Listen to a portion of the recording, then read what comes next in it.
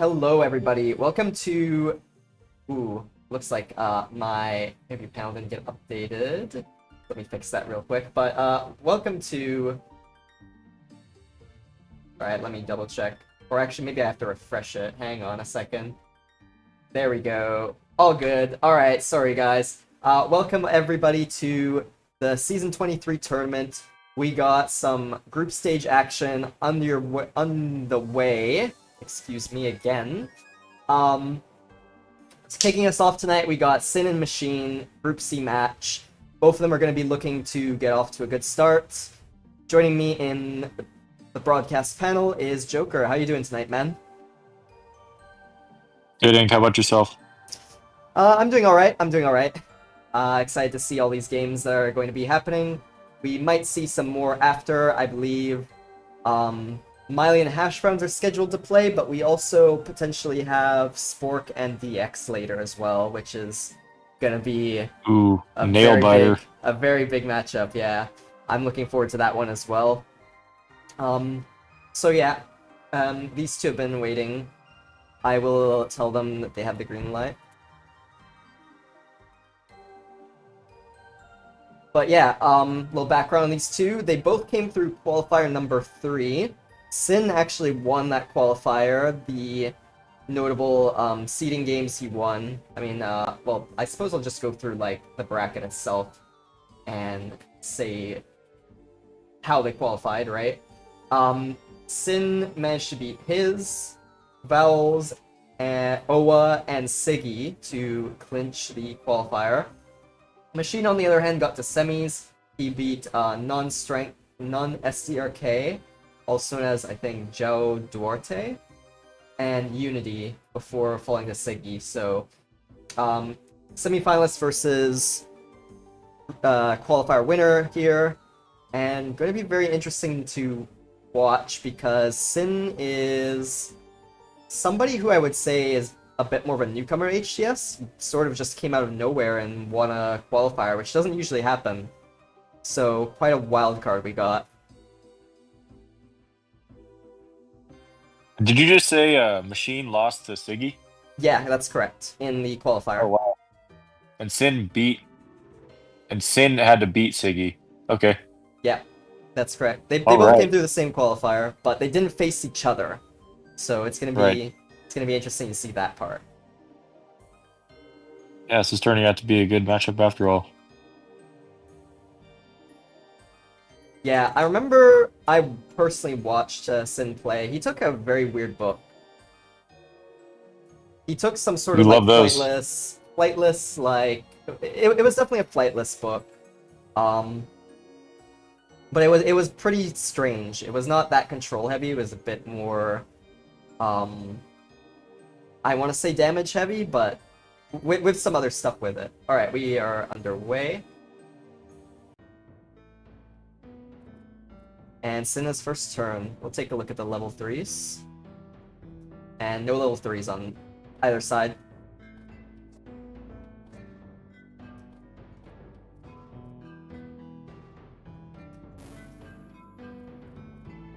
Also to anybody watching, let me know if the Zoom size is adequate.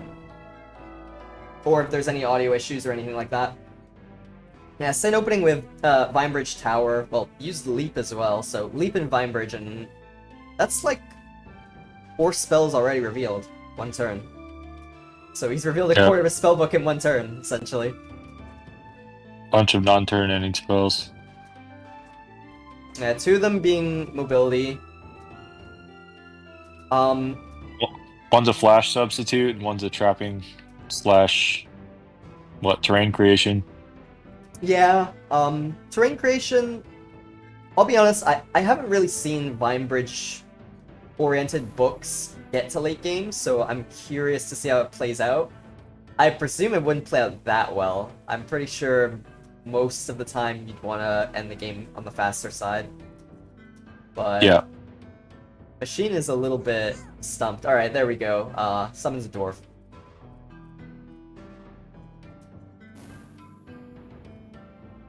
All right, we're 2 BFTPs down. Turn 2. Oh, he's got sand. Doesn't Yeah, get the damage off. yeah, doesn't get it onto machine, kills the dwarf though. Sand is one of the most interesting like spell interaction things on this map because the Armageddon of the static balls, sand just goes through it, like it ignores it as an effector. So, you know, if you get up close and personal with someone in a static ball, you can actually do damage to them, unlike most spells in the game that are usually taken, but at the same time, there are other spells that will fill that niche. So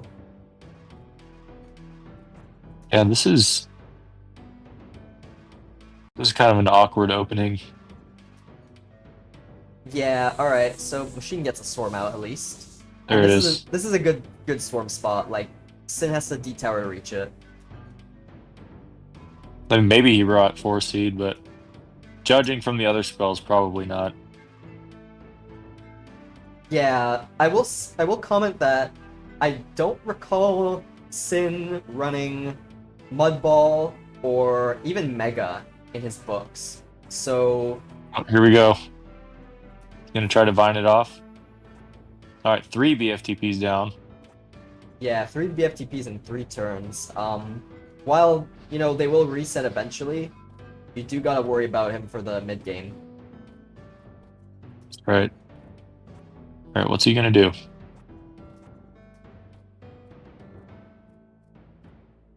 Uh,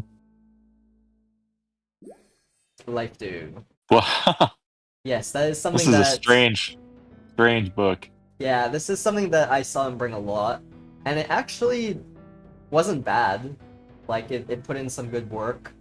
I think pairing it with bees is, you know, always... Like, bees... Like, Acorn and bees are always, like, you know, a great choice, right? But... Yeah. You know, the combination of spells is, quite interesting, to say the least.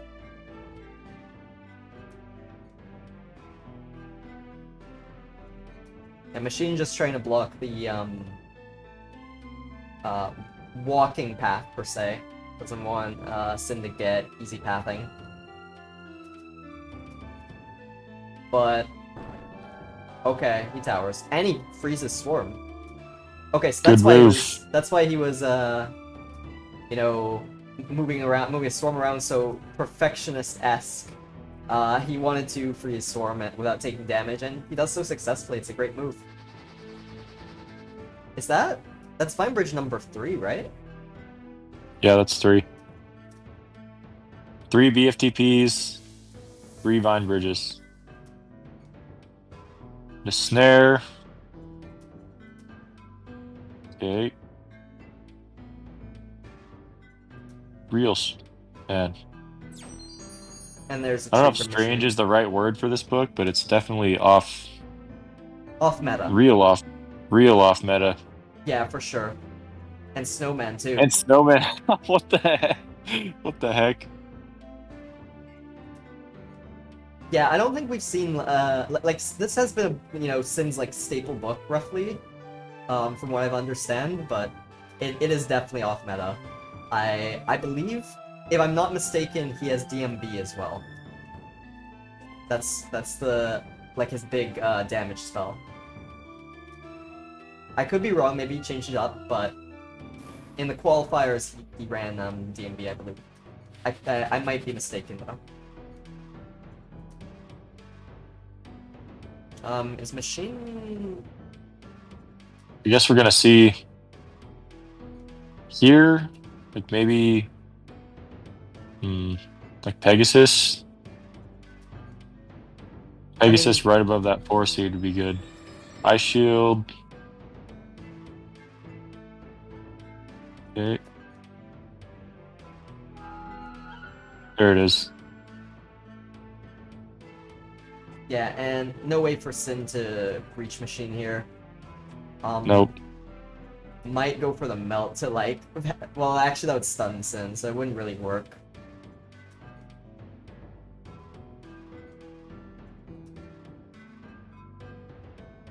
Let's see.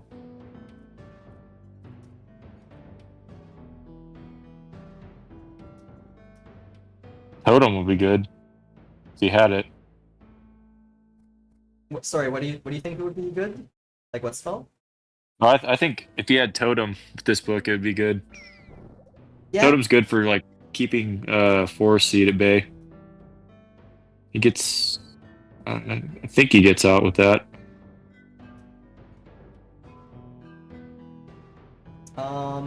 That's gonna be Machine's second BFTP. Which, I mean, he's still doing better in that regard compared to Sin, but still noteworthy. And yeah, he's just gonna use the Pegasus to block and run away. Sin doesn't really have a good response to this.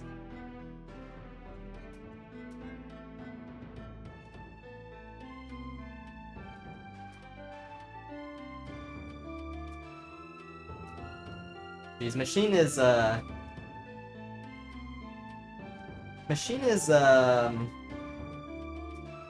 quite a perfectionist with positioning things.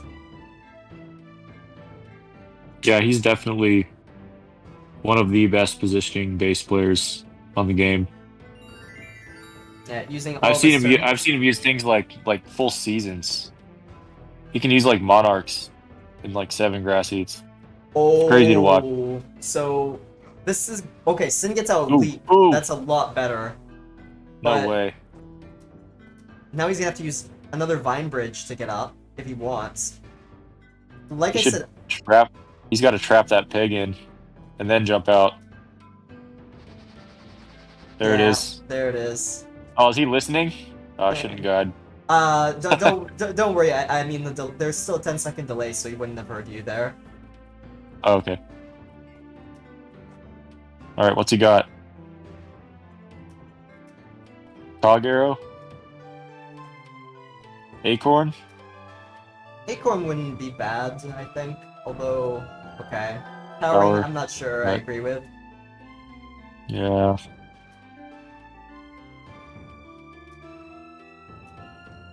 Yeah, it's a bit slow. I'm not sure if he. I think he does run Acorn in this book, but it isn't that fast. Also, No. He had no way to get down there. interesting thing that we're seeing here. There's this little piece of land here on the side. I'm not. It looks like the map gen like bugged a bit, but normally you don't see that on Wasteland. It's just Yeah. It could be a factor actually later. Hey, zoom out a little bit. Do you think he can make that jump off that cog up there? If he were to jump and try to hit that little piece of land? No way, right? Oh, I see what you're saying. Because you said earlier he had DMB. He could have got a gravity pulse off if he could have. Yeah, for sure. Yeah, it would have been extremely difficult. I mean, in a tournament game, you probably don't risk it, but I mean, yeah, it's definitely possible, I'm sure. If you jump from, like, a certain spot, maybe like, not the, like, a little bit to the left from where he is right now. Yeah. But Machine revealing SS, he's still gonna have to be careful, because if Sin really does have DMB, then Yeah. his position could completely collapse in a moment. Thankfully for him, it doesn't appear Sin has like a good way to counter the side hiding. And so Machine's just gonna, you know, get SS out, get Swarm out, start chipping away.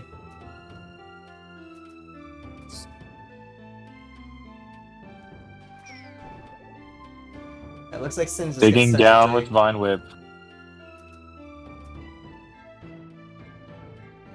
Yeah, it's going to be tough next turn. He's going to have to do something next turn or he's going to lose. Machine with the micro. Yep. Machine trying to give us all, Machine's trying to make us all dizzy here. The camera, the augmented camera. Okay, he wants to take the Snowman. Yeah, that's fair. And again, trying to make us all dizzy with the back and forth.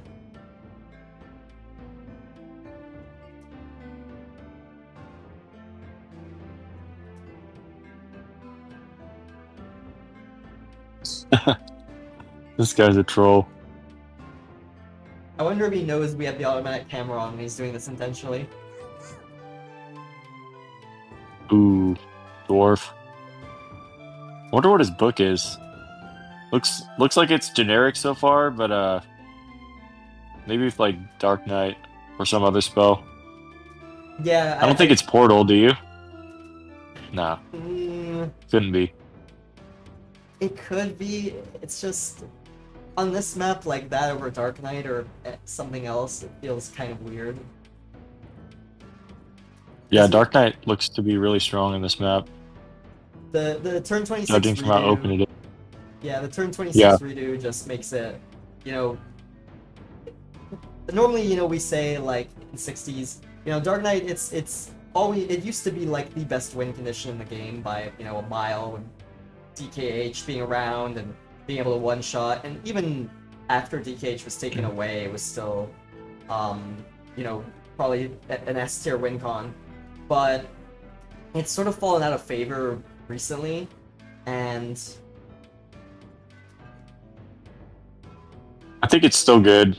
People, it is still good. Yeah, it's not you know, now the unanimous best win condition in the game, but it's still very solid. And on this map, it actually becomes better because of the redo. You know, now it's not just one Yeah. use; it's two use. right? That's the advantage of having like Gargoyle on Grassy, because you can keep casting it. Like if Gargoyle was 2 use, I'd probably still take Dark Knight, but since it's not, you know, you want to have like your set of moves to cycle through over and over, and Gargoyle lets you do that. Recastable. All right, what's he So, gonna do? Interestingly Portal? enough, okay, trapping a Pegasus. We'll be able to get out of the ice shield next turn. Sin looks like he wants to get the snowman over. He does make the jump, but it's stunned now. So, I think Sin might have a BFTP left. yeah, I believe he has Spores. one. But something interesting to note that happened that turn, Machine got his ×3 on the dwarf, it's now 20 HP. He'll be able to get a myth very easily soon. And I wouldn't be surprised if he, you know, just micros that baby up, like start doing even more chip damage. Yeah, he will. Okay. Last BFTP for Sin. Yeah, turn 11 for BFTPs used. He'll get all of them back in 15 turns, but he's not gonna last. He might struggle before. He's gonna really struggle before then.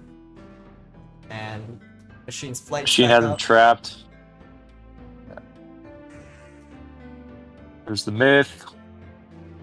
He has plenty of time to micro that. Myths can't drown, I believe, right? They didn't change that? Yeah, I don't believe they've changed that yet.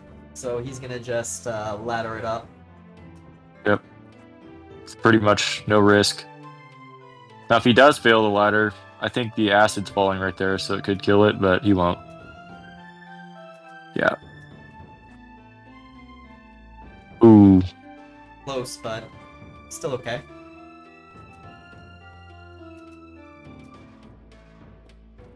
And he goes for it. Nice.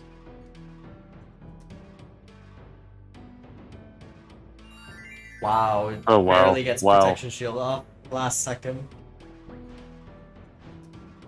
Big turn. Yeah, very effective turn. Snowman's gonna be able to kill the myth with like a melt, but Yeah, then what though? You know? yeah, exactly. Like after that, he's gonna be, you know, be ticking from more chip damage. So I'm curious to see. And what he's Machine gonna still do. has that swarm. Yeah, I think he's gonna shock bomb and get an undead Pegasus next turn.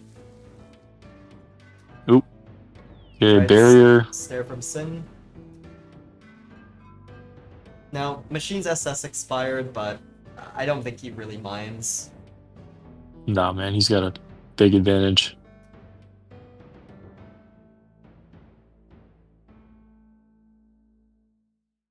You know, with Sin having shrooms and all whatnot, do you think there's a do you think Machine's just going to try and like make Sin waste them all? Like, do you think he's gonna actually go for the kill before turn 26, or do you think he's gonna play this a bit more slow and methodically? Knowing Machine, he'll probably play it slower. Is he? He's Would not you? he's not super aggressive. Yeah. Would you classify him as like a more defensive or like? I want to say more. I don't know if defensive is the right word. I guess defensive, but He more like likes longer games, man. he likes longer games. All right. Yeah. See, he could have shock shielded right there.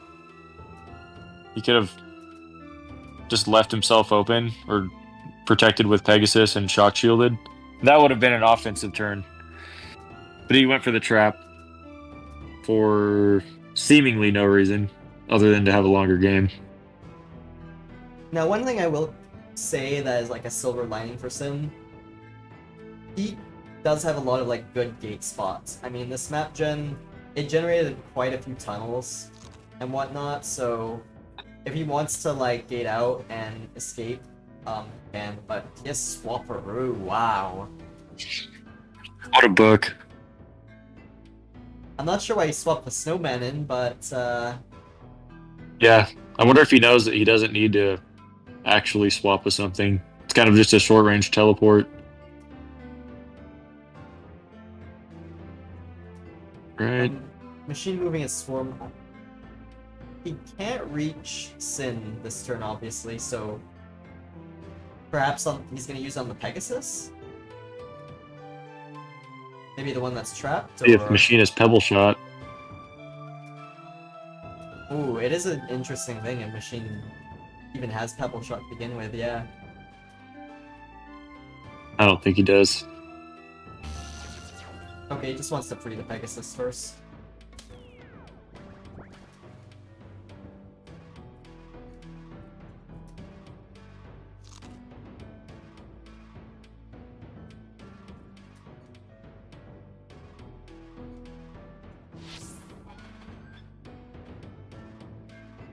And he tried to hit the Pegasus with a snowball through the tree. It worked a little bit, but not really.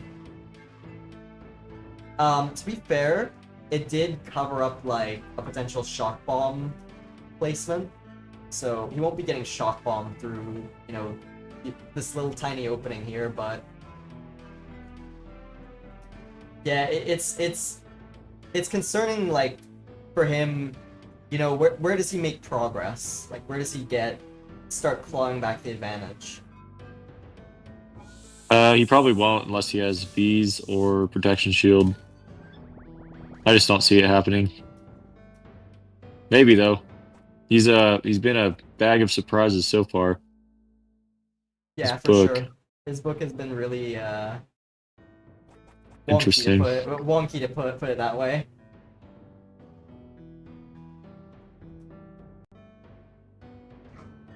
Okay, gets the jump through the ice shield and towers out, so he's untrapped now. But Machine is gonna get an Undead Pegasus this turn. Yep. Now, like I said, if I'm remembering correctly, and he really does have Dark Matter Bomb, like I said, Machine might have to be careful here.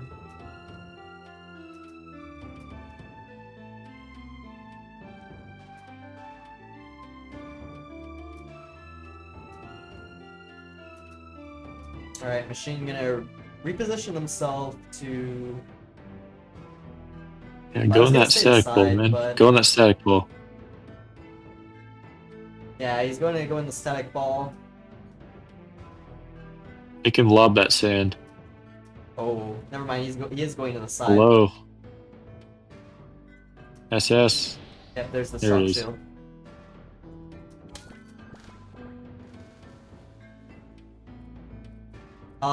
So Sin does have a clear hit on the undead peg, but he doesn't kill both Got him. though. He doesn't kill both though. Wow. I think that's what he was really aiming for, but at least kills one. Now the other one's gonna get, you know, double ore stack. It's gonna be some pretty solid damage. Yeah. I think if Machine did it right, he could have detowered that turn. Double ore stack plus shock shield. And then what, you get like shock bomb? Yeah, Then potentially. you're one turn away from winning. It is quite hard to do that double stack with a Pegasus, though. I won't lie. Yeah, it's especially hard. on a tower. Like, a lot of people are familiar Yeah. with the double stack when it's no tower, but with a tower, it's you know the hitbox That's change. difficult. Yeah.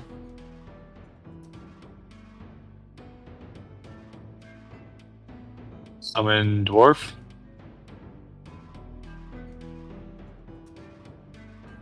Yep.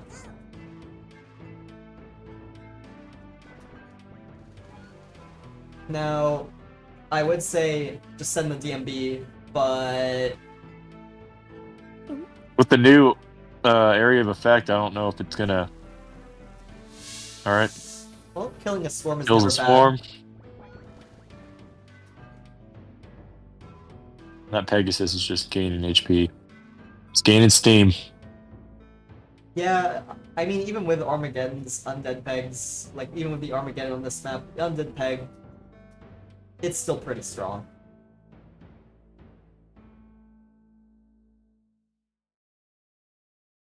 Okay, so here's gonna be the D tower, probably a shock bomb incoming next.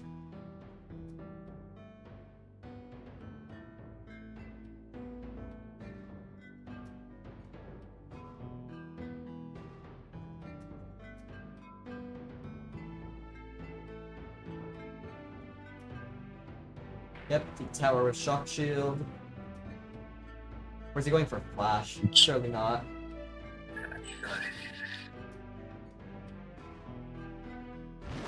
Okay, there is the shock bomb. There it is. Does that do full damage though? It doesn't actually, but still does quite a bit. Does enough. Now we'll see what Centerpiece has. But so far, he's only shown like spear and sand as his attacks. If he has DMB, now might be the time to use it. Yeah, definitely. If there were any time to use the DMB to reveal it, it would be now. That would change the tempo. I wouldn't say completely back in his favor, but it would help a lot. And I think he's not gonna go for it. If he had it, he probably would have used it that turn, but he's ran away instead. Yeah, wants to kill the dwarf. But this is gonna be another shock bomb, I'm pretty sure, right? Yeah.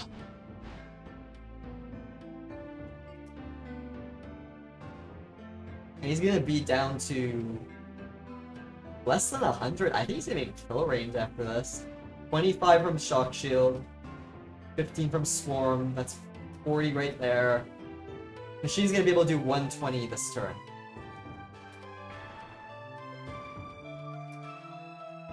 And Sin is gonna be at about 60 HP. That's one shock bomb away from killing.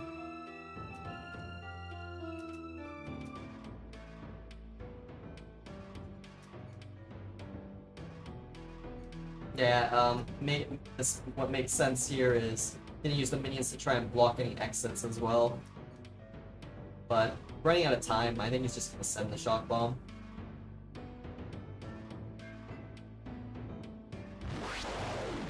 There it is.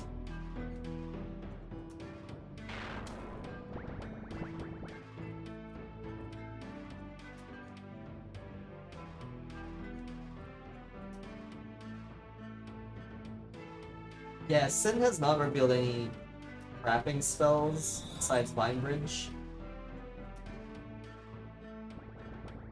By Machine, I teleport right on his head. Left side. Yeah, he can take him with But Swarm first. I don't want to so- guide. I think he's gonna probably try and fit the Swarm in first, but we'll see.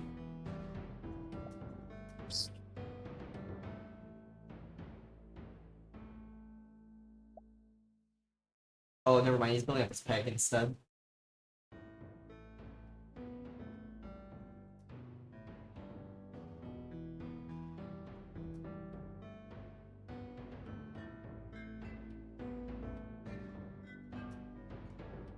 And yeah, never mind. He's using a Storm to block any potential exits, but you know, Sin's already used a lot. There he is. Yep, there's TP. Okay, Sin gets out, but how much is this really gonna do? I mean, to be fair, he can swap a Rue, and then Machine's kinda stuck. Never mind. Fairy jump.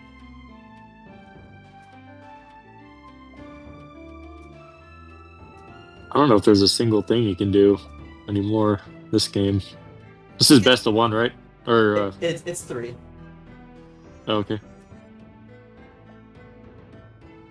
All right, flight, flash again. Yeah, no way Swarm fits through that.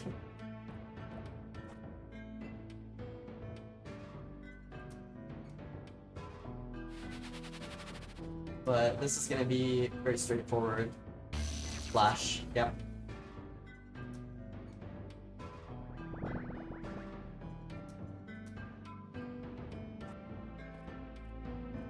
Yeah, I'm not sure what Sin can really do here. Like, even a tower, it's gonna be responded with by a shock bomb.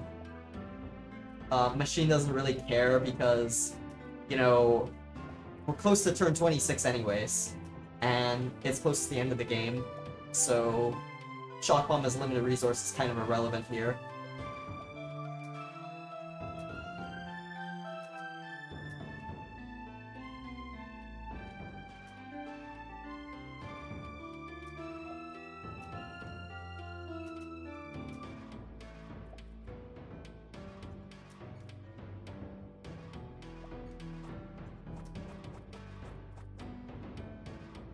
One thing Sin could maybe try. Okay, yeah, here's a tower, and it's most likely just gonna be a shock bomb response.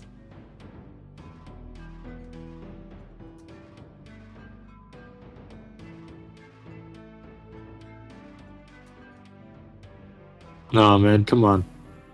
It doesn't Just even throw it in there. Doesn't Just even throw it get in there. the FTP.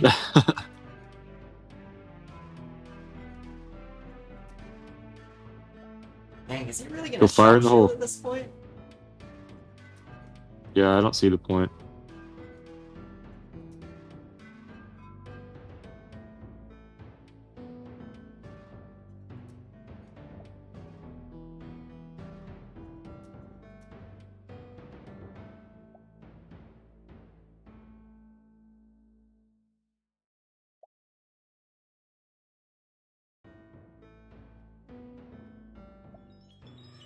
Ice shield and shock shield, yeah.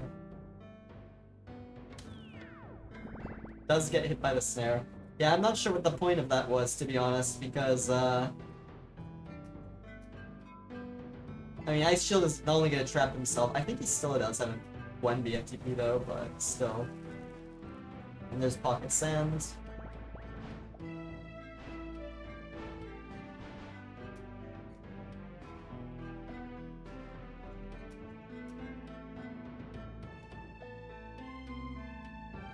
Machine could just drain, I guess, but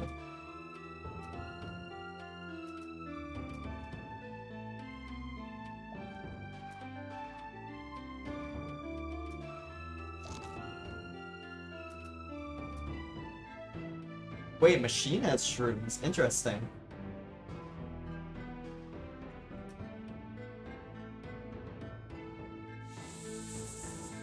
Okay, yeah, he's trying to just suffocate Sin. I think it's interesting. Every tournaments have kind of made shrooms popular. You weren't seeing it much in the rated queue before. Yeah, you definitely don't. It does seem more play in tournaments than rated queue, even if the setting is like a tournament setting.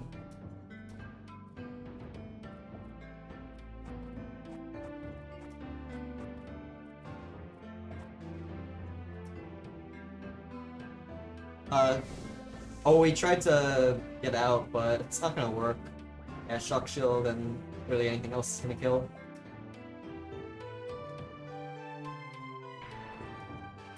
And there's gonna be game 1-2 machine.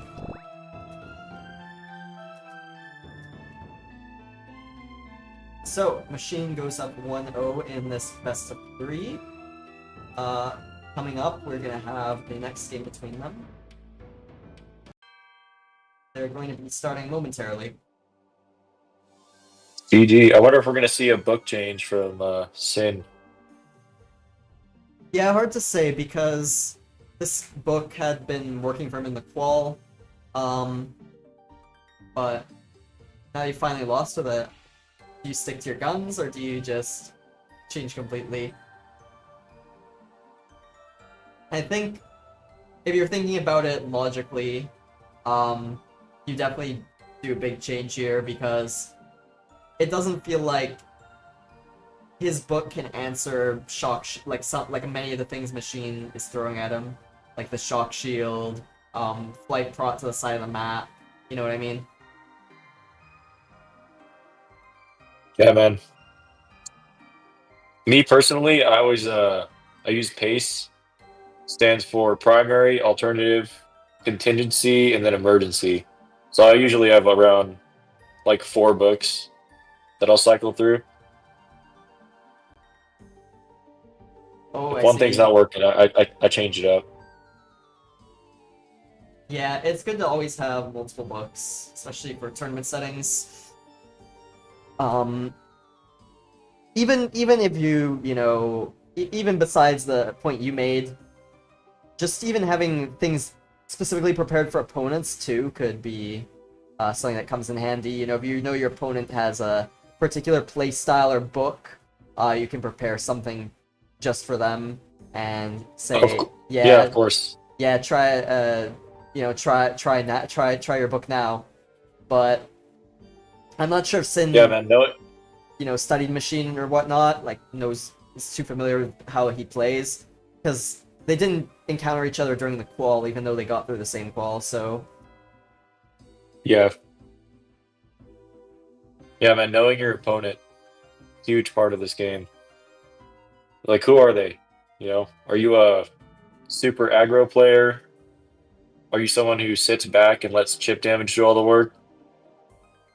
Or are you someone who's really unpredictable? And I think the unpredictable people are they're the scariest because you never know what you're gonna get.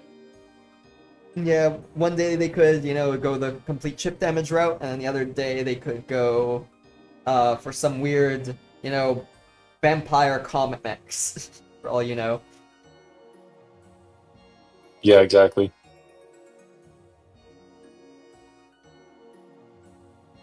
Anyways, looks like they're taking quite a bit of time here. So that's more indicative of a book change. So I've let them know that on the broadcast side, we're good to go. Whenever they're ready, they're free to start.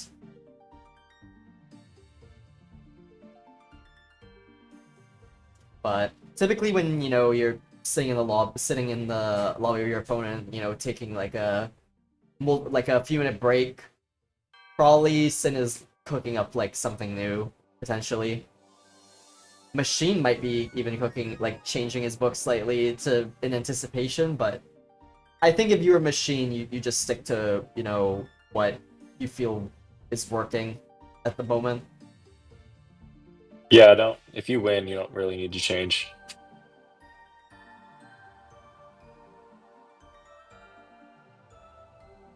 Oh, Hash Browns thinks they're both changing. Maybe.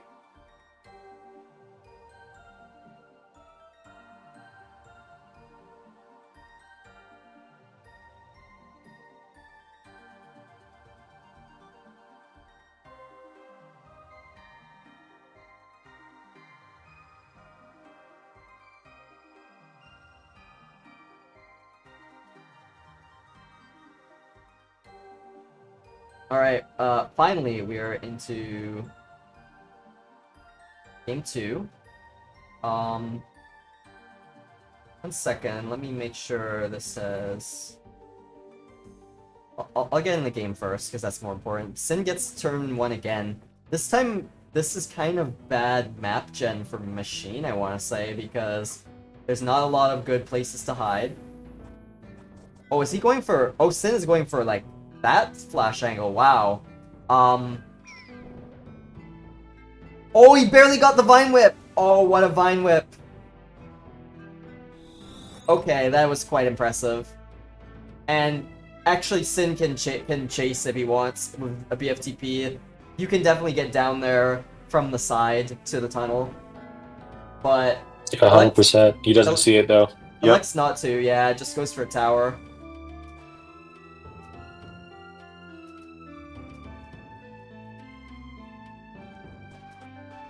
Yeah, excuse me while I update...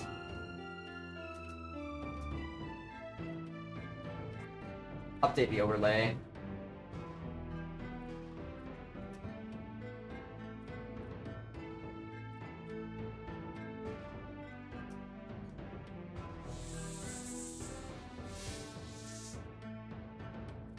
Oh, it's still not updating. Strange. Let me try reloading.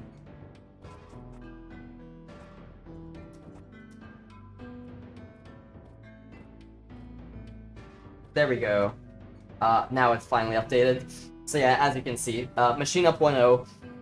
Game 2's just started. Sin's going for sand. Here we go, sand toss. Yeah, he could use Sand to hit Machine and kill the Swarm here, but looks for a barrier. Oh. Does elect to trap Machine in too, so...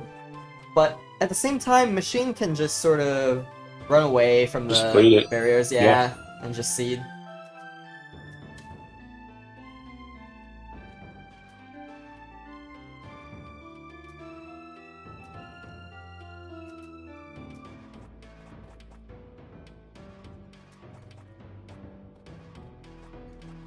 Now, even if Sin Vine Whips here, which he does, I'm sure Machine could just summon a Pegasus, or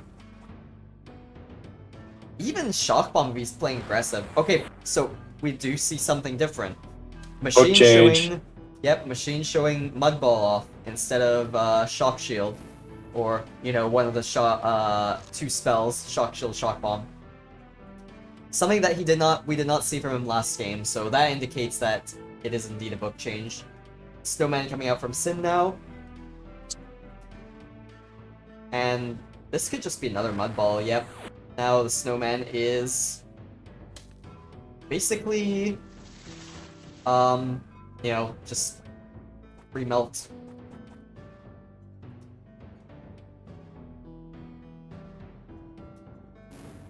Now, Sin does not have a tower, so he can't tower out of this by any means. But he does have Acorn. Oh, there's the Acorn. And this Acorn position is actually really good, by the way. Yeah, it's going to trap him in there. Not only that, but the Beehive could be a little bit annoying to kill.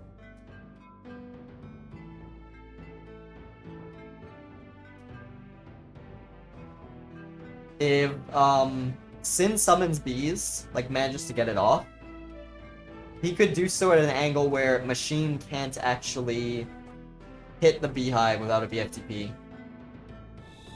And yeah, Machine elects to just get out of there.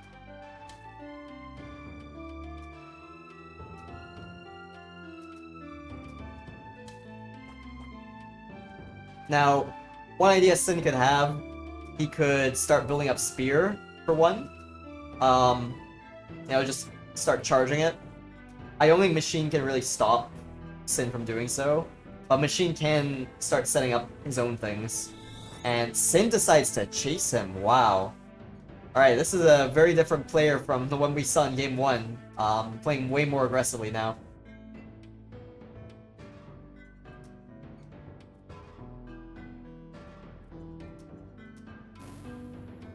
BFTP coming in from Machine. Could go for a Mega potentially, but like you said, he's not that much of a offensive player, so he might not.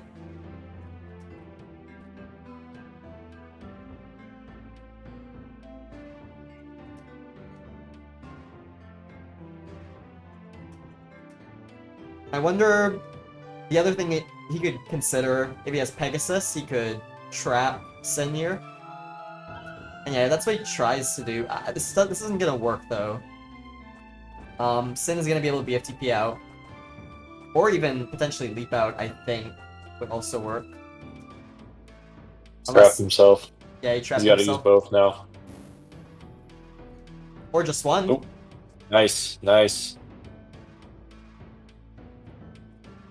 You say whip sinks? No, it doesn't. Does Yeah. Oh, from the left side. From the left side, it does. Yeah. Potentially, yeah. It's not that easy, but possible nonetheless. DMB. I think he's gonna, if he vined under the Pegasus and DMB'd, it would hit them both. He's not doing it. Oh man, he's gonna snare again. Don't do it, dude. He is snaring again. Yeah, and Machine's fine with that. He's just gonna hop on the Pegasus and get out.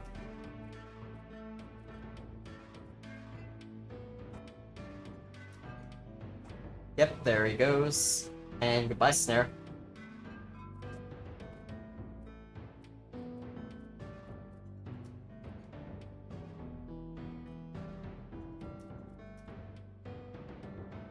Is he gonna? Surely he's got to jump over. Okay, never mind. He's just choosing to flight here. Now, this is where Sin's book really, I think, fell apart game one. You know, Machine sort of just did this. He went to the side and flight prod, and Sin's book had like no answer for it. So we'll see if any potential book changes may have, you know, fix this, and we see Pixies from Machine. Now, Pixies are something, you know, for those who watch Machine more than I have, he's definitely a big fan of running these. Likes to get them undead and start trapping and aura stacking with them. But downside is that it does take quite a bit of setup. Now, this Life Dew is gonna actually be quite annoying for Machine because he doesn't even have Protection Shield, so he cannot even use a Pixie to tank this yet.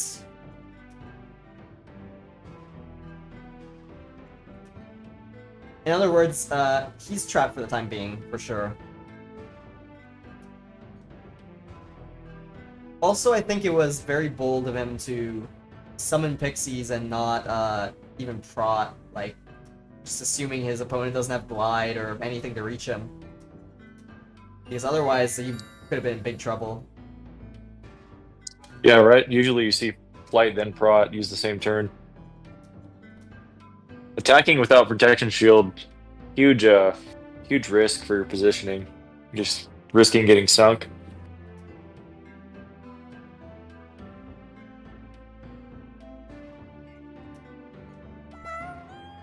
There's Pixie use. He does get stunned though, so... I mean, Sin could, in theory, repeat this and put Machine in the same position as he was before.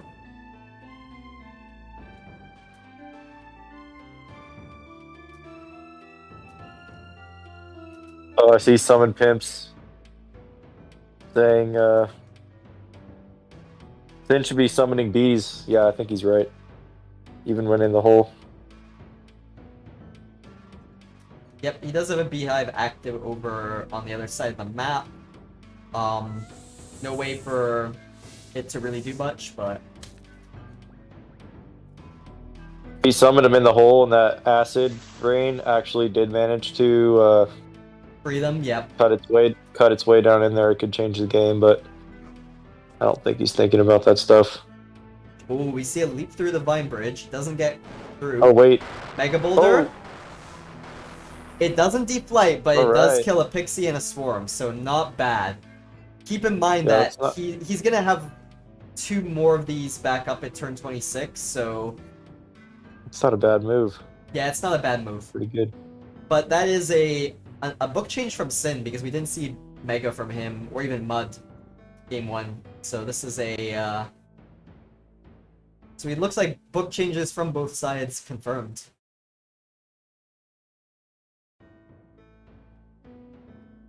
Now, a little bit unfortunate for Sin, Machine still has Light Up and Prod Up. So he can stay on the side.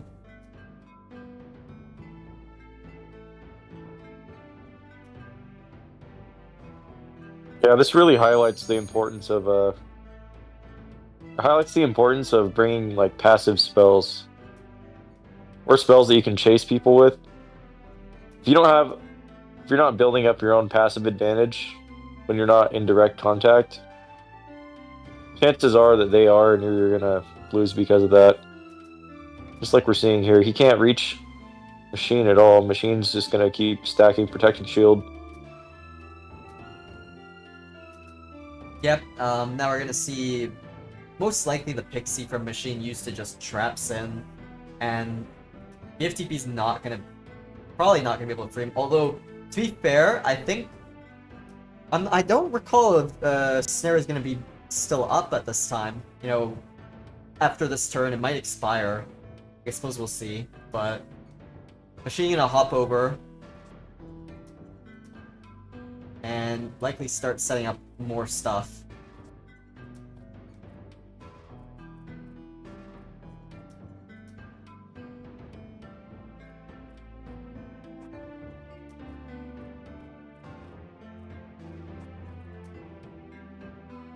Alright, does have Shroom still, and summons a Peg.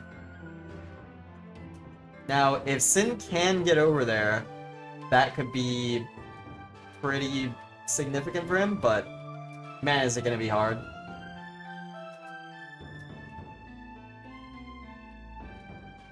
Leap is on cooldown for him. He does have Vine Bridge, which is definitely significant. Does have Blast from the Past. But even with that, I don't think he can reach. Yeah, okay, so he's just going for trapping until his mobility spells are back up.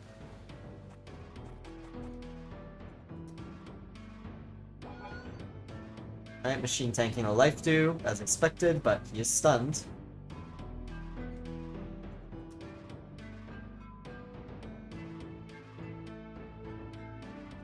What kind of position does that leave him with? Not terrible.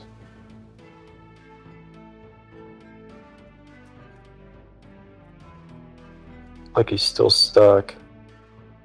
What is he even stuck on? That Vine Bridge is underneath of him. Oh yeah, Sort that's of. true. Or no, he's inside of it. Yeah, he's still inside of it, that's true. Meanwhile, Machine won't have to worry at all about Life Dew now because he's in a position where he can't get trapped by it.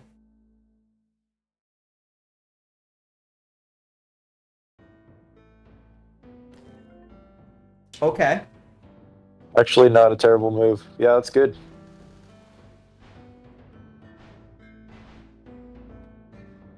Yeah, I do think this is a solid move. Like you said, passive advantage. These are one of those spells that build up a passive advantage. And it appears that it's the only real spell like that in Sin's book. Like, it's the main spell that's like that in Sin's book, so he does really need to start having it get active, it seems. Machine's starting to flight first. He might even just... I don't want to say he's gonna Mega Boulder, because that would probably untrap Sin, but we'll see.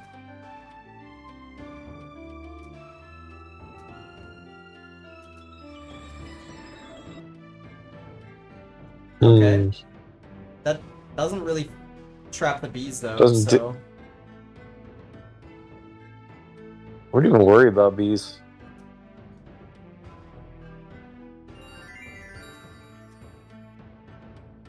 protection shield from machine.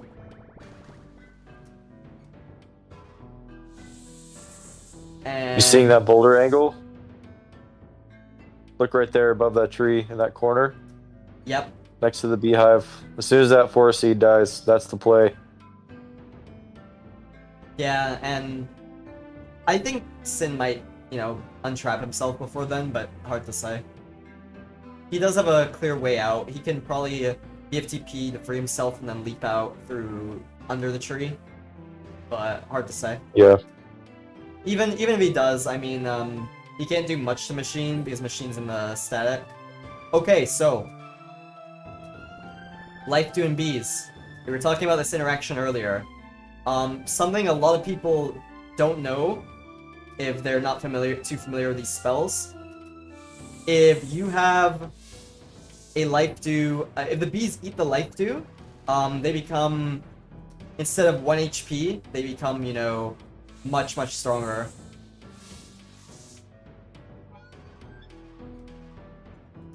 Now, while these bees are trapped, I mean, the acid rain will potentially untrap them. And Sin now electing to leave the tree. But in order to really get out, he has to compromise his position, so I wouldn't be surprised if he just towers here or something like that. Oh.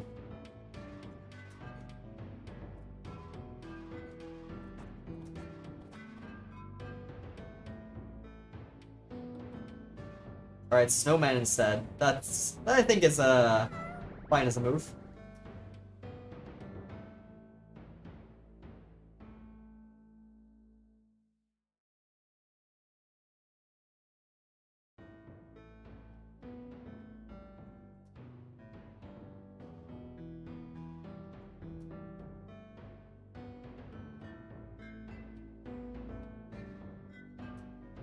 Yeah, it looks like Machine wants to...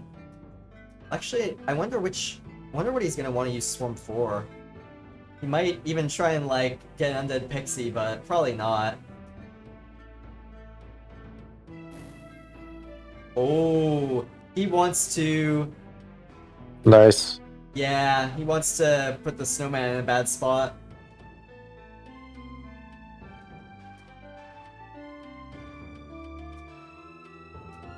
Just mud. Yeah, Mud would completely make the Snowman useless. Or that. Speed. It's alright.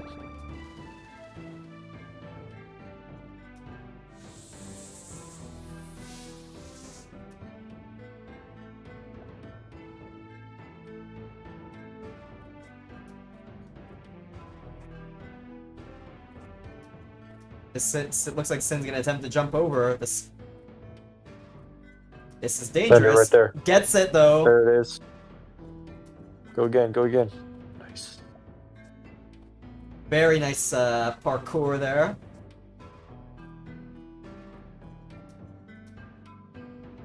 Yeah, there was definitely a big risk of being stunned and put somewhere in a pretty bad position, but I think Tower would have made it at least a little bit okay. And Lex for a mud ball.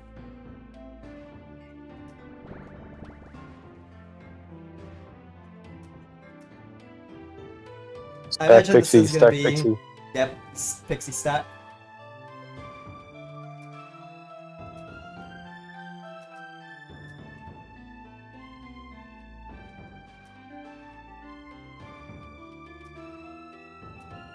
Oh, does he want it to be double? I think he's going for the double.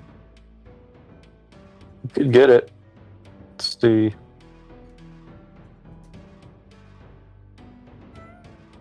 Gets it. Ooh. Very nice. It's gonna be 30 damage instead of 15, and Undead Pixie. Yeah, he didn't summon bees last turn on the left side, did he? No, he did not. Oh man.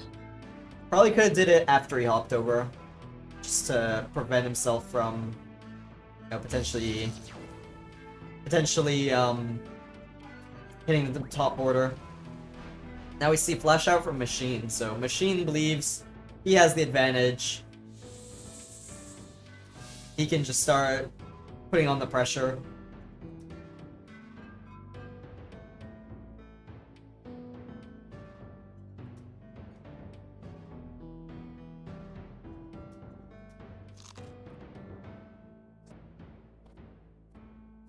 There's some shrooms from Sin. CBLX from Mud again, most likely. This positioning. Just doesn't want to get flashed ideally, but might not be avoidable really.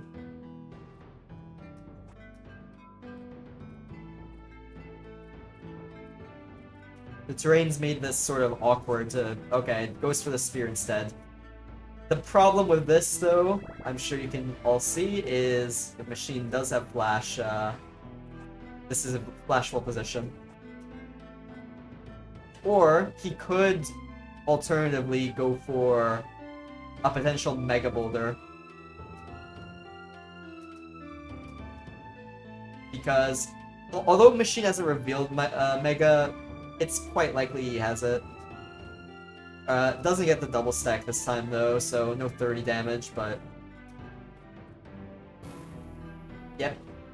Looks like he's going for Mega instead.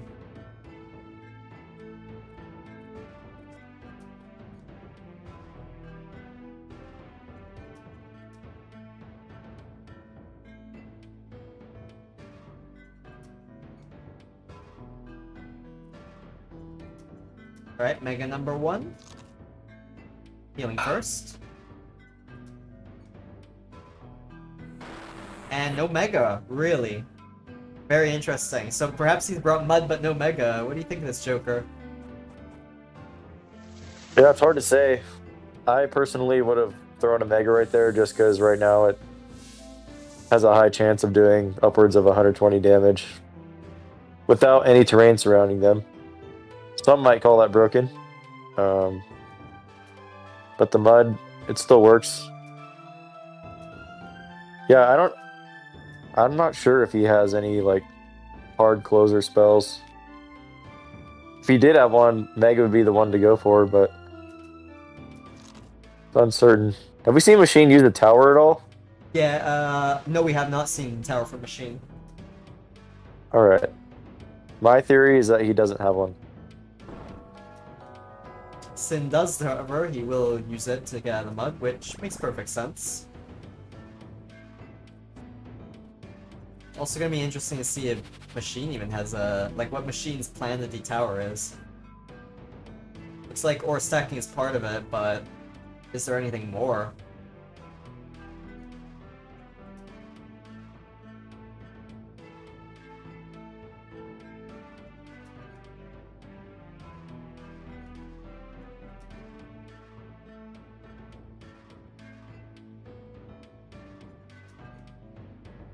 Pegasus pretty low HP. We got some acid rain right above the beehive. Now, this is gonna free up the beehive, but it's probably gonna die pretty soon to the Arma, so... Alright, there we see Machine trapping Sin in with an ice shield, very nice. And I imagine Machine's gonna start trying to build up an advantage. He does have to be careful though, because Sin does have enough non-turn ending spells to potentially even get out of this.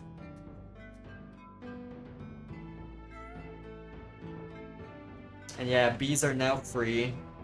We can summon even more of them.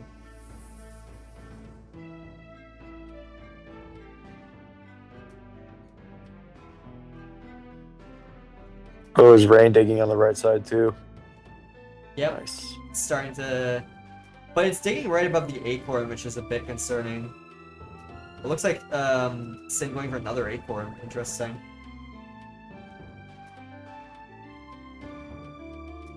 Yeah, the acid rains are right above the acorns, so Arma might kill them.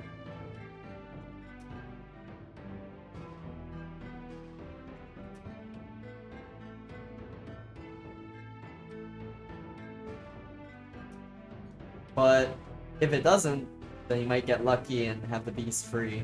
I mean, he can start summoning them almost on the right side, so it's gonna put more pressure on Machine.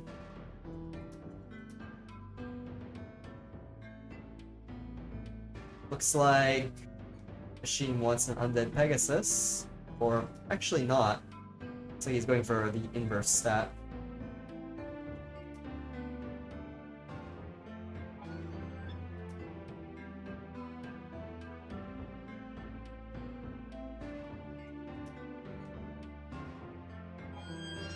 And he has Aura of Decay.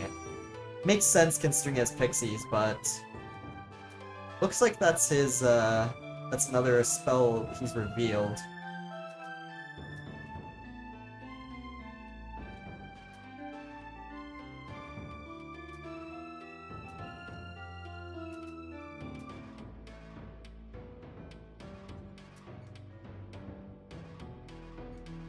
Oh. Hit him, man. Just hit him.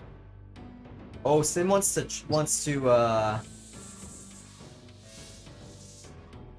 okay. Decides to hit the Storm and Machine. Will he notice the right side bees? Yeah, he does. Nice, they're out. Perfect. Yeah, these bees are gonna annoy Machine a lot. They're gonna definitely contest his topside dominance.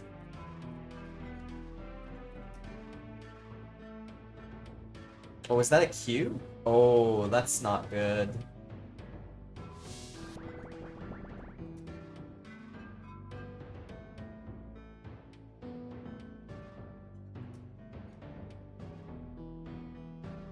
Well, good news for See if that Machine. acid rain does damage. Oh, It's about to on the left side. Yeah, right there. Yeah. This acorn is under threats. Actually, so is actually the other side one, the acid rain's gone, so this right side beehive is gonna start putting in work. It's dig just enough to where it frees the bees and the bees are not gonna be under duress, or rather the acorn hive itself is not gonna be hit by the acid rain. Yeah. If I'm Machine, I'm just splashing right here. I'm gonna open up a spot for the undead peg, and then I'm also killing the beehive.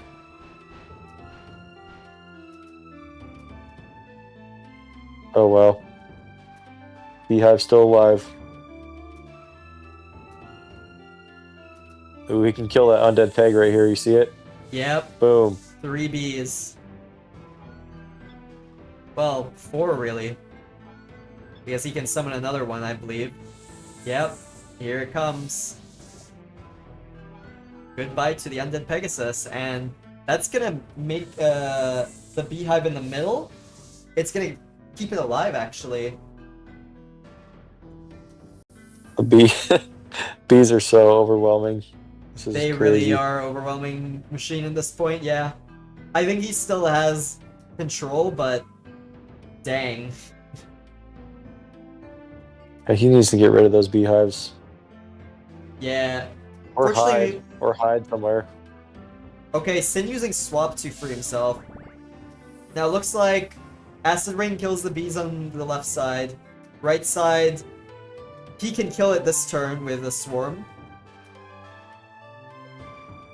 But there's still one more acorn. And also, yeah, because the bees on the left side died, that's where most of the bees were spawning from. That's the hive most of them were spawning from. You know, a lot of the bees just died, so Machine's gonna be a lot less uncomfortable now.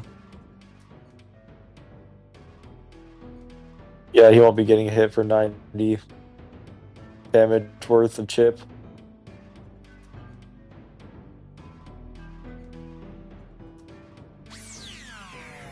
Ooh, Skyray reveal. Good play. Yep, get rid of all the hives now. So Joker, what do you think of bringing Skyray in this map?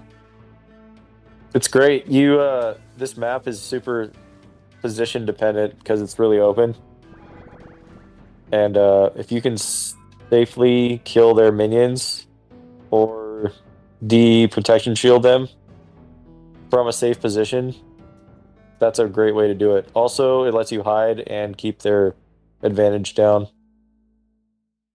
It's For sure. a great spell for an open map like this. Yeah, for sure. I would also tend to agree. I brought it personally in my own games.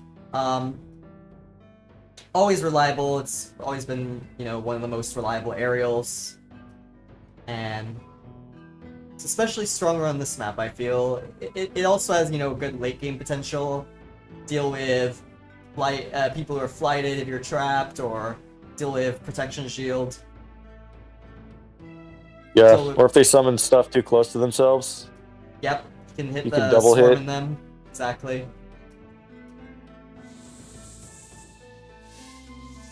Well, Machine now has 2 swarms, but Sin is free here. And it looks like they're going to take the initiative here. Or not? Oh, they're gonna get the life dew first. Life dew.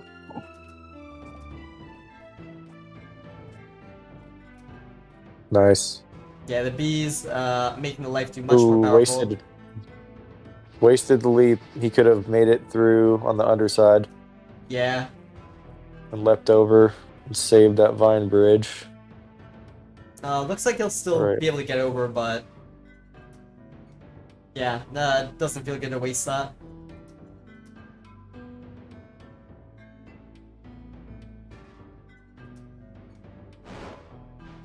Tossing a Mega Boulder, but it's only gonna kill the Swarm.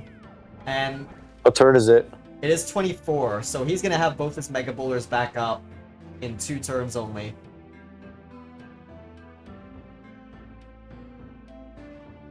Now, Machine is gonna get Undead Pegasus Aura Stack. I'll put it on his head, put it on his head. Nah, man. Come on.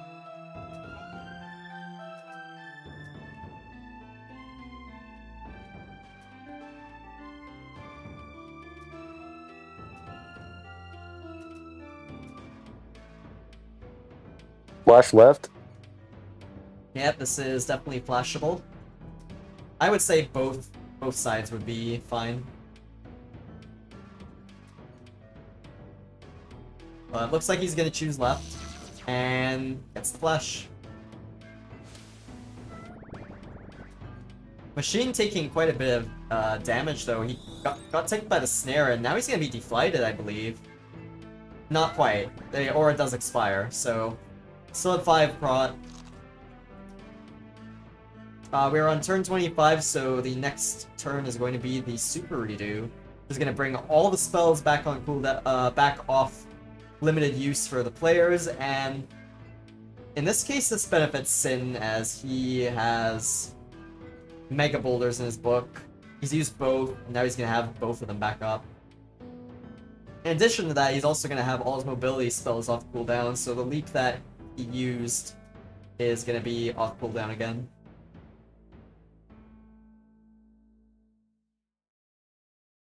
Some more aura stacking coming from Machine.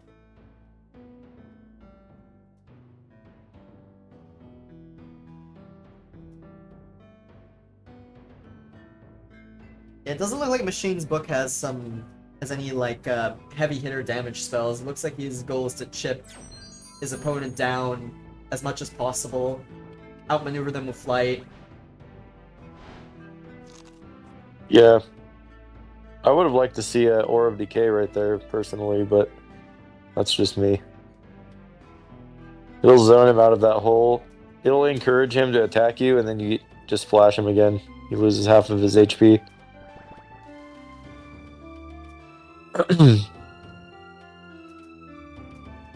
Swapped out. There is a very nice move here. I don't want to say it, but I will say it after. We'll see if Machine sees it.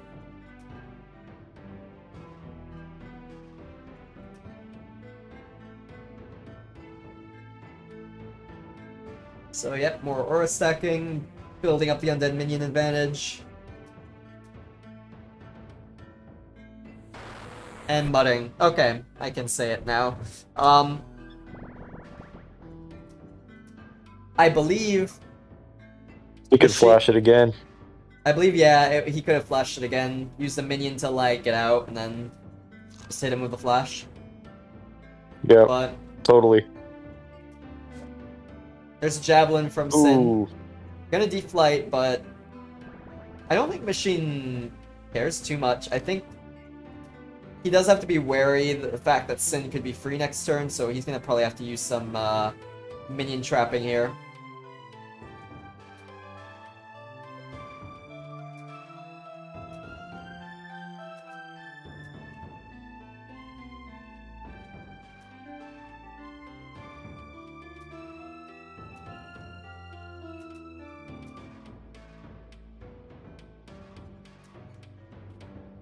You think Aura of Decay?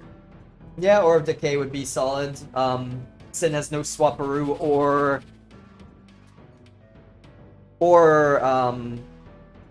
I mean, he could still tower out of it, but he has no Swapperoo or Gate, so wouldn't be a bad idea. Oh, he fails the Ice Shield, though. It's okay, though. He can still get out, but he'll have to use... Oh, he fails the BFTP, too! Oh, that's not good.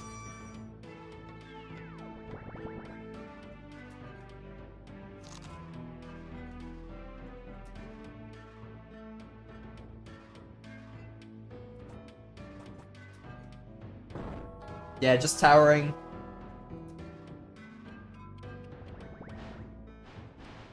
We haven't seen a D-tower in one turn spell from Machine so far, so you know, at least Aura is sort of like a passive D-tower, puts pressure, but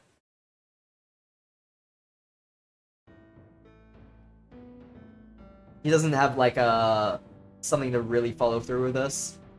He's just gonna have to keep Sin trapped, most likely.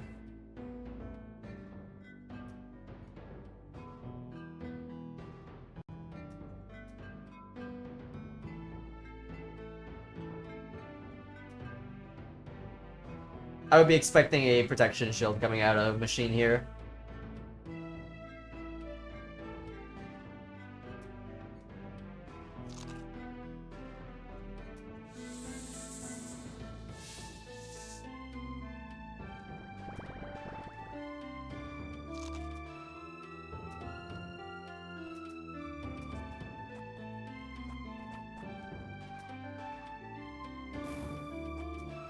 Ooh, Sin gets out.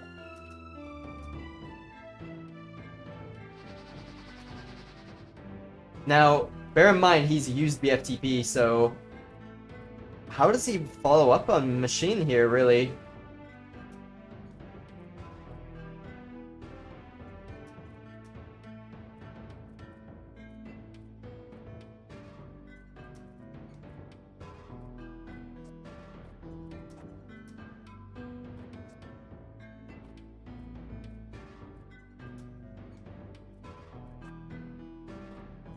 Is he gonna mud from above? Or, excuse me, below?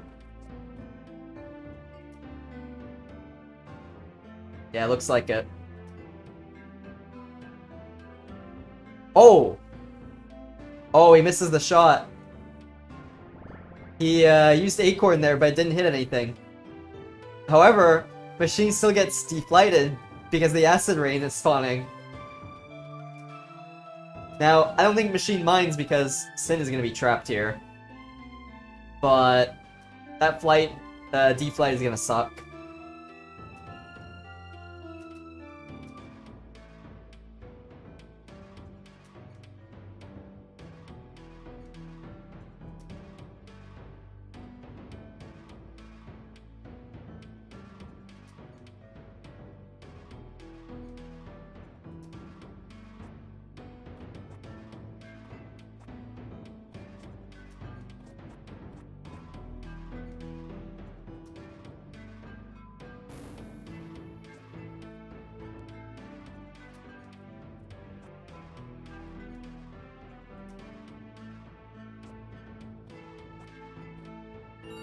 And there's protection shield coming out of Machine.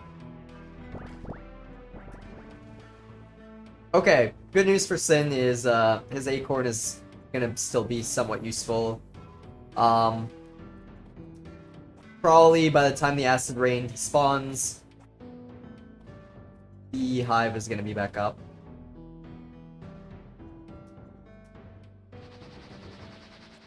And we see Vine Bridge from Sin. Now, Machine is in the Static Ball, so... I mean, hard to say if he can really do much damage. He has revealed Sand in his Game 1 book, but he might have taken it out here.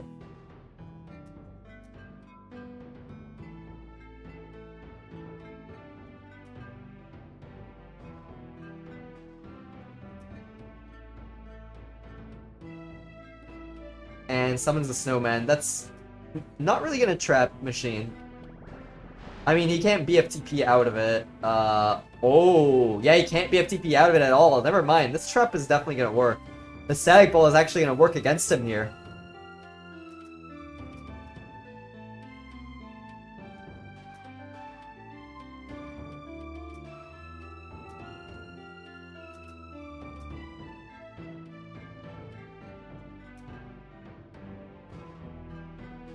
Yeah, even with knocking the Snowman off his head.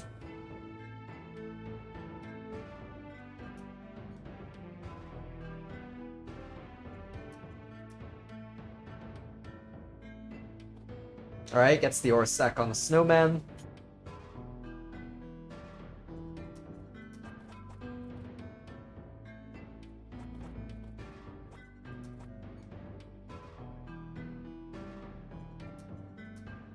Sheen doesn't have much time left, he's gonna have to make a move.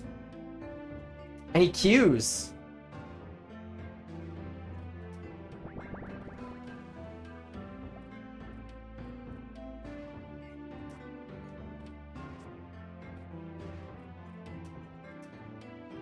Yeah, this could be a double snowball. This could kill both swarms potentially for a Machine.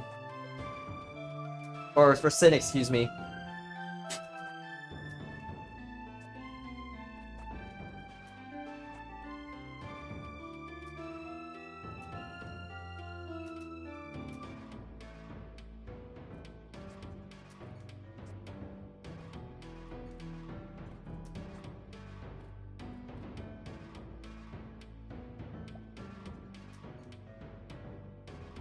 Well, Sin's standing away from Machine here.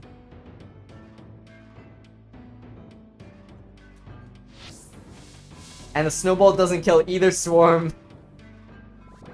But the Acid Rain at least kills one of them. I think Machine will be absolutely fine with that.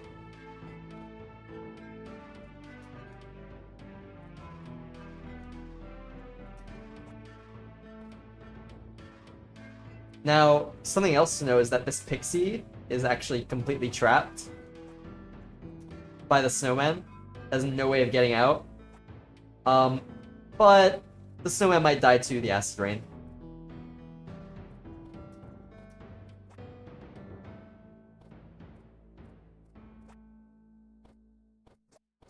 Also to note, the Undead Pegasus of Machine is also trapped under the Vine Bridges.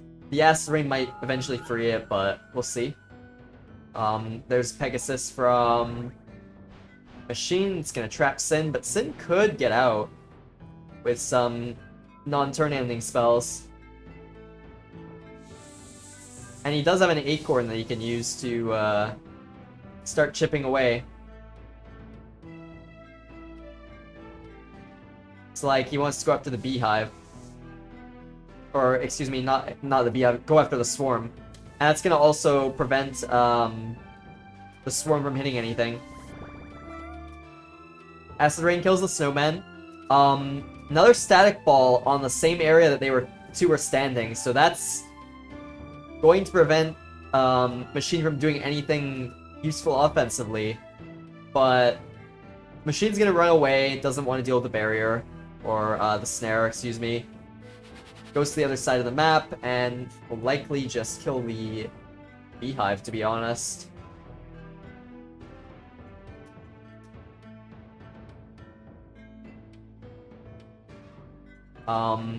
Machine bringing the Pegasus back so that it can trap Sin. The snare might move it, so Sin... There's a good chance Sin gets freed anyways, but still worth a try, I suppose. And spores on the swarm to heal it. Very interesting. And there's the drain to kill the beehive. Nice. Yep, Sin is indeed free. Machine was taking damage from the acid rain as well, so his prot is starting to get low. Ooh, not able to quite make the jump. We'll have to burn the fairy jump here to get to the other side. And Sin has options here. They can go for Mud Ball, they can go for Spear. Goes for Spear. Machine down to 114. Wow. Joker, do you think Machine is starting to get potentially a little bit worried about his health now? It's hard to say. Oh yeah, he's got 4 out of 4 minions out. What's that Pegasus HP at? 65? Yeah, 65. The other one's at 111. He should be good for now, since he can double drain still. Yeah, we might see a double drain momentarily. Just to get out of potential boulder kill range. Yep. There's the aura stack.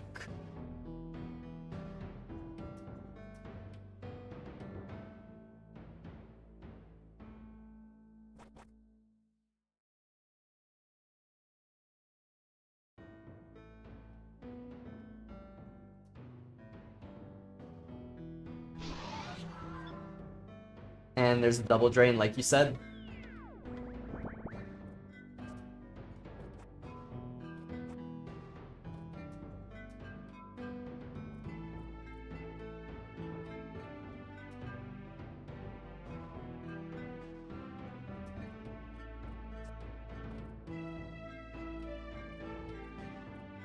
Sin a bit unsure what to do, it looks like, because I have to be worried about the double drain.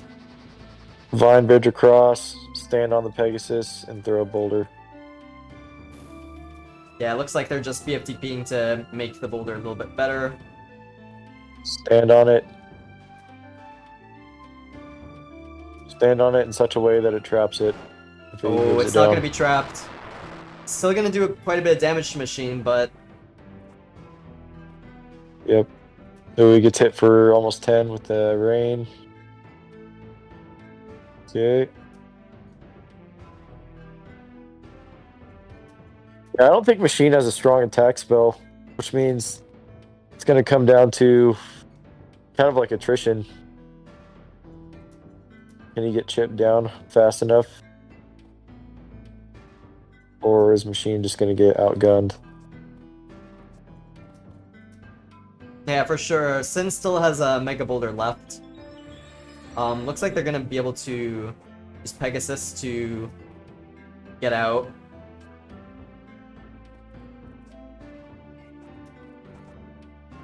Somebody asking why he's trying to stack the aura from the top instead of the side. I suppose you can still do the double stack on the aura, the double stack mechanic on the aura that way. It's just a little bit more harder. difficult. Yeah. Yeah. However, Machine's in trouble Oh here. man, is he gonna... No, he already used Leap. Alright. Yeah, he'll be fine this He turn. gets out. He already did use Leap, indeed. It's BFTP, man. This could be it. If BFTP can get him out. Yeah. This could be it. It's a big if. I think I wouldn't blame Sin for spending most of his turn trying to figure out the perfect BFTP angle. Oh, just use a Swapperoo. Okay. I Could think have that's swapped the peg in, dude. yeah, I don't think that's good enough tempo. Holy shit, that brain almost killed the Pegasus. Yeah, for sure.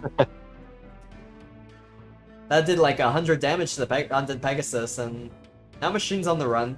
I believe they do have flight brought up, so that's one potential Yeah, I don't option. think he has tower though. Yeah, it doesn't seem like he has a tower in his book.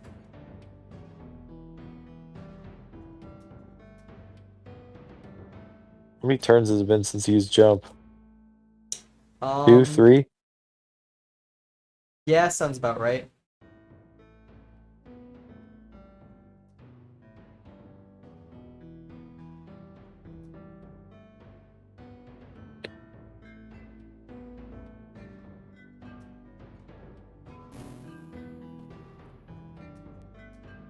Yeah, trying to be secure with the... Trying to prevent any Mega Boulder possibilities here. So Machine's gonna be at about 120 HP now, if you count the Protection Shield. But Sin going in that direction anyways, looks like they don't really care. They think maybe it can be reachable anyways. You might be able to lob a spear in that, but it would be hard. Oh man, would it be hard? Yeah. Even if he does so, I don't think it kills, and he'll get flash next Yeah. turn.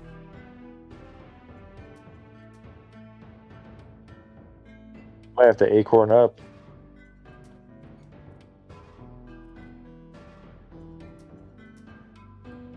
Ooh, Snowman's a trap. It's a good one. Yeah, I think Machine does have a blast from the past, though. And if that's the case, then Sin is flashable here. The question is, does Machine have Flight Off cooldown because he's not using it? Or is he just trying to...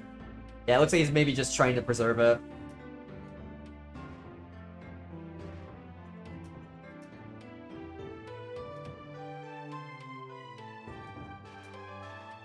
Now, the ore stacking here might move Sin into a non-flashable position, so has to be careful.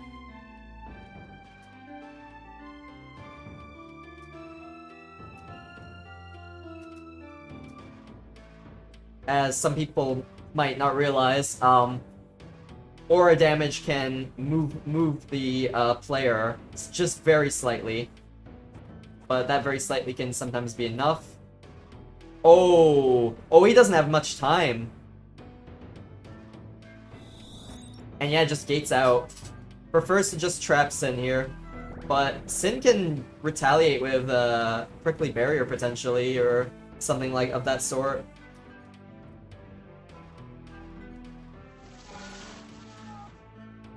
Okay, prefers to get rid of the living peg instead of the undead one.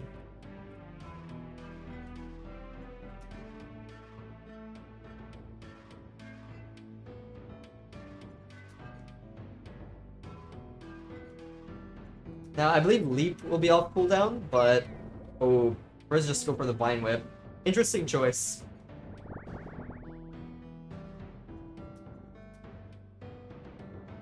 And now Machine is under threat of potential Mega Boulder. He's got 4 seed up, right? Yeah, he's good. Surely by now.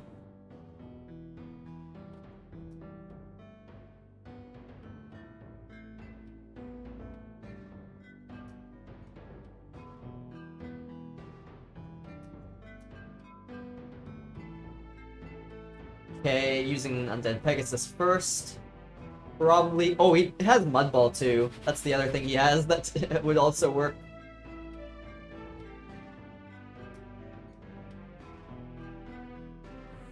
Yep, and there's the Mud Ball. Sin down to 41 HP now.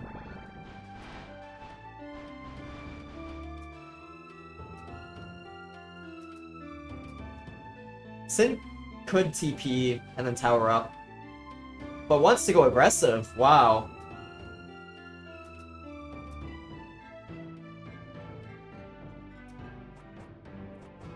To be fair, if he gets a full damage Mega off, then can potentially win the game, but that's a very, very big if.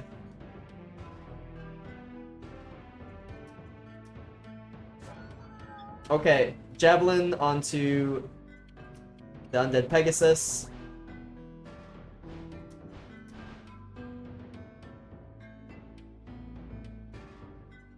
Machine has revealed Skyray indeed, so Skyray will probably finish the game off. Yeah, I think it's game. Or, you know, training with a Pixie also works.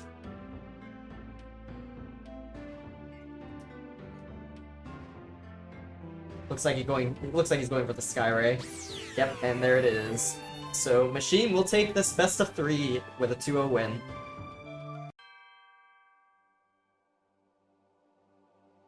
Ugh.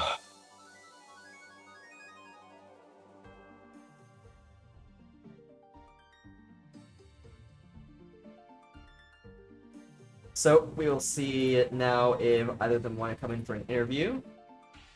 Looks like Machine's declined.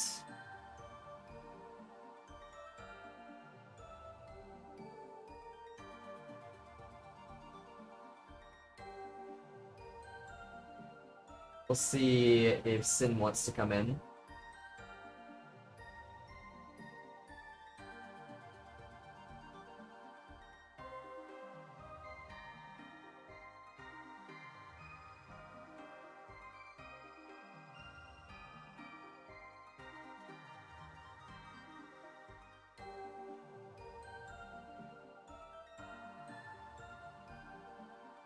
Okay, looks like Sin will be joining us for an interview.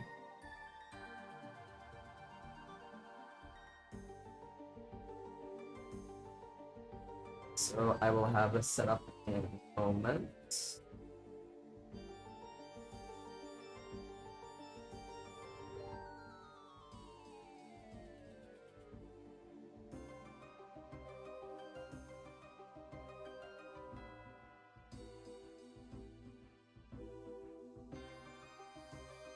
Alright.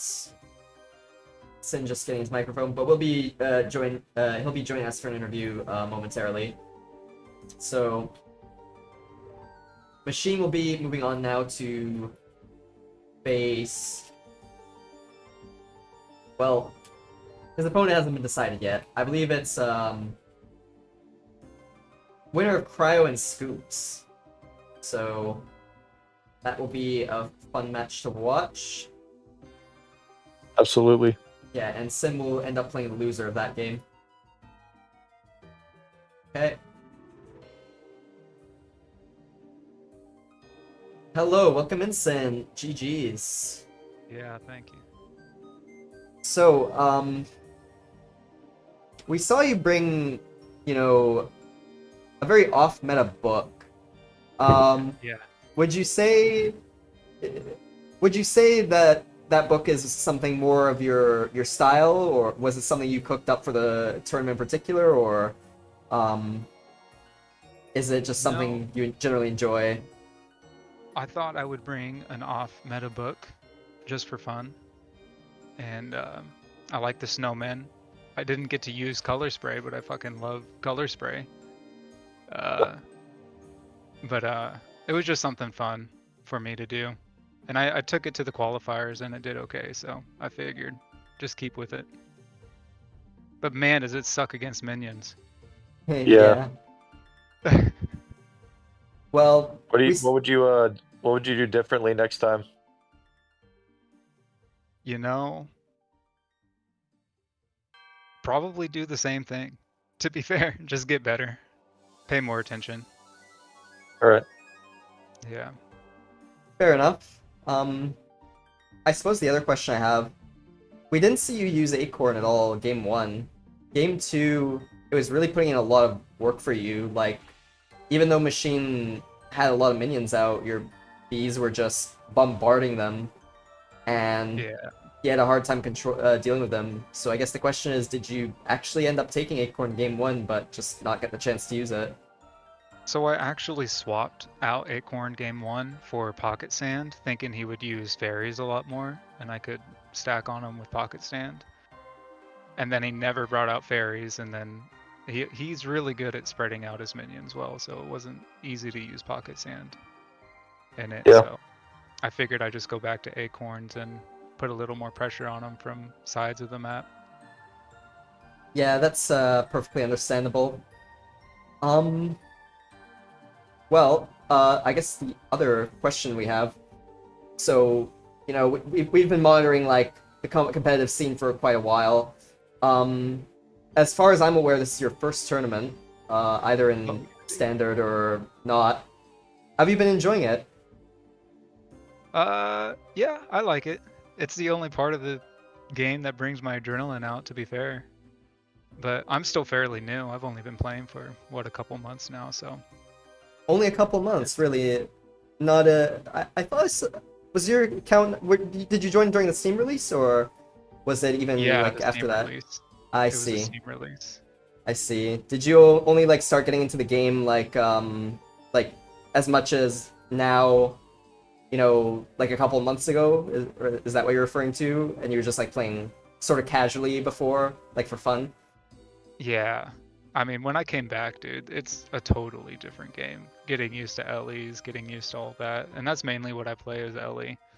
So this is the first time I've ever played High Time Standard, and never watched anything on it. Just kind of built my own book and had fun with it, and brought it in. I see.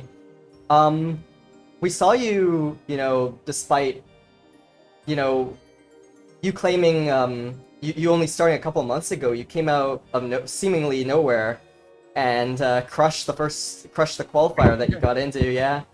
Yeah. How did you feel about that? Did that feel like, you know, really motivating, like something that would motivate you to potentially play more competitive, more of the competitive side of the game? Yeah, I'll be dipping my toes in more competitively for sure. After this experience. I see. That's good to hear. I guess the next question is, Group C. You know, you're with Machine, Cryo, and Scoops. Mhm. Although Machine best you this time, you're not out of the tournament yet. There's still technically a lower bracket. The groups are GSL, so you'll be playing the loser of Cryo and Scoops, and if you win that game and win your next one, you'll actually get into the playoffs. Do you know much about Cryo or Scoops? You know? I have never seen any of them play before. No. Really? Okay, that'll be Yeah. quite interesting.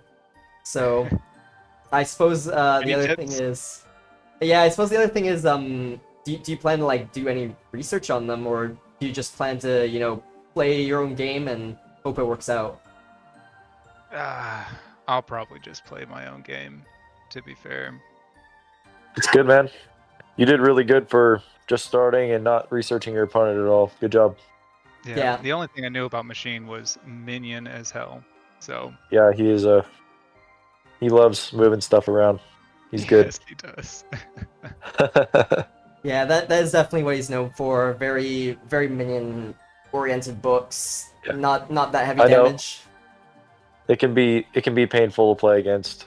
Yeah. I fully understand that. It's okay though. Everybody plays their own way, and it's only 60 seconds. Yep. Yeah. One more Usually question. Go ahead. I'm usually 10-second or 30-second at most. I feel like it's just way too much time. Yeah. For my style personally. I mean, I'm sure Sure. you saw how fast I was doing turns, and then he would take the whole minute, and it's just Yeah. a way different play style. Yeah, there's actually a little bit of a push to make 30s the new competitive standard. Yeah. So if it ever goes that way, you should do, in theory, you should do a lot better Cool. against high level players. Yeah. All right, man. Yeah, I would also comment, Tens has also been sort of the alternate. We typically alternate between high times, low times tournaments. So if you are interested in picking up 10 standard, you'll definitely have the chance to do so. Next tournament, as next tournament will likely be a 10 standard tournament of some kind, or 20s, one of the two. Haven't really decided yet, but I'm sure you'll definitely enjoy either of those. Yeah. Another question, somebody in chat actually asked, there was a turn where you were trapped in... Do you remember the turn where you were trapped in the tree? You had like the undead Pegasus above you, and Machine was sort of on the sure left. It was 40 turns just like that. But yeah, I think I know what you're talking about.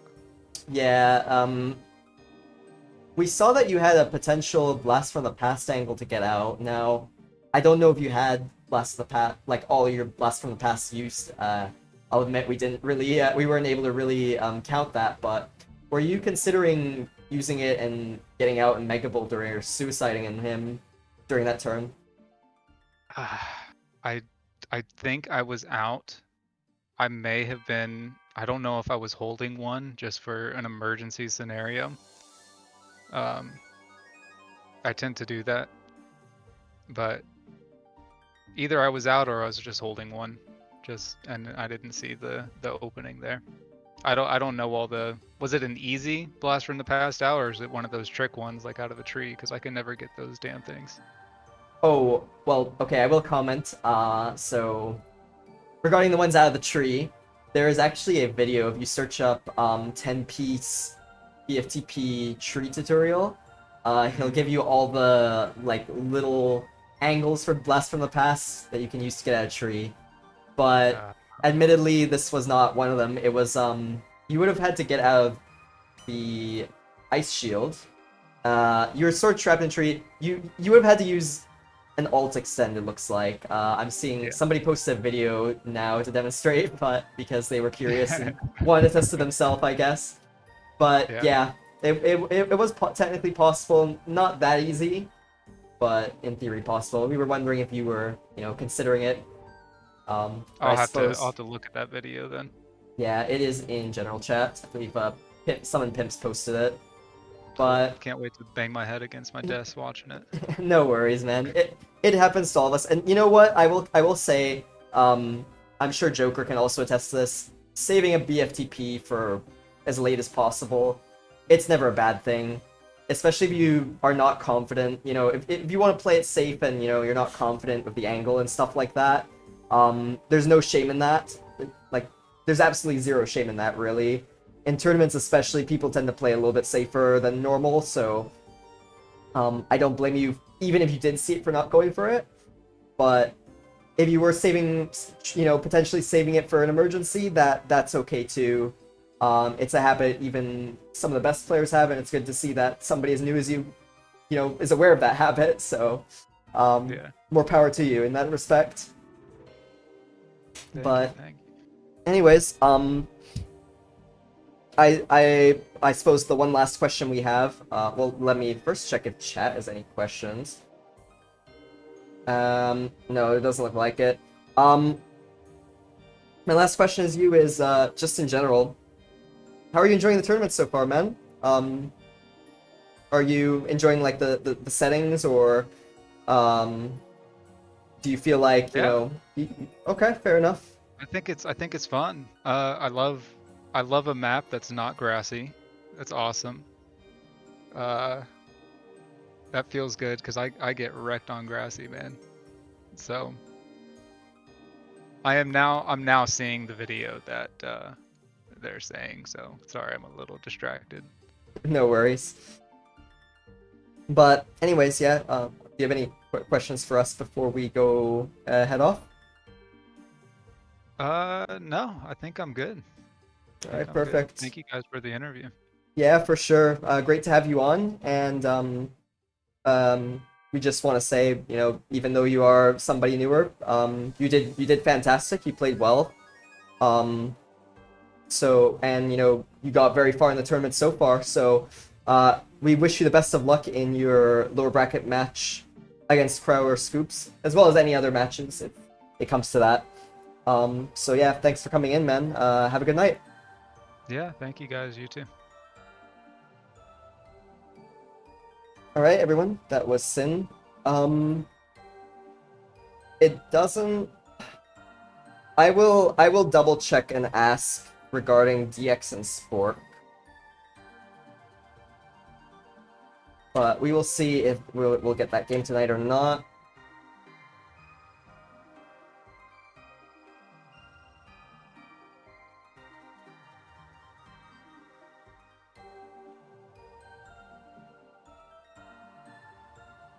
Yeah, so we'll see.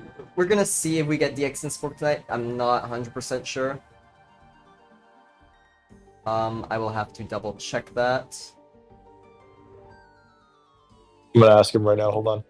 Yeah, I pinged him.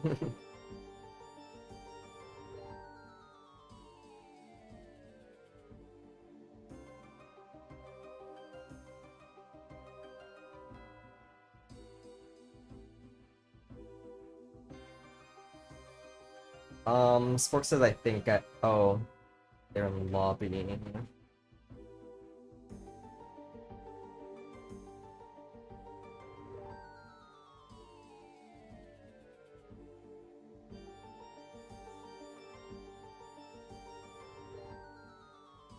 Yeah, we might be getting Miley hash browns first.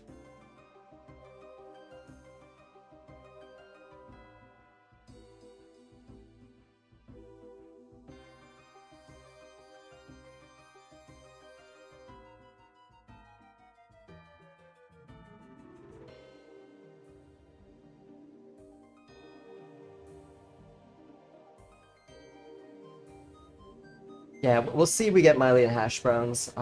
Looks like Miley is around. Okay,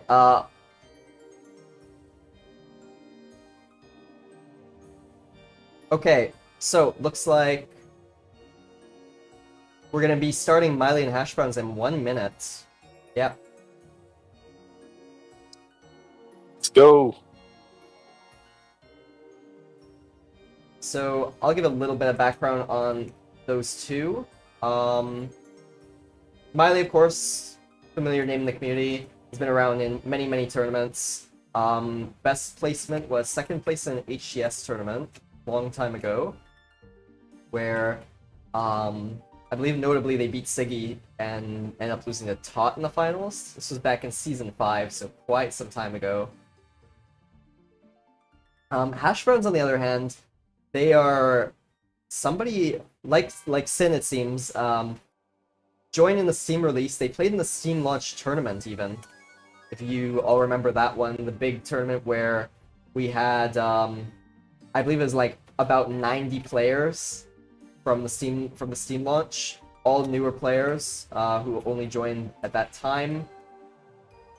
And yeah, they all played each other. He was a part of that tournament, and he's continued playing afterwards. So always good to see that.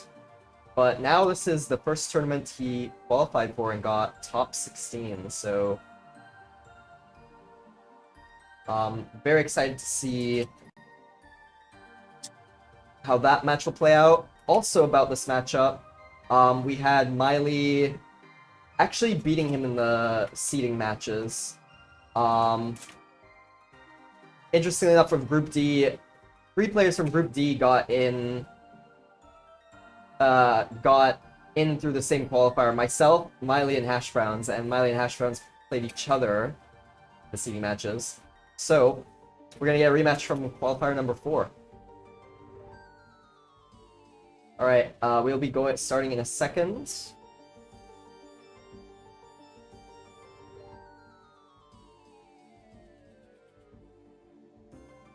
You played Miley? I did end up playing Miley. I took a very experimental book and ended up losing. But You're just a rascal, man. yeah, a good old illusion duplication seas. Yep. Get those 4 Ocean Furies. And what was she using? I think generic SS or some form of it. Yep. Yeah, when Miley played Hash Browns last time, and we are underway now. Spawning next to each other. Hash browns with their signature Grove Mix. Grove Mix. Could be a good book. Yeah, potentially 2 Groves. We're gonna see a Flesh Flesh Wound. Open. Whoa. What's going on?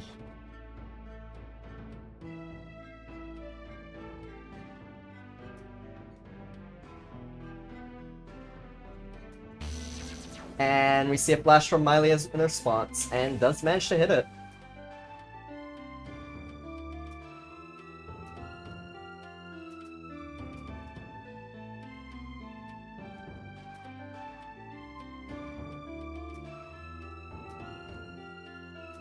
Oh no. Oh, that is Double flash. that is double also flash. flashable. Yep. Miley does have flight. And yeah, just going under there. They're gonna hit hash browns with a flash. It's a slight up. Yeah, slight elevation, but it's pretty easy. It is, yeah. Oh, he misses it. Oh, no way. Oh, that's gonna be game changing. Oh, wow.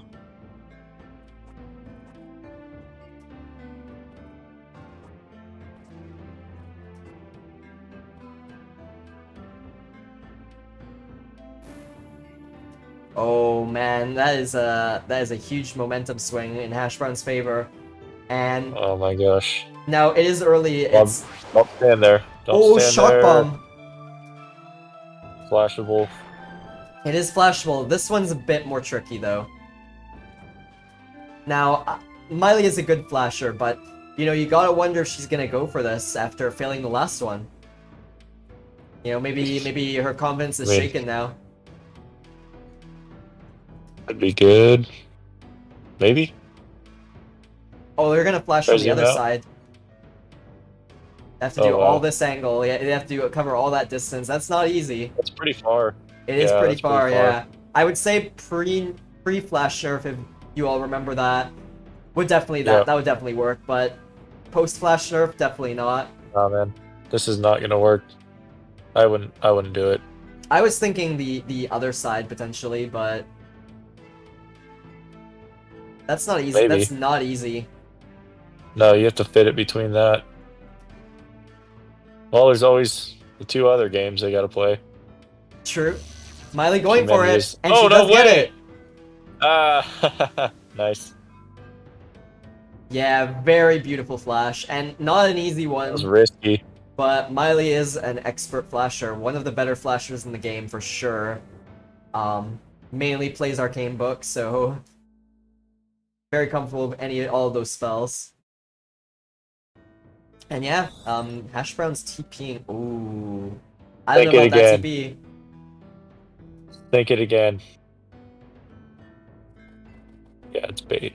Yeah, it's 100%. that one is insanely hard, and someone pointing That's out bold. Miley just loses to Boulder if it misses. So, but what does Miley really have as a response? Do they have something to trap Hash Browns, or you know, like do they have? Could always Mud run Ball? to the side and tower. They could, yeah. Hash Browns probably doesn't have flight. Might have it. Would be very interesting to see a Grove flight mix, but it's like they're trying to reposition up to the tower.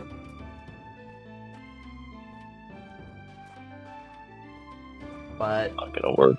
doesn't look like it's gonna work, yeah.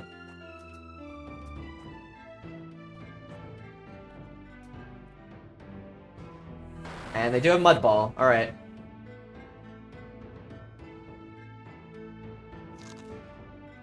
Hash Brown's revealing the shrooms. See if they have a tower in response.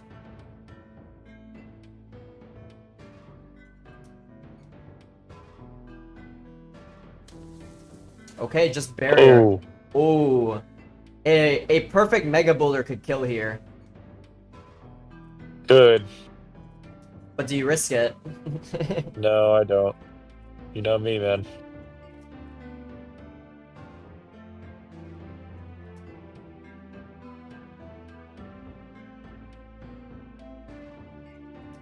Yeah, very dangerous to Mega Boulder here because if it does fail, Hash Browns will definitely just kill with Shock Bomb.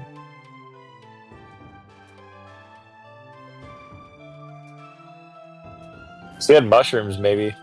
Oh, Ooh, is she Miley gonna go for BFTPing, it? she No might go way. for it. No, just towering to prevent Hash Browns from getting out. Hash Browns might not even have a tower. Like, with a Grove mix, I mean, it's not Alright. guaranteed. Bear Claw. Bear Claw, go. Oh. Protection Shield. Okay, that indicates they might have Flight. And there's Dark Knight. Ooh. Now, this is extremely good because Hash Browns cannot get out. They don't have any way to really deal with that Dark Knight. So Miley's in a pretty dominant position here. But Hash Browns does have quite a bit of HP. And they keep healing up every turn. So, you know, Miley's tower, on the other hand, it's ticking down. It's at 25 now. So, if this Dark Knight fails and the D-Tower happens, like the Dark Knight doesn't kill or trap, might be lights out. Early game. Yep. So it's not that straightforward here. It's not a straightforward win. BFTP and Tower. Leap. Tower and gets it Tower. off. Very nice. Nice. Now Miley is in a tough spot. Tower-wise, very low HP. They can go for a D-Tower of the Dark Knight and a D-Prot, but the HP is such a resource. Miley's in a bad spot. He should have gone farther away before she summoned that, so her tower could survive. I think she wanted to prevent Hash Browns from towering, but as you can see, it didn't work. Oh, just double Double drain. draining. He's trying to survive now. Yep. Alright. Bear Claw? Yeah, Bear Claw. Well, if they have it. There. Yep. Looks like they do. That's the Dark Knight dead. Miley will get it back at turn 26, but question is, will she even survive that long? Hash Browns is playing good so far. Yeah. Minus the mistake with the flash, which really was also to Miley's credit, not an easy flash. Right. Solid We're gonna see what responses Hash so Browns far. has for passive advantage here. Yep. Or if Or- they can chase. Or if they can chase, yep.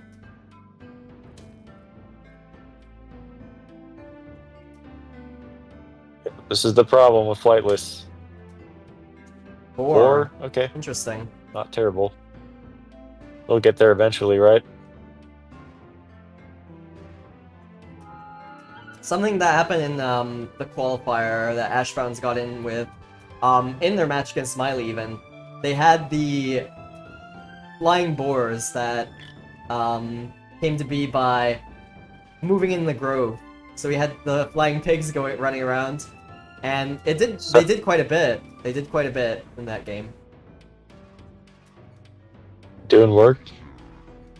Cyclops. Wow. What a choice. Yeah, not a spell we see very often. To Hash Brown's credit, Cyclops does have the Thunder Shock, which can go through static. So late game, it's not that useless, you know. Just having something that can go through static, never mind a minion. But Yeah. still a very interesting choice. Hard to say if it's the best one really there. Ooh, triple drain incoming.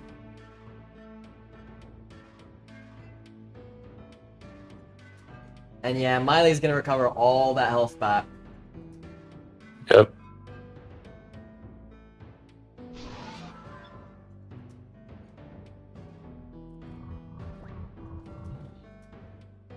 Yeesh. Well, not much to do but lob spear. Yep, Spear Lob would be probably the most optimal thing to do here. Good boar placement. Yeah. There we go. Trap that Pegasus with those boars. Both of them will kill it next turn.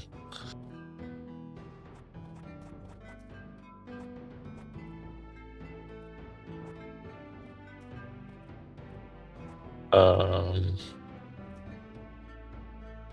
Interesting minion placement. yep. Oh, maybe they're going for a double drain themselves. Or Mud to trap Miley.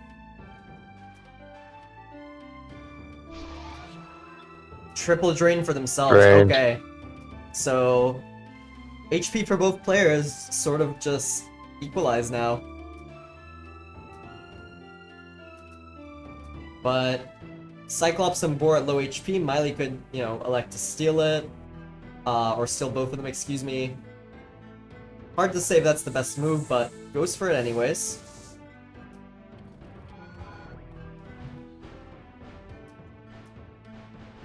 And yeah, the live board doesn't kill either of them, so those are all Miley's minions now.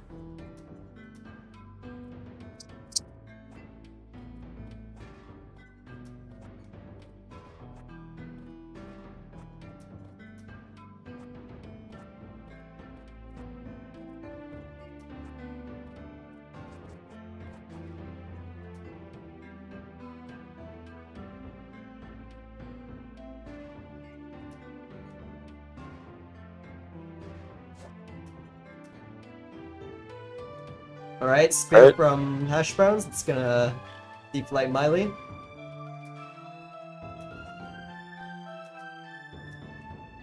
Pig's dead. Yeah, live one's dead now. Miley does have a 4 minion to 0 advantage, but all of them are very low HP, so not gonna be easy to keep most of them.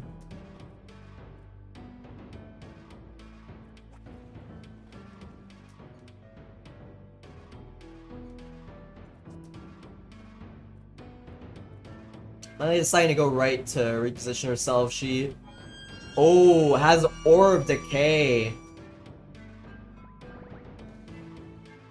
Very interesting choice. Gonna work out very well in her favor here, though. Getting the triple stack, and that Undead Peg is looking very, very healthy now.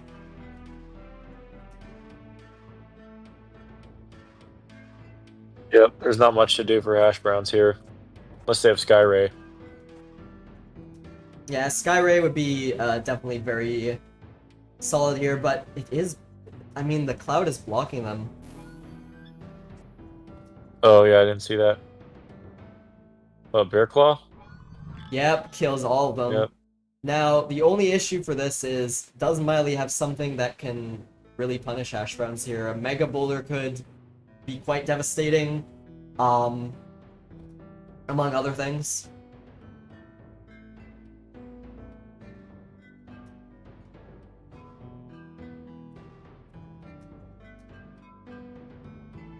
Easy Which- lob. Yeah, I could just lob it from here quite handily. Yep, there it is. And that's gonna do big damage.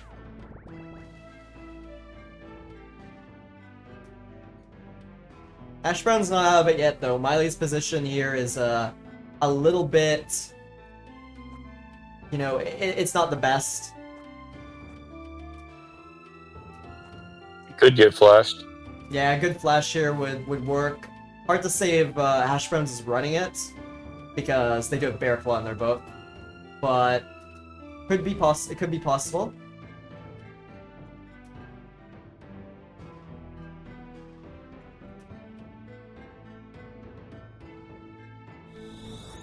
And yeah, they decided to just TP. They'll probably be able to set up Grove and whatnot.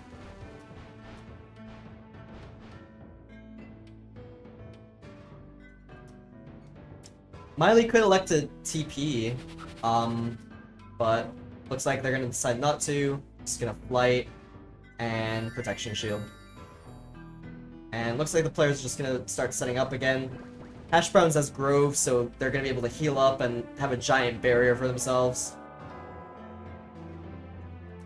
But they're gonna tower first.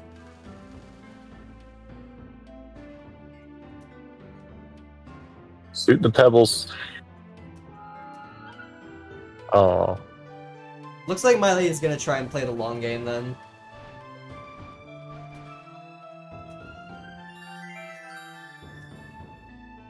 Yeah, it looks like both players are fine with just starting to play the long game.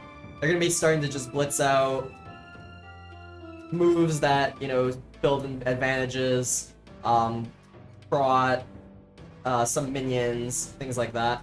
But Miley hovering over Hash Browns now, so here comes the Pebbles, and Nice. yeah, that's gonna get rid of all of Hash Brown's prot. Now, Hash Browns does have Grove, so that could be a very solid defensive option for them if they want to use it now.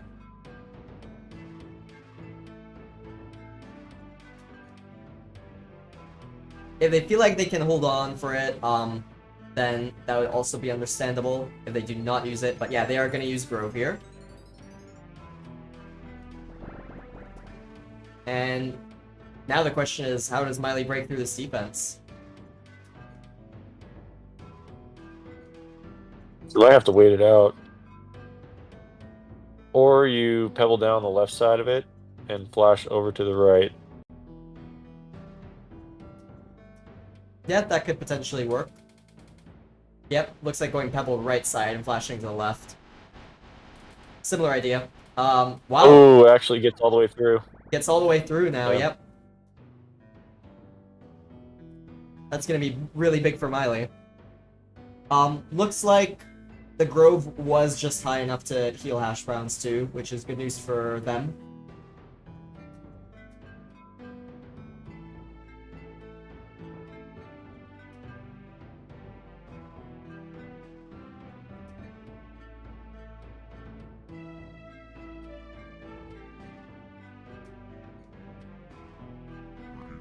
And they're gonna go for a Cyclops here.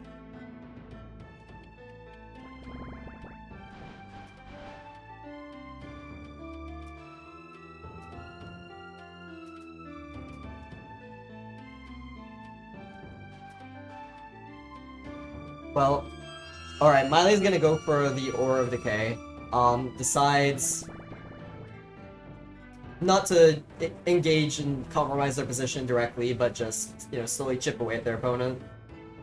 But Hash Browns is gonna be able to just drain spam and get all their health back, and essentially nullify the Mega Bowler Miley used earlier. Yep.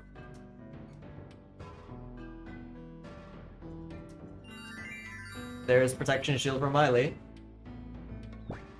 And he gets a Static Ball right on her, right on the area she was flighted.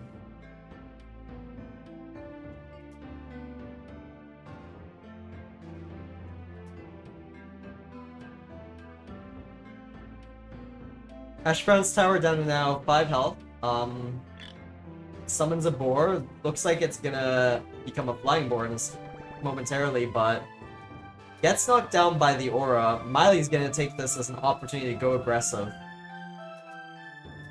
And it is turn 20, so, you know, only 6 more turns before another Mega Bowler could be up.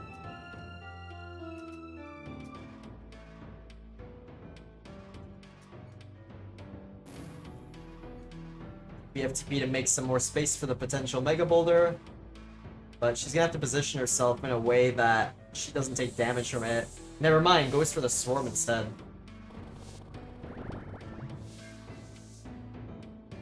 And there's the Flying Boar, as I mentioned earlier. Kind of hitting Hash Browns quite a bit, but also doing a lot of damage to the Swarm. Hash Brown's gonna try and build up their fortress. They're gonna use minions to block any ways of entry for Miley, and we'll see if it works. I mean, Miley could potentially go up top and Mega Boulder, though, is the other issue. Think it would do good damage through that Grove?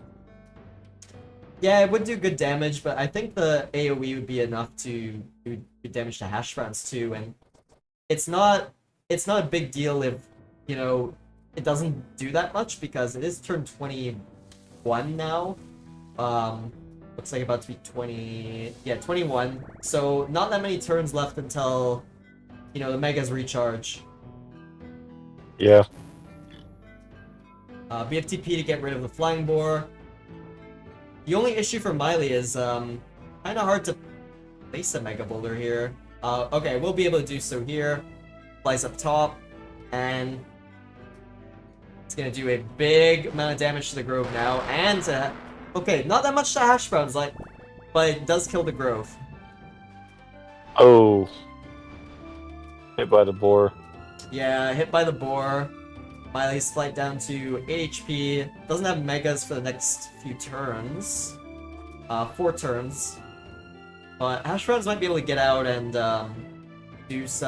retaliate to Miley without getting hit back. Oh, the Grove died on Hash Brown's turn, excuse me. Thanks, Spork, for the correction.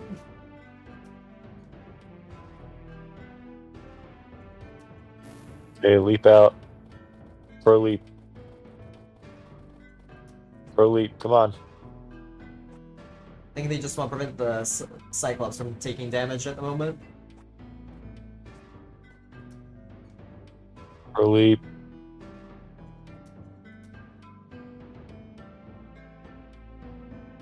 Here? Might not spear, might just spear. Okay, Flesh Wound, interesting. Oh.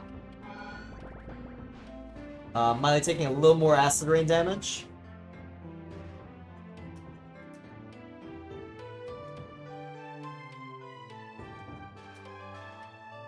Now, she still does have a Pegasus online.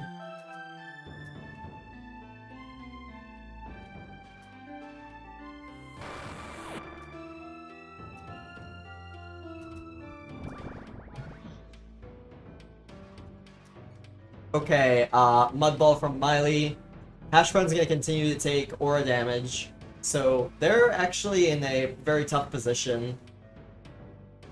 Not really a position where they can retaliate with a double drain and sustain themselves, but it doesn't appear they have a tower either. Like, they have not revealed one. Oh no, sorry, they did, excuse me. My bad. Yeah, their tower is definitely back up now. They have used Spock Tower. Decides to TP instead.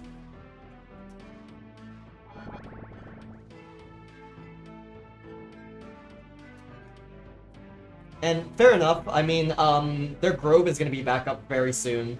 It's almost turn 26, so they're going to have the second charge of that. And they'll be able to build a fortress again. Go back to trying to recover. Chat asking what turn the spells reset. 26. We are at turn 23. Well, now 24, so only a couple more turns.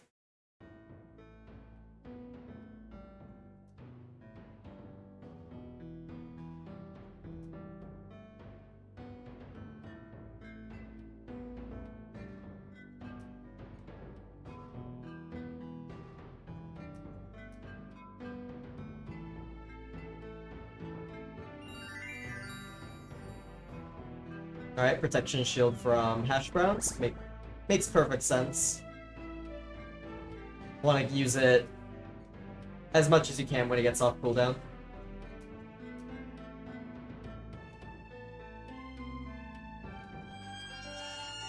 Or the K coming out from Miley now, put pressure on Hash Browns.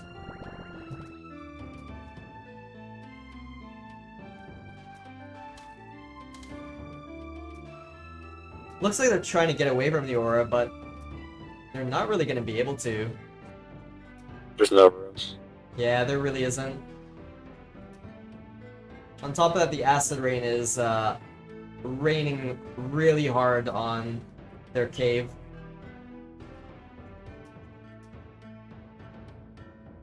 This isn't really a very good map gen for hiding. There were not that many caves, and now the Acid Rain is getting rid of all of them.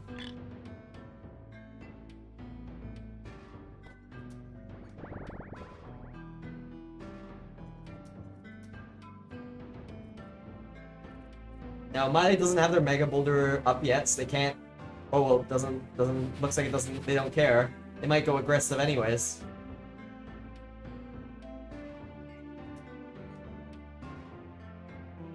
Or they might just run away and, start setting up protection shield.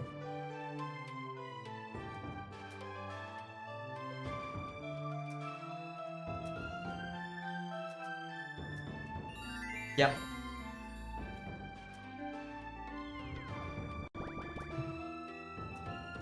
Now the roof on Hash Brown's cave is gone. It is turn 26, so all the spells are coming back online.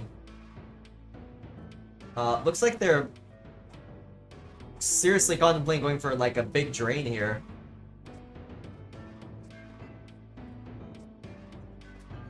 Ooh, going for some parkour here. And they do get out.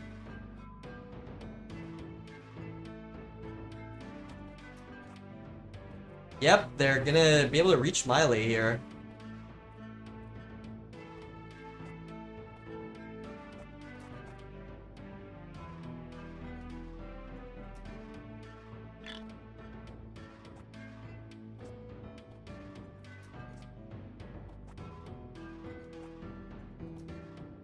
But now that they're out of their cave, it looks like they're gonna tower first.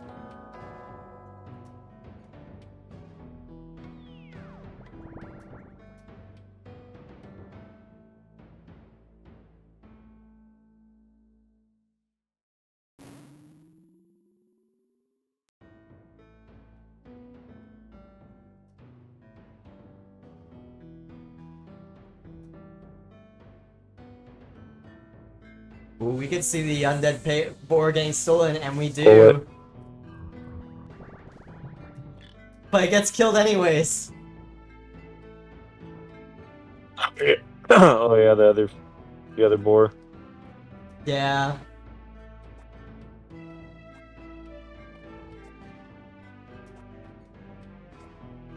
Seemingly minor reposition of one of the boars ended up being very, very helpful that turn.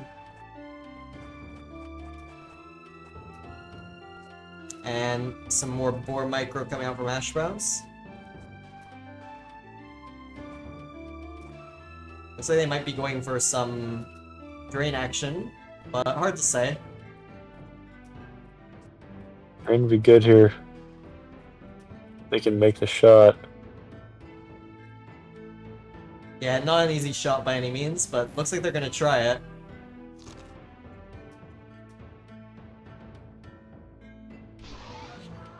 Okay, they don't get the drain heal, but they do kill the Pegasus.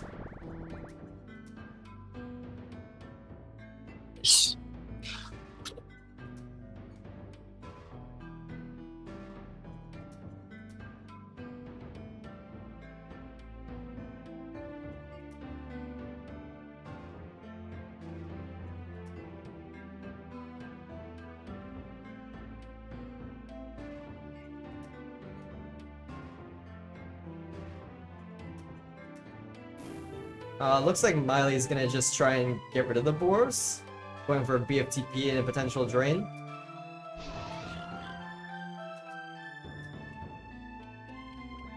But it's gonna leave her quite in the open. I mean, Hash Browns could go for a spear without even detowering if their aim is good.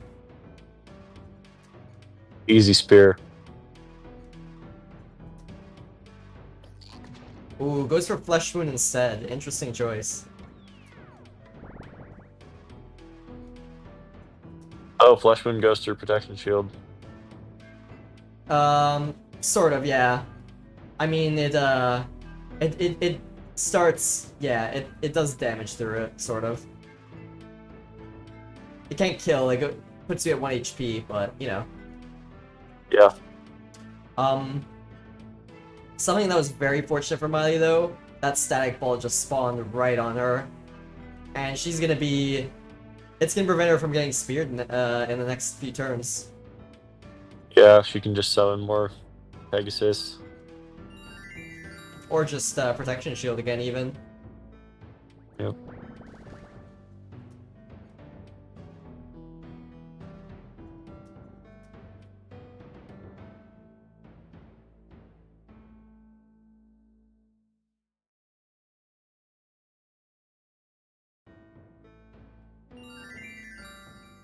Another protection shield for hash browns.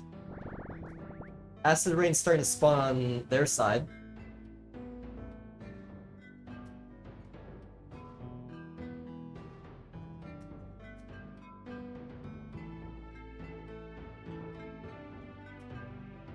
Are they just gonna continue to swarm chip away?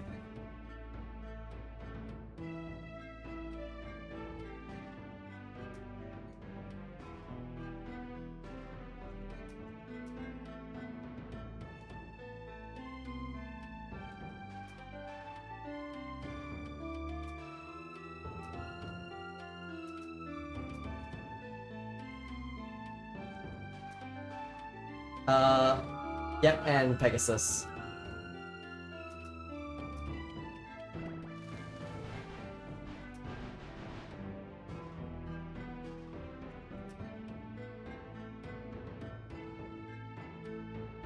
Now, problem for hash browns is they don't really have much way to like many setup spells. If that makes sense. Yeah, mostly damage. Damage and bore. Could probably like Bear Claw or something, but I don't know how much it's gonna help.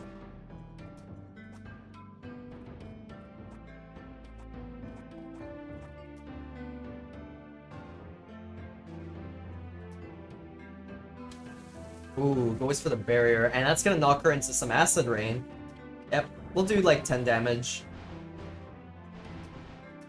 Or maybe a little bit more than that. But now Hash is gonna be in a very susceptible position for Mega. I think this is even flashable to the left.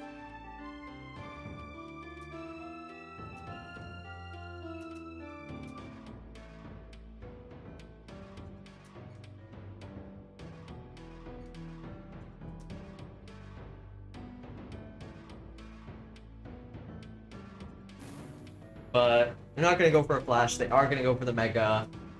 Here comes the BFTP. And the Mega is going to do big damage.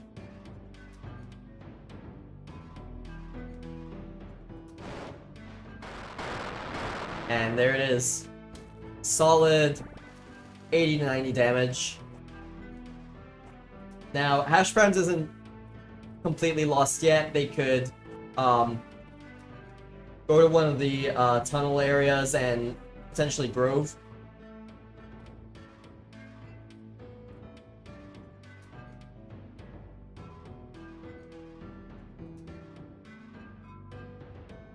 But interestingly, they leap to the left.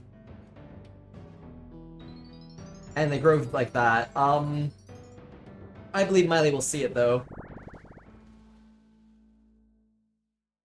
Yeah, they do. They're gonna buller stuff from the right, and that's should be game. Maybe they won't try it. I'm not sure. Okay, BFTP to confirm it. That will definitely work. GG. And there's game. Miley taking game 1 in this best of 3.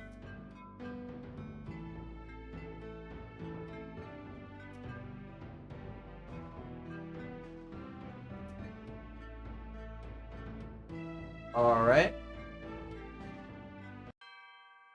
So, we'll see if the two are going to jump right in. Any book changes? I know that this was the book that Hash Browns ran in the qualifiers, so it'd be interesting to see if they decide to change it up now, or if they feel their book was okay and, you know, just maybe need to play differently. Just maybe they made some misplays or whatnot. What do you think, Joker? Yeah, it's a book issue, man. You feel like it's a book issue? What do you feel like is like the issue of the spell book? The newer players still haven't figured out that you need stuff to chase people with. The issue is that people can just fly away from you in protection shield, and you aren't doing anything to set up on your end.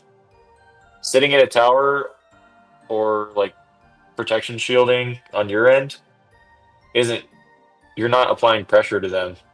If you're summoning Gargoyle that's pressure on them because they're gonna risk getting deep rotted, losing their flight for 5 turns. Or if you summon or if you plant an acorn, or if you trap them in over there and then do a follow up, like fly over there and ice shield them in, that's follow up.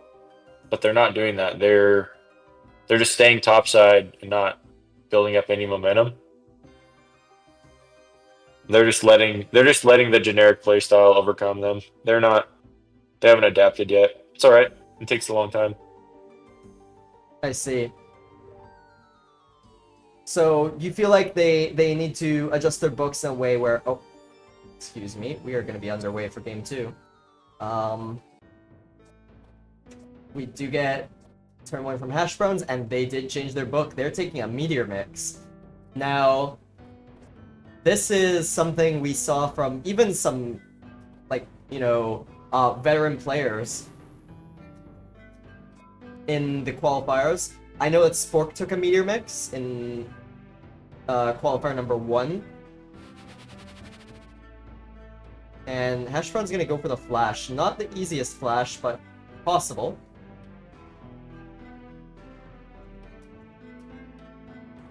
Never mind, just going to summon a Dwarf.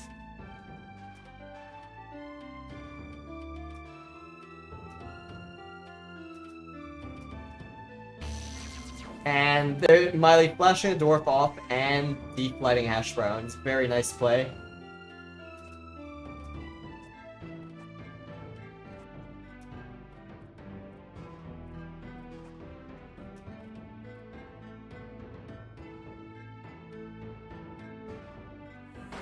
Alright, Hash Brown's responding with a Mud Ball. Miley's probably gonna have to tower out, and she does immediately.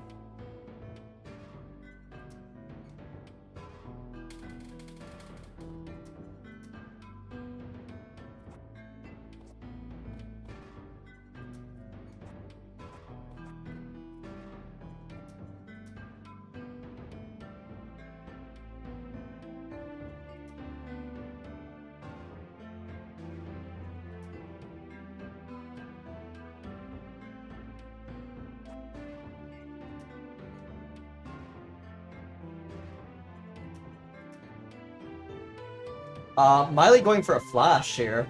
Not an easy angle, but again, possible. Gonna have to do a reverse.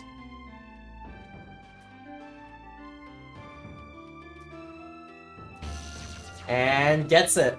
Very beautiful flash.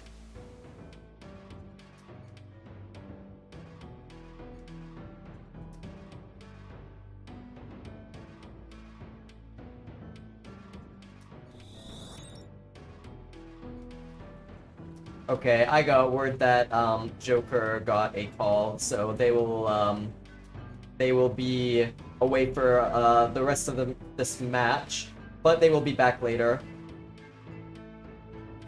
In the meantime, I will see if... Okay, it looks like so we still will have some more tournament broadcast stuff going on after this match. Regardless of the outcome, whether this draws or whether this draws, whether Hash Browns gets the win and takes us to game 3, or if Miley wins, we still will have some more tournament action for you all. We will most likely have Spork versus DX tonight, right after this match. I'll be having... Well, Joker will be able to come back, but also...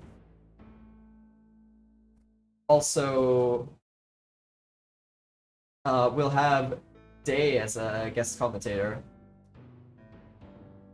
for that series, so looking forward to that.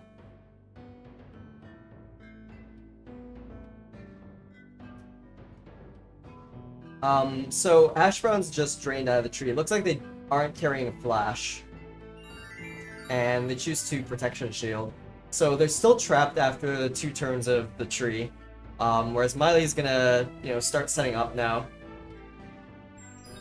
And has glyphs. Okay. Now we saw this from her in the qualifiers. This strongly indicates an Imps book. And we don't see Imps books that often. The goal, of course, is to charge your Imps with Arcane Arrows and whatnot, and build them up to 250, but Hash Brown's not gonna let Miley do that so easily. They have revealed Flash. However, they put themselves in a troublesome position. With a good BFTP, this could be potentially even flashable from this angle, albeit very hard. Goes for Glyphs to trap. Very interesting decision. Now, Hash Browns isn't totally trapped. They might have a a way out in some way. Going for a tower to the right to get out. We'll have to detower to chase Smiley in any meaningful manner, but we'll see if they end up choosing to do so. Miley going for Pebbles, so they want to get rid of the protection shield on Hash Browns.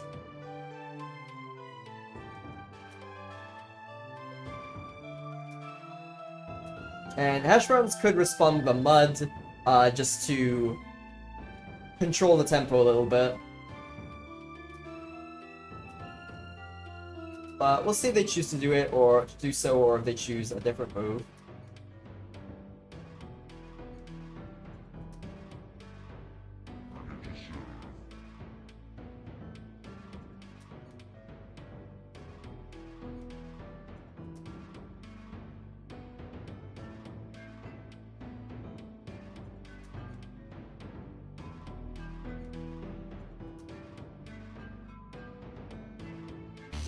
Ooh, Miley going for the sync on the Cyclops. So Hash Browns brought Cyclops in their Meteor mix again.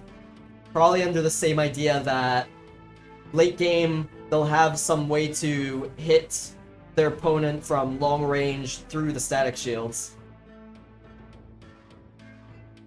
But Hash Browns, I'm not sure if they're spun within a rock mix here.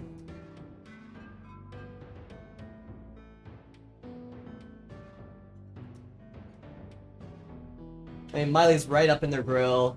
They don't have like a shock shield or anything, but their tower is somewhat low health. And ideally they want to have like some kind of productive turn, right?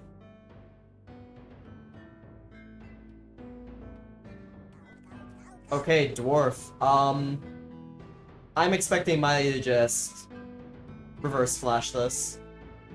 And that's gonna put Hash Brown's tower in BFTP range. Yep, there it is. Continuing the trend of flashing off minions. Just anything that Hash Brown summons. And they're trapped actually, so they're gonna have to detower if they wanna not get BFTP'd into any move, but they go for a Drain Bolt instead. So Miley can opt to detower BFTP and hit them with something, flash them. We'll see what they choose to do.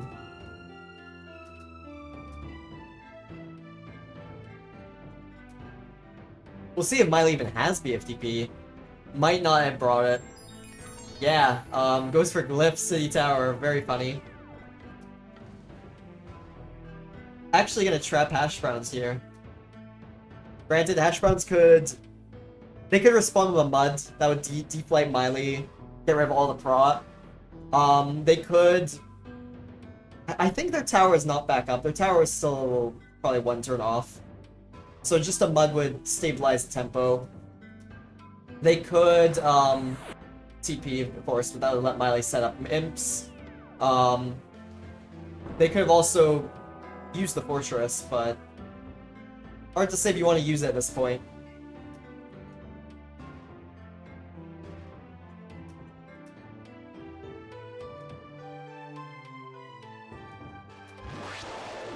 Wow, going for the Shock Bomb lob. Now, that's not going to hit this turn, so that's unfortunately going to be kind of a Q. In fact, it's probably not going to hit at all. And there's the Imp summon. And the Imps are quite spread out, so not going to be easy to kill at all.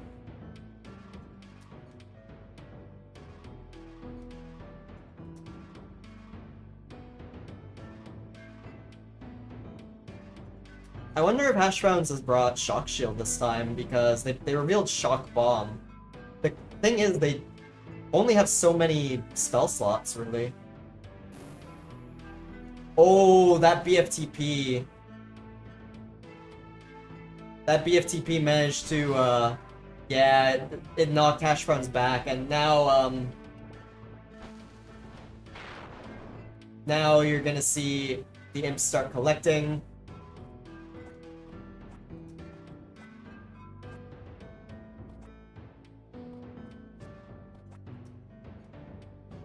Yep, charged 100, 110. If Miley can get them all in time, she might even be able to kill her opponent here.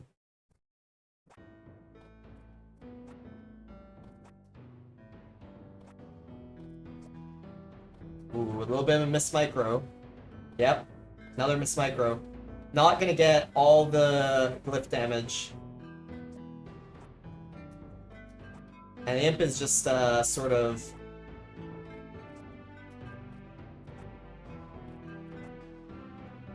Yeah, 180. I think she's gonna have to blow it up. She's running out of time. 7 seconds. Gets it off. It's gonna detower her, but it's gonna put Hash Browns at only 70 health. And the imps are charged.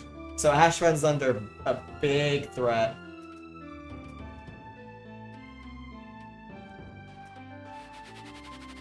Now, Hash Browns does reveal Flight, so Flash incoming.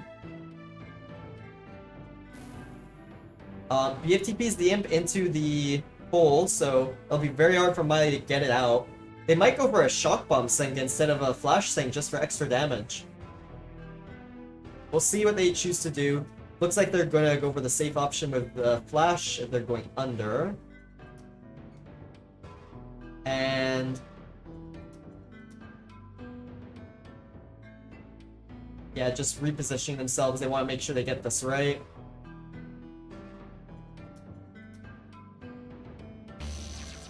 And gets it off. Now, Hash Browns might be only at 70 HP, but... and these imps might be very charged, but how do they get up? Miley's gonna have to do some, micro. If she gets in a position where she can't, I mean...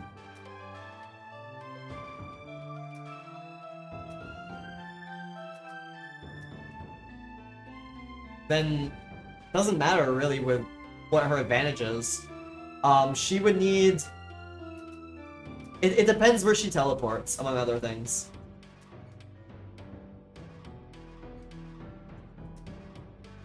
Spending a lot of time thinking.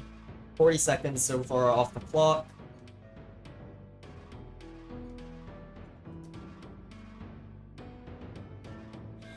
And chooses to go to the center. We'll see what Hash Brown's response is here. Could be just a straightforward mud ball.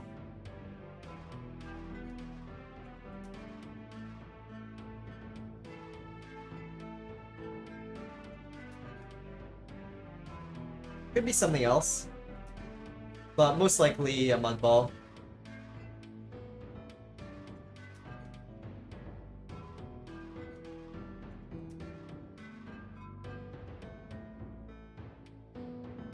And just trying to hopefully make sure they're out of imps range. The imps won't be able to help each other up, like at any rate. This crater is too big and the land is too sharp.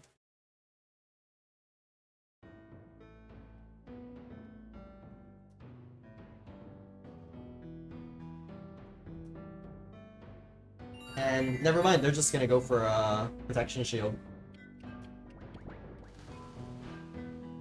Miley does have flight, so we'll see if they choose to just... yeah, they might just try and micro their imp up. Yep, and that's exactly what they're doing. Now, with 60 seconds on the clock, they will have quite a bit of time. Goes up there. And that might already reach, to be honest.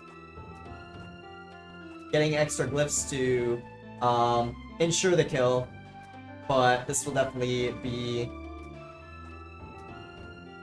the killing blow.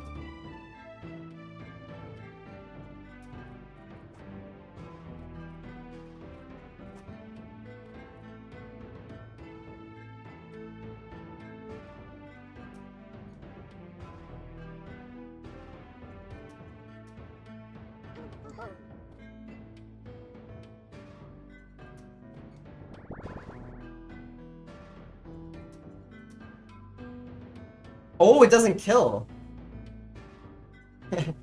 Hashron's at 17 health. And Miley could be deflighted. I mean, 1 BFTP.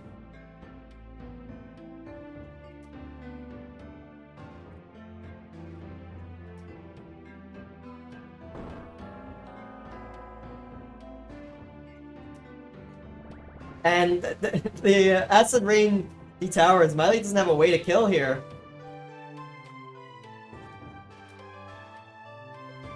Yeah, she's just gonna be stuck at the bottom of the map. No way to reach Hash Browns. Hash Browns just sitting on a tower at the top of the map.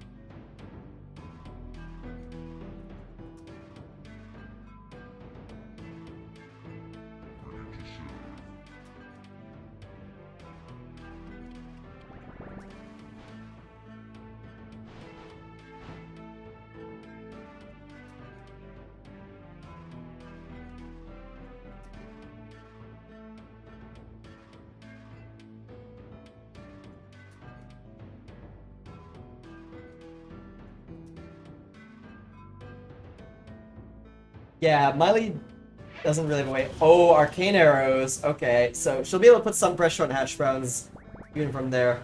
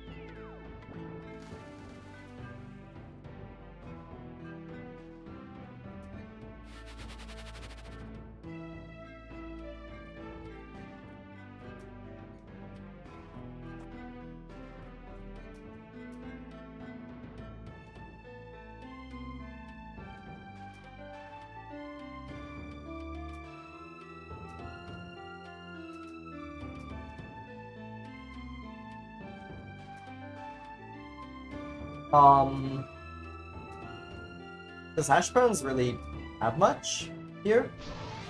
Going for double drain, it'll put them up to 86. Miley could probably keep the pressure on with BFTP. Yeah, BFTP and an imp would probably do it.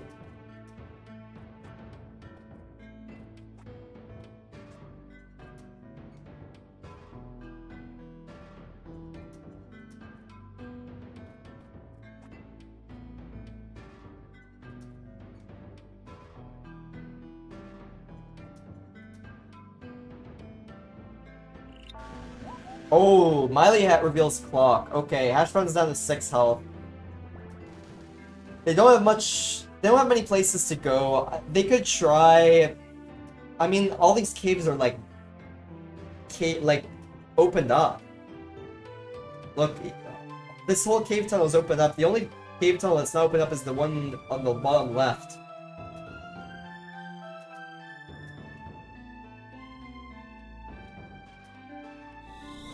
And yeah, just TP's there, praying that Miley probably doesn't have anything.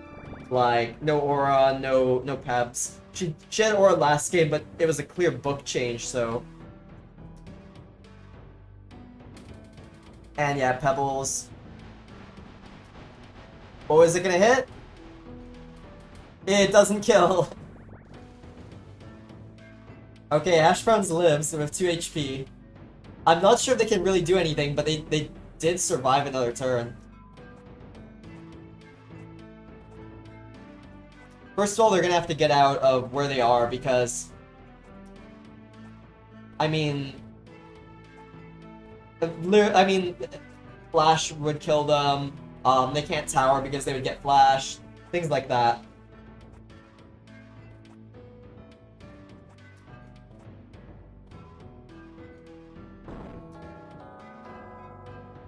And they go for a tower, but Miley's gonna be able to peps this. Assuming she doesn't fail it, this should be game. Not a guarantee though, but we'll see. And yep, that's game.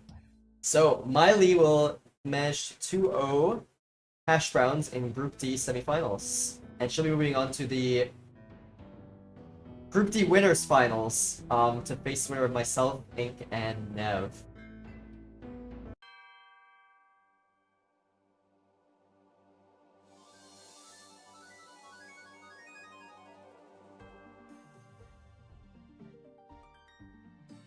Alright, we'll see if either of them want to come in for an interview.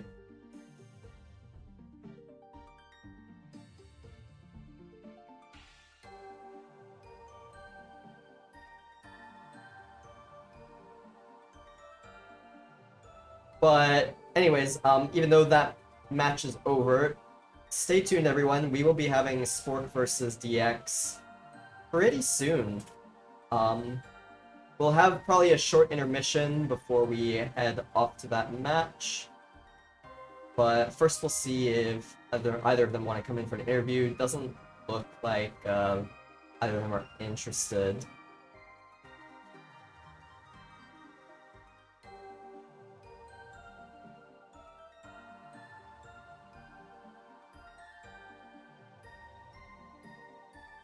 Yeah, so we'll see if either of them are up for it. Miley, I know, doesn't is supposed to be like a quiet, sort of mysterious person, so they don't really... Okay, Miley's declined the interview. Formally. Yeah, I know Miley doesn't typically, you know, like talk and stuff like that, so she's more of the quiet type. Not quite as quiet as Gall, but still. So yeah, I'm not surprised she declined. We'll see if Hash Browns is up for an interview. Otherwise, we will go to intermission.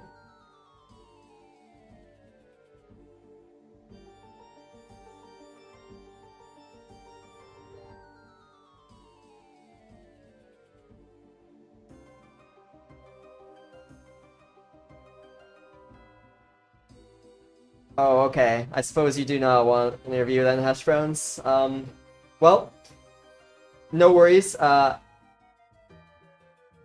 would say, you know, to Hash Browns, who is probably still in the chat, they're not out of the tournament yet. This is only the first round. They will still be playing the loser of myself, Ink, and Nev in the lower bracket. And they can still get out of the group and make it to the playoffs. So you'll still be seeing more from them potentially in this tournament. Miley, on the other hand, they got the win, advanced 2-0. They're one series win away from advancing to the playoffs. And they'll be playing the winner of myself and Nev. So in the meantime, it looks like we're gonna have an intermission before Spork and DX start. I'll be getting, hopefully Joker will be, his call will end and we'll be able to get him back, but we will be bringing in another commentator in Day before the match starts. So stay tuned, everyone. Don't go anywhere. We will be having Spork and DX coming up next.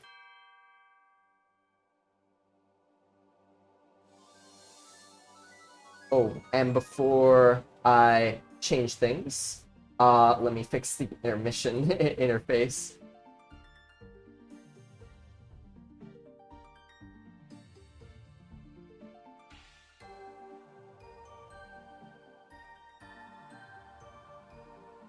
Alright, and yes. Alright, we'll be going to a short intermission. Stay tuned, everyone.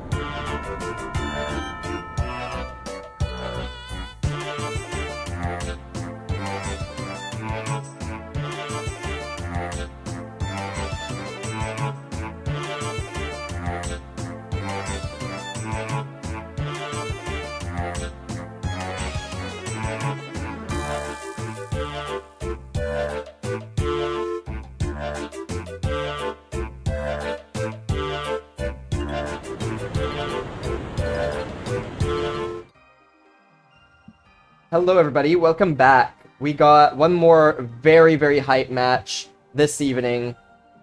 Two very bitter rivals, especially in LTS, but this time they're playing off in HTS.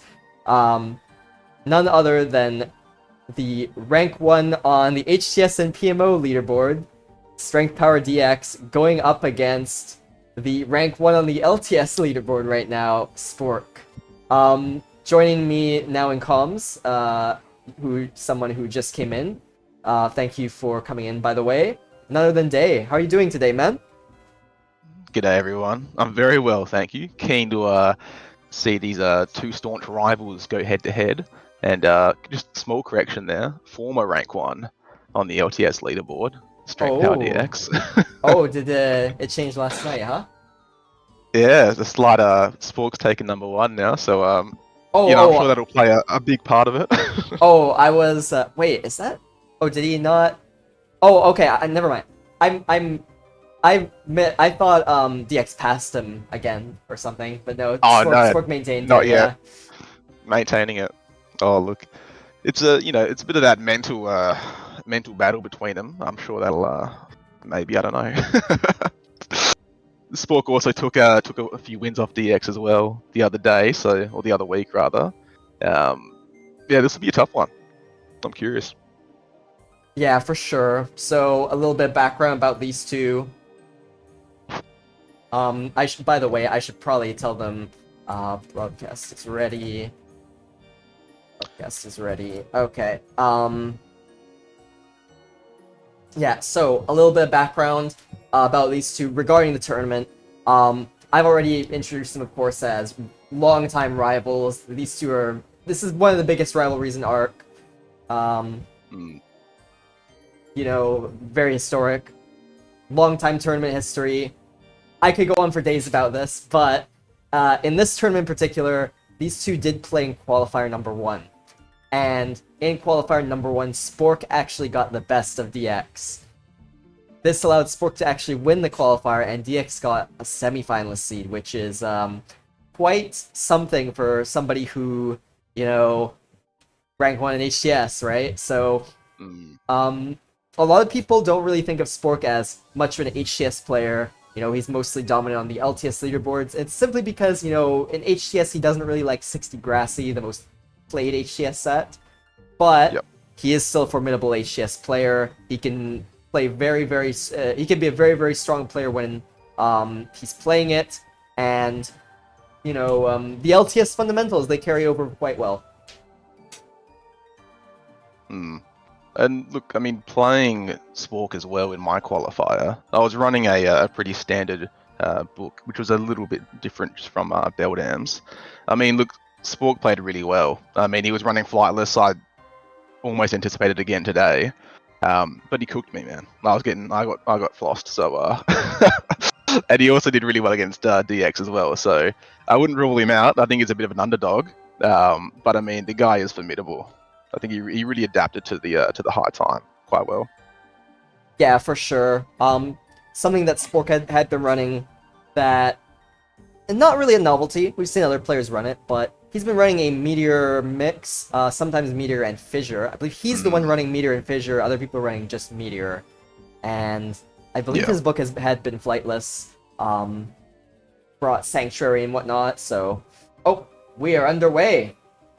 We got game 1 starting here, ladies and gentlemen. And DX for first turn. Let's check some level 3s. No level 3s on Spork's side, but DX has brought Storm Dragon. Now, this is a novelty. DX does these experimental books, even in tournaments, which he's pretty known for. I'm curious to see. Yeah, really curious, actually. I'll have to see what happens. Yeah, we see a Shock Shield opener from DX. But Spork with... Well, let's see what his response is. It doesn't appear he has Sanctuary, otherwise he would have probably popped it immediately. Yeah,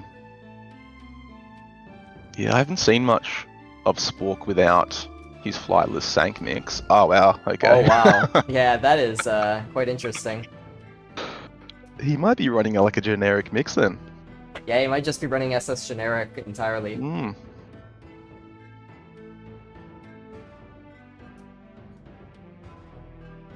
Very tense. Oh, there we go. Going straight for damage, wow. Yeah. No sync there, but still a good hit. And they can't really use the shock shields without stunning each other. Mm. Yeah, they can't. Spork gonna flight away. He has almost a one. He has over 100. He has a 103 HP deficit already. Pretty rough. Yeah. It's only turn 2. I'm trying to think. So DX probably has flight. He's obviously got the drag. Yeah, and for then sure. shock on shield. He's probably got. I mean, I don't know what his third is. Oh, sorry, his fifth. Oh, welcome back, Joker. You joined us just in time for the beginning of DX and Sport Game 1.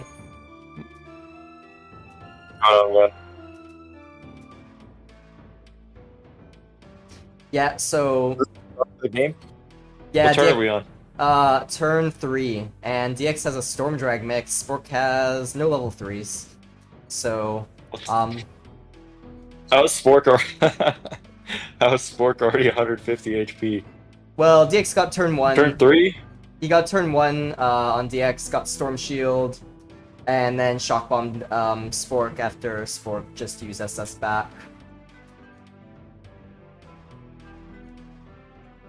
I'll see if I can get a little announcement about the series.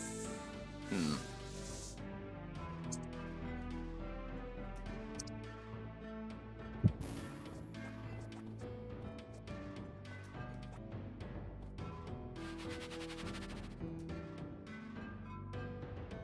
I can't say I've seen much about Spork running like a generic mix in high time. I've always known him for his flightless bank mixes, but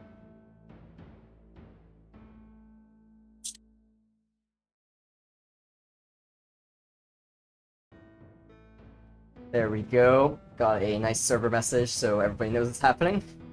And knows where they can find the broadcast.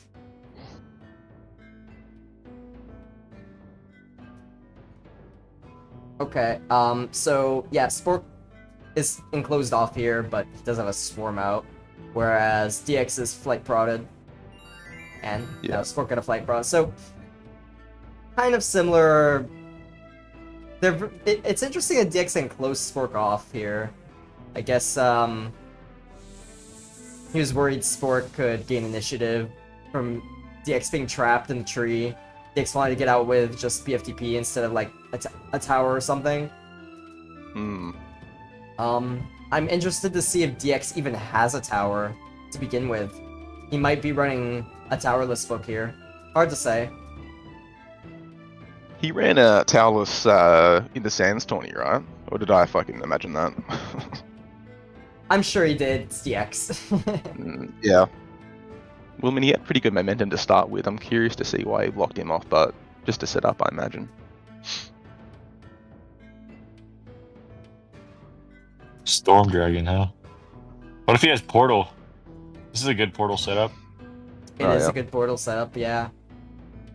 He's known for portaling around 60s. Alright. What's up? Pegasus? I cringed.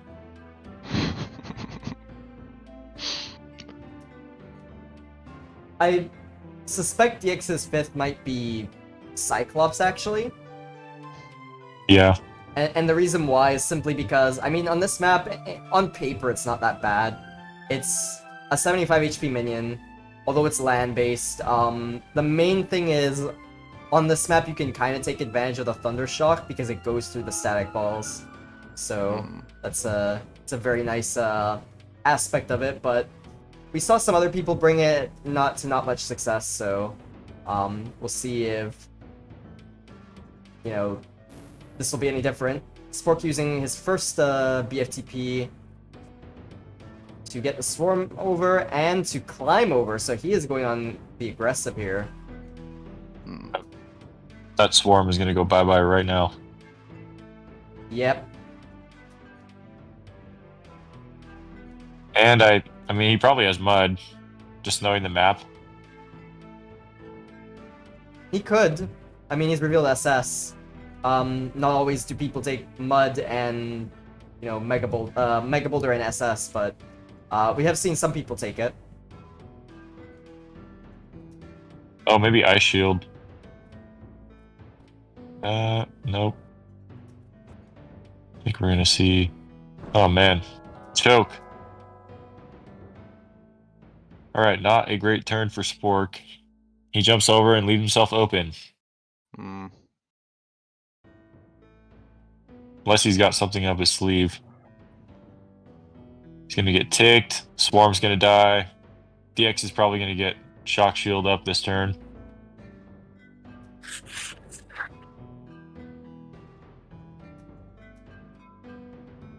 Yep.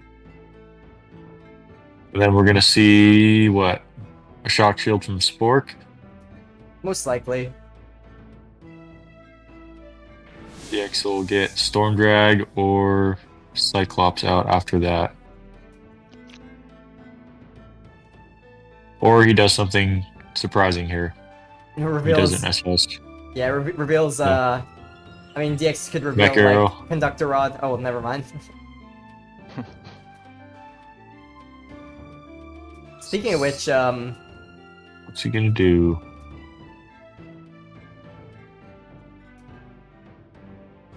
And the only reason you would do that is to summon something on the other side, right? Or close it off. Yep. Close it off. Alright. I mean, he can still shock him. He's just got to go through at the right angle. The bottom of that ice shield. Yeah, move the Peggy down, F key it to the left, go through it, and then it should hit Spork. Would he not be stuck in the peg then at that point? If he F keyed to the right after mounting, he Yeah, wouldn't be righto. stuck. He could fly up in that little area, but he would Yeah. still be zoned off. Yeah.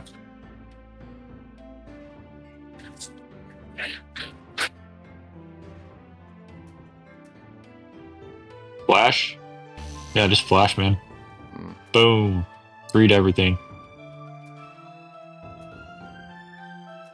Spork is...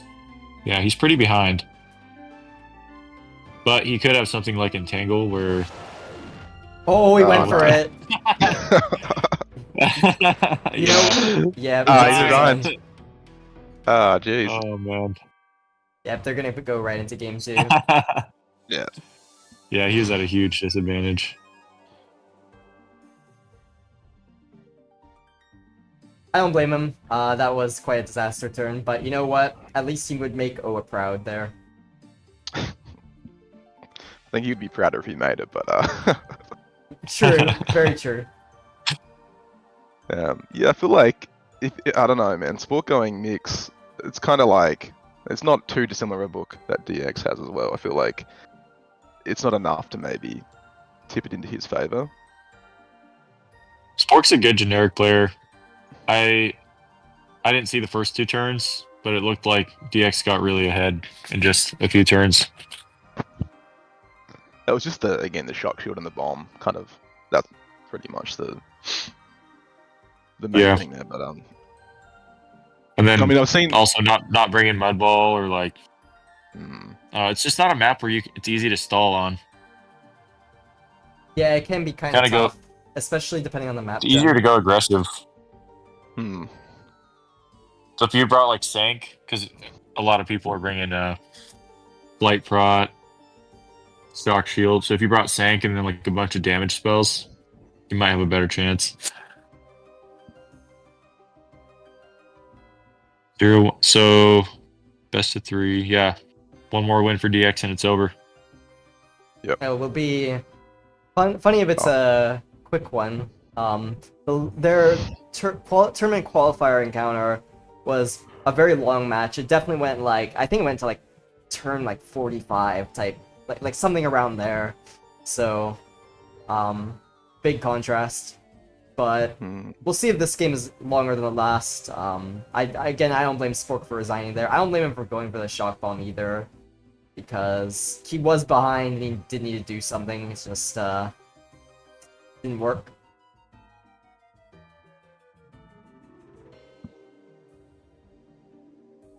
Also, not sure how confident Spork is with those bomb sticks in particular. They're not easy to pull off. I know that it's not something all the top players like practice as much because, well, it doesn't come up very often, right? So, but yeah, it looks like we're getting a little bit of a. I'll let DX know we're good to go.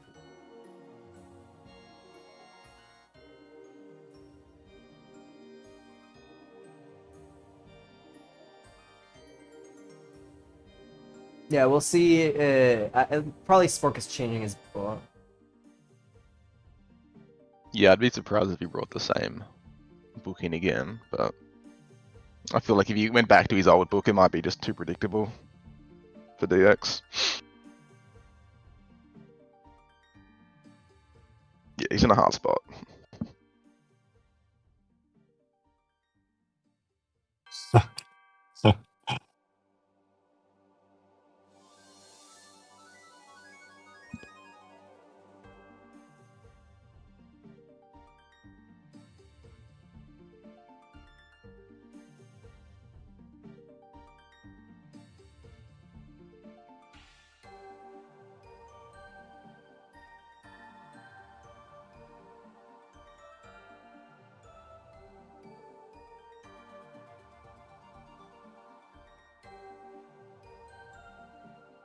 Okay. Thank you. Oh, Did you say it was almost midnight for you now?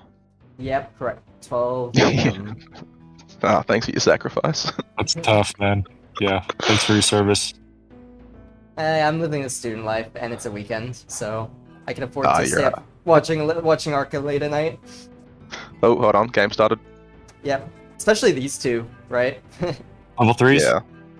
Oh, yep. Let's see. Okay, Yeah. Storm Dragon, Sport going back to what he won the qualifier with, Meteor Fissure Mix.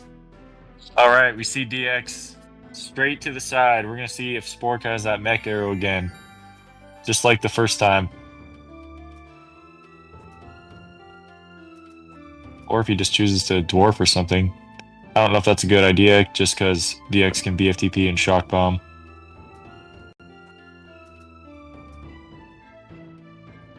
What's he got? Yeah, he's gonna go for the mech.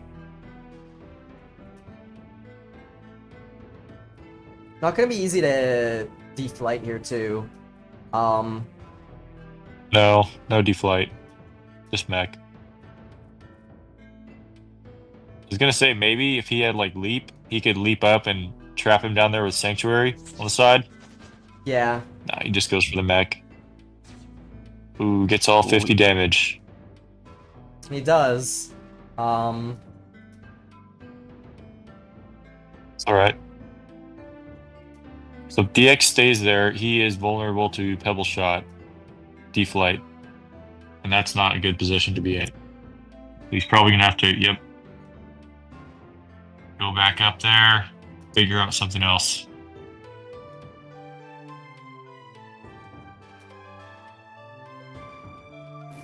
Might be able to be. Oop. I think you might just go for a shock bomb here. Yeah.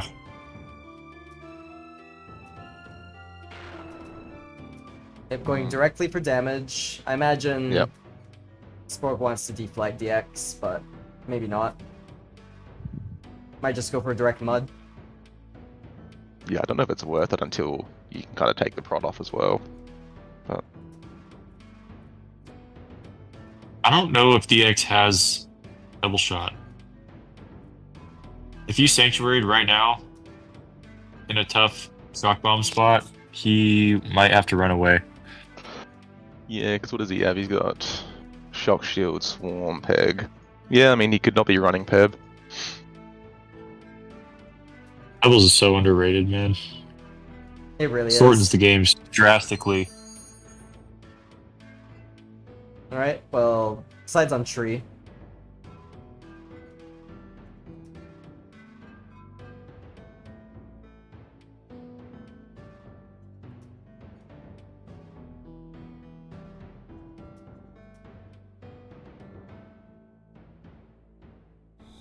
And DX is gonna just TP out. Yeah. Any world where this is flashable? Any guys? I can think of a few people who would nail it. Scoops, Nevitz, they would all get it. It's not an easy Fro- one, but From what No, it's angle? not, but from the top angle, BFTP into the tower and then like Oh extend yeah, it and then underneath. go around. Yeah, I see. It'd be super hard though. I wouldn't risk it personally. It'd be crazy though. It would be nuts. Let's see.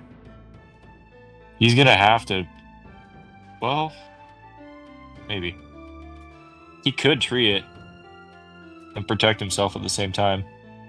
The issue with staying there and killing it with Drain is Mega Boulder. Yeah, there Has it he is. not trapped himself against that Fisher now? I think next turn he's probably going to flash. So Oh, yeah. the fissure Yeah, won't then go trap down. him. Yeah. No, you're up. But if he didn't, yeah, he'd get totally smashed. Yeah, I think DX probably wouldn't miss that. Yeah, he won't stay there. What's Spork gonna do though to make sure the pressure's still on? Dude, if he had Whisper right now, that'd be crazy. yeah, just start Man. peppering him with whisper bombs. Oh my gosh. I think there's no way he has in this book. I'd throw my yeah. mouse. If he had Whisper Bomb, I'd throw my mouse. I'd resign.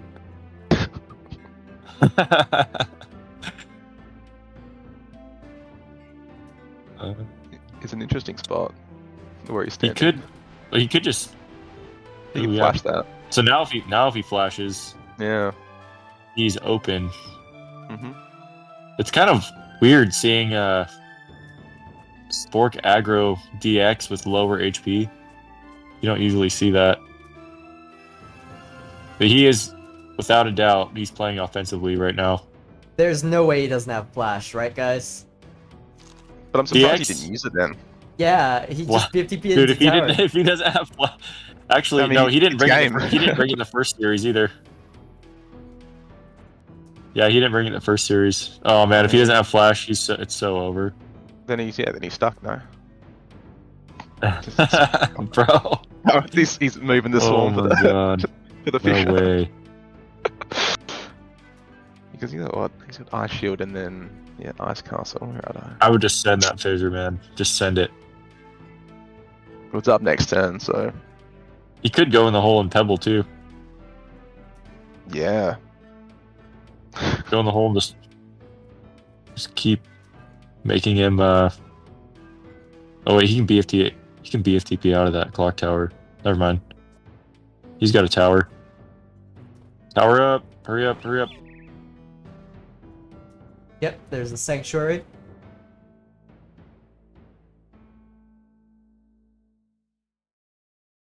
Imagine DX uses flash this turn, I'd be just so confused. Just throws everybody off. He has a tendency to do that, like try and bait spells out of people. It just like prevent that information from being revealed as late as possible. You know what I mean? Alright, run away, kill the swarm. Right? Yeah. Ice shield. Dark shield. Yep. Good move. Yeah, very strong move. Won't be able to be Can't get mech'd. mudballed or mech'd.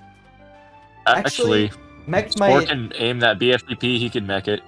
Yep, that's true. He Or can mech it, or if he mudded, oh, that'd be nasty. he. Okay, just goes for meteor. Oh, Meteor. That almost sank DX, but DX got saved by the cloud. Wow. Yeah, he did get lucky. DX luck.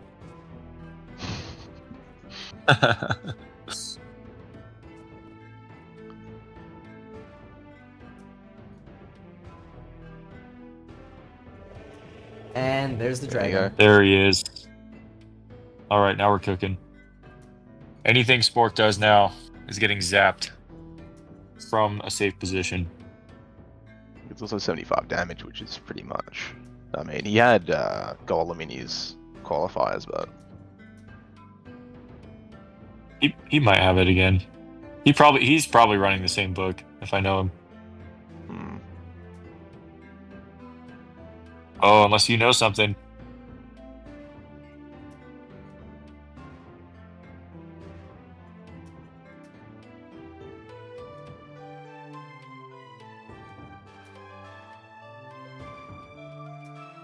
Come on, man.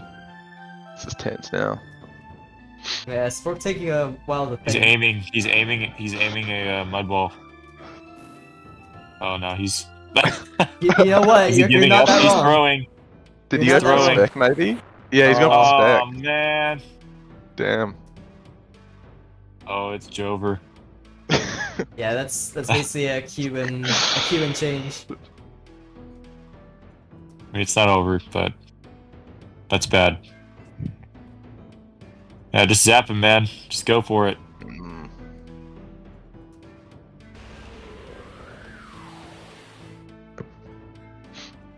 I think if Spork just hides, he's probably still fine here, isn't he? Daffy goes in the hole, but it's a really bad. It's just bad all around. With that book, you want to be on top. Yeah, it's gonna give DX too much room. Hmm. And he probably has like one turn till tower again.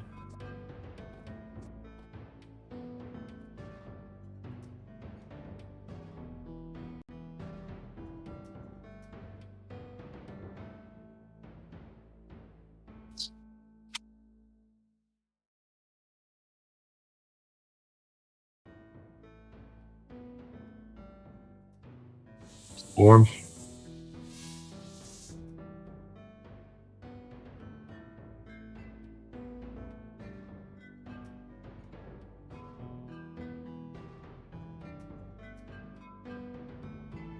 I think DX is gonna just like sacrifice kill his swarm.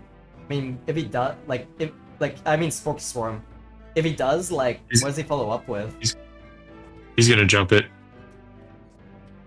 Long jump. Get down in that skinny hole. Yep. Ooh, man, that's tough. It's a tough job. BFTP. Oh, Oh my that's god, really dude, bad. That's terrible. Damn. Free that shit right now. I mean, there's still Fisher up as well. He's got Telly. Oh, Is he- It's pretty close, Is he low though. enough? Yeah, it looks pretty low, especially with the gap beneath him. No, I would not say it's low enough. Oh, Stick. Let's see what's he gonna do. I mean, Spork could just go for a There tree, really is no safe but place for that swarm. I mm, Maybe like actually- underneath the tree. I actually don't like a potential tree from Spork here, I would say. I think it's not a good move. Because DX will just telly and he's free and he'll have more spatial control. Whereas if you Oh, save wow. the tree, if you save the tree, then you can use it for better scenarios. Like That's defensive great swarm scenarios. positioning. Do you see that? Yeah, very good. I don't think he could zap that if he tried. All right, whisper bomb, go. TP, wow, aggressive. That's a great play. Look at that swarm placement. The only way he might be able to jump on that little ledge right there to the left, underneath maybe, the like, aura. Yeah, climb jump it. up. Hmm. But then what? Oh my god! What the? What is going on? What's he doing? Baiting? Does Spork have flash? He hasn't shown it yet. I actually had his book. Oh, here he See if I goes. can have it. Is he going for a swarm take or a flash? Oh, is he scared? No way. Nevitz said I make these every time. It's true. Oh, we got it. All right. That was actually very tight, but I think. Oh the my other side would be god, he's better. stuck. No way he's stuck. He's stuck in there. He has to BFTP out. Oh, he tried using the swarm push strat. If you saw there. What is it? Swarm push? Yeah, if you like use like a minion and like push it next to you, you can like sometimes get out of those traps. Man, he had that flash down pat. He's scared.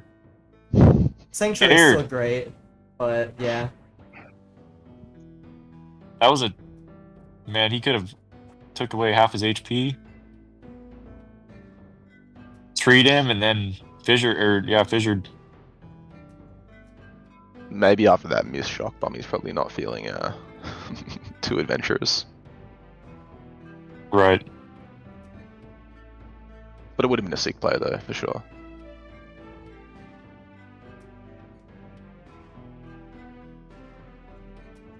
EX. Where are you going? Taking advantage of no sank.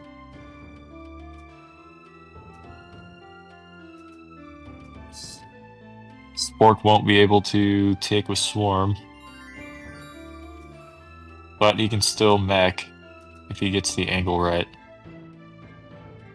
Zoom out a little more? Yeah. Shoot, man, that'd be a tough one. He could probably pull it off. Yeah, he'll go for it.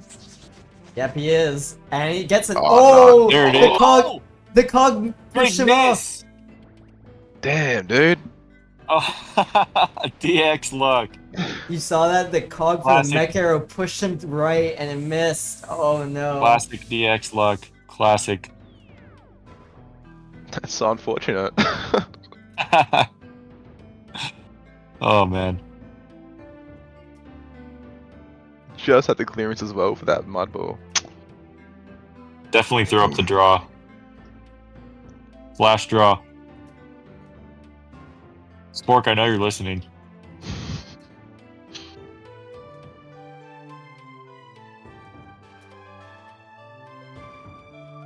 Only he didn't waste that meteor.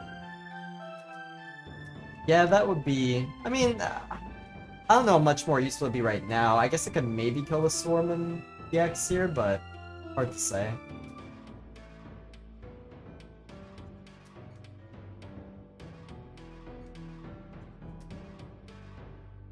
Go Rain of Arrows. Rain of Fire, kill the swarm and Yeah. DX. Oh, okay, forcing a BFTP, but I don't know if I like that move personally. I think even just draining the dragon is better here. Yeah. This is not looking good for Sporky.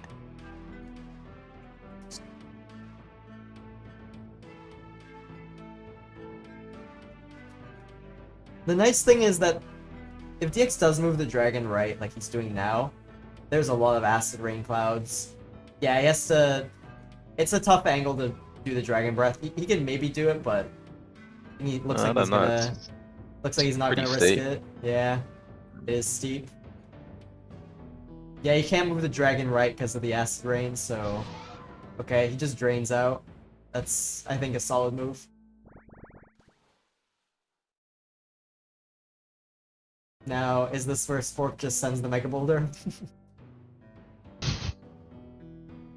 I mean, think about it. It could hit the Swarm and hit DX, potentially, but... Is Kill it worth all it? three. It wouldn't kill the dragon. It would just it'd probably just kill like hit these like Storm and DX, but it's Lob shock bomb. shock bomb. Well, if Spork has it.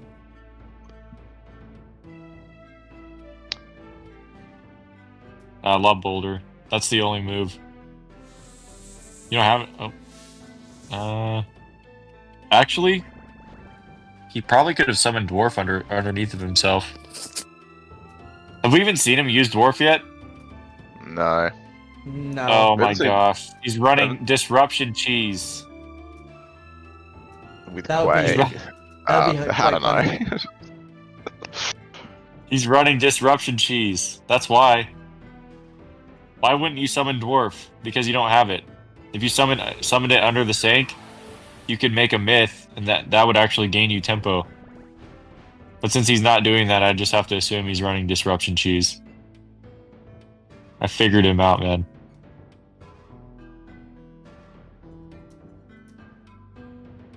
I mean, the only rock spell we've seen out of Spork has been Mud Ball so far, so.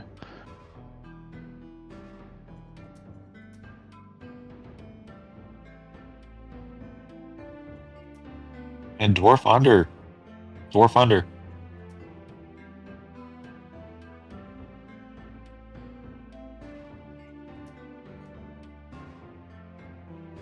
And another thing is, since DX hasn't shown Pebbles, if you just hid and made myths and waited for the acid rain to come down,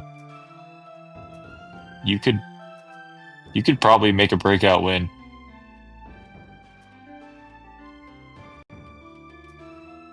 Summon Dwarf. It's a bit of a stalemate here, I mean. Yeah, go Oh, on. okay. This doesn't do a lot though from this angle. Maybe just to stop the acid rain.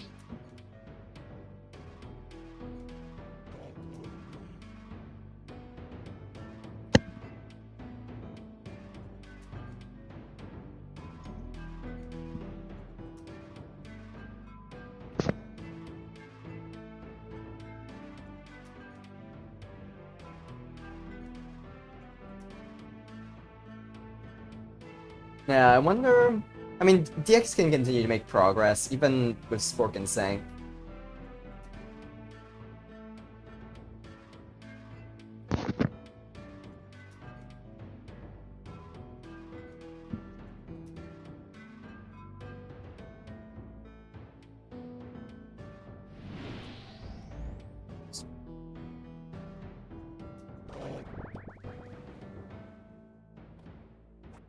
He's gonna ladder over and Sank.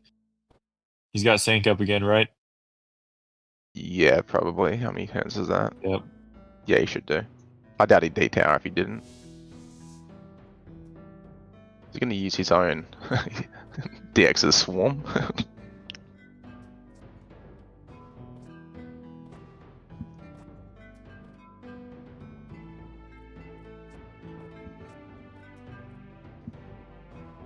Damn. Easy. Hold on, isn't that too high? Oh no. Damn, perfect. Move a Tank little again. bit more left, maybe? Yep. Yeah, trap Close the left as you dragon. can get. Right there. There we go. Hits him. There he is. Nice. It's him. Is that him?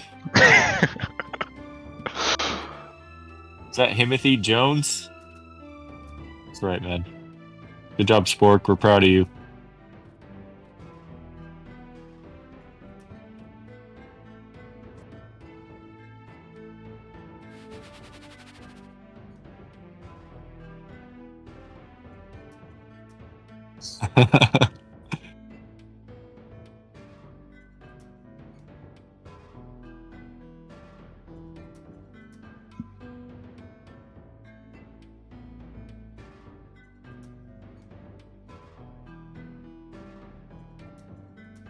Spork's back in the game. Yeah, he It's a shame definitely that is. Golem's in. He was has, lost there for a second. yeah, he has more... He has more, you know, like you said, his book is top control based. It's Mechie. Mech. You can do it, dude. Mech that. Come on. That's a mech, dude. Come on. You gotta shoot it out of the top, though. Yeah, he's trying to micro. Yeah, he's trying to save the golem. It's not gonna work though. No way. Thing can't jump. I mean, the rain will The get rid of rain's the just gonna tree kill at it. one point. Yeah. Yeah, but the rain is gonna I get think- rid of the golem too. I don't think it'll probably kill the tree before the golem though, and you'll be able to get it out. I reckon. Mech, mech, mech, mech, mech. Ah, Whoa, buddy. Oh, Oh, going for the swarm. Oh. Interesting. the safer play. I think I assume damaging that- him directly would have been good, though. I assume that was intentional.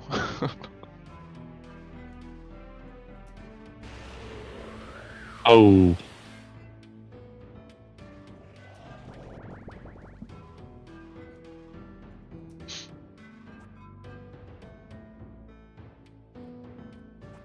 All right. Let's see. Mudball.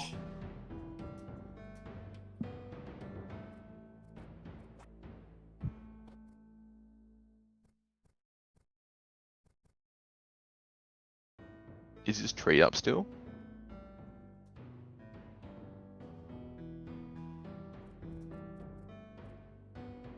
This looks like mud positioning. I think he's just worried about like potential flash.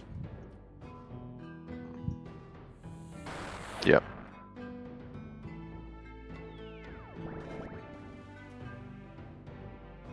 Yep. He's chipping down that Storm Dragon, but I'm not sure DX cares too much. He's gonna get another one. However, Spork Yeah, that- will get another meteor very soon. What turn is it? That Ooh, column's free as well. turn count is 18, so still a bit. 8 He's turns. He's gonna silly that golem for sure. Yeah, if he gets it up. There it is. Yeah. Yeah, he will. Is that him? Dude. Could be a big boulder.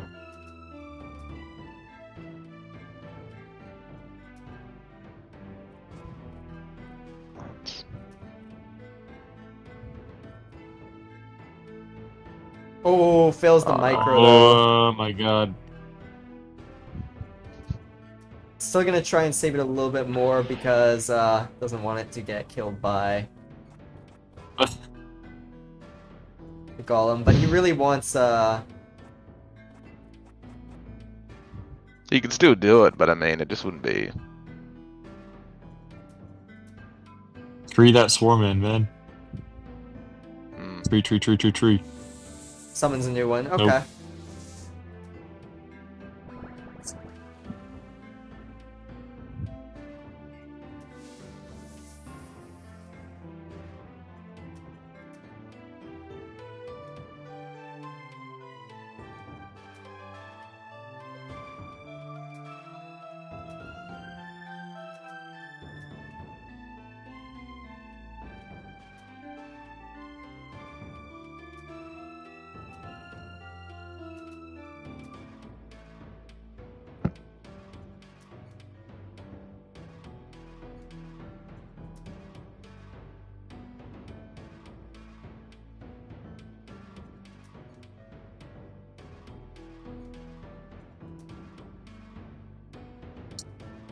Yeah, DX does have a tower up, but okay, decides to tree the golem. That is an interesting move.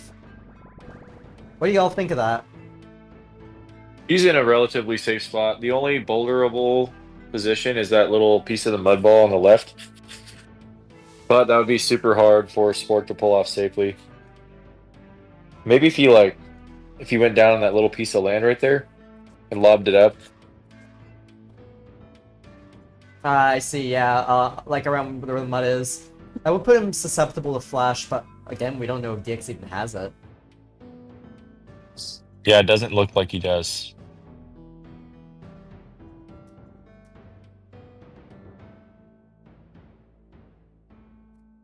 I mean, look, Spork's got what 6 turns to get off 2 mega boulders and then a fissure, if he wants to use up his spells.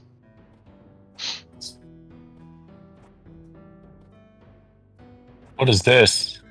What is this? Oh, Yeah, I am also curious. Do you just want to get to the other side? Mud ball. Oh, okay. Mud ball. That makes sense, yeah. Nice.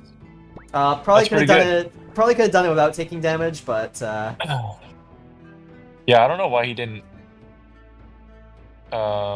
just go through that little hole right there. Did he try to go through that hole next to DX's head? I don't know if he tried actually.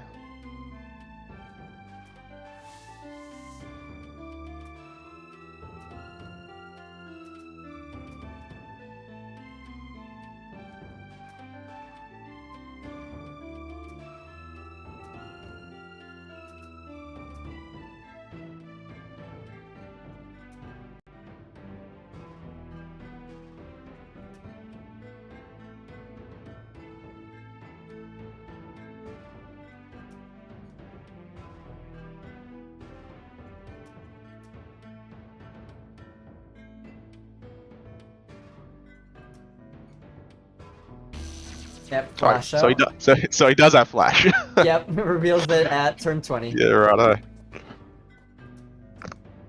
It's crazy. That is definitely some DX behavior. But by all means, he likes, not using the best spell sometimes, just so he can reveal it later and make his opponent unsure that he even has it to begin with. And this is sort of the case, but here he couldn't hold on to it for much longer, it looks like. What's up? Sank. Yep. Ivy, surely he has it by now, right? Think so. Trap him in, sank. Yep, moving the storm to trap, and there's the sank.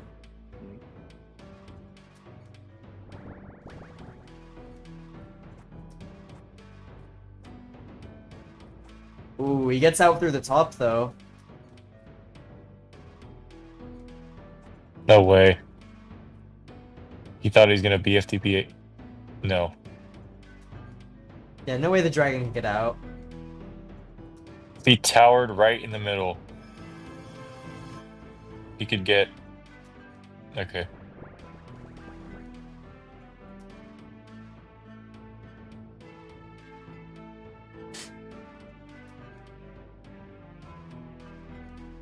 Still haven't seen him summon Cyclops either.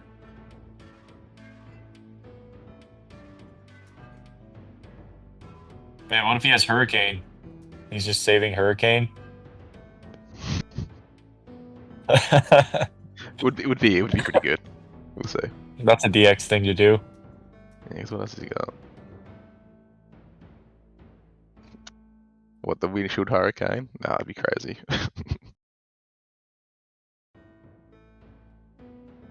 And We Rod still could go haven't seen pretty. Cyclops, though. It's making me suspicious. Yeah, but Rod would make a lot of sense on this map, though. Yeah, it would.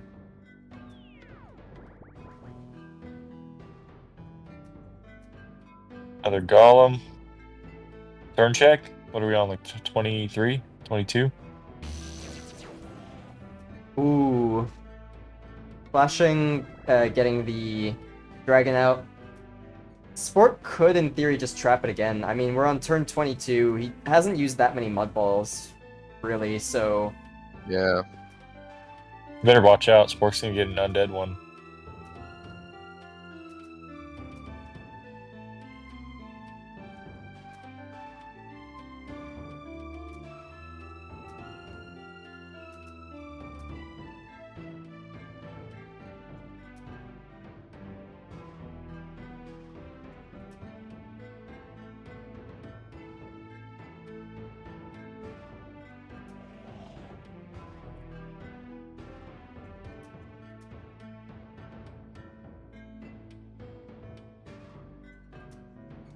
Oh, what if he could pebble shot this? If he pebble shot that top corner of the ice tower, Yeah. Yeah, it could work. that'd be nasty. Oh, he's not gonna do it.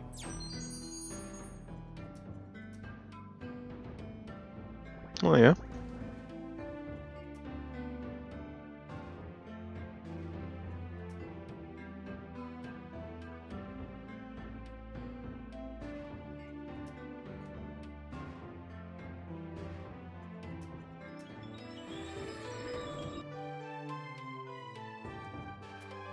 Oh.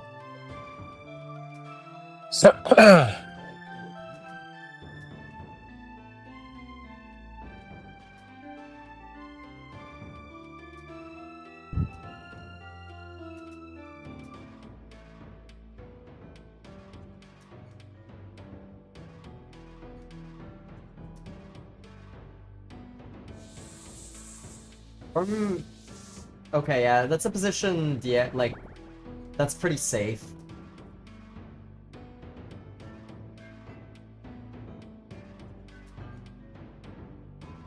I mean, dang, it's a very tense position.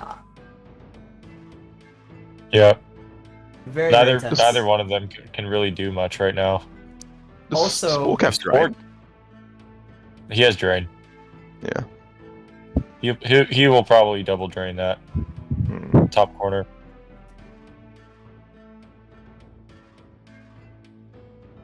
Or he could just extend right into the tower.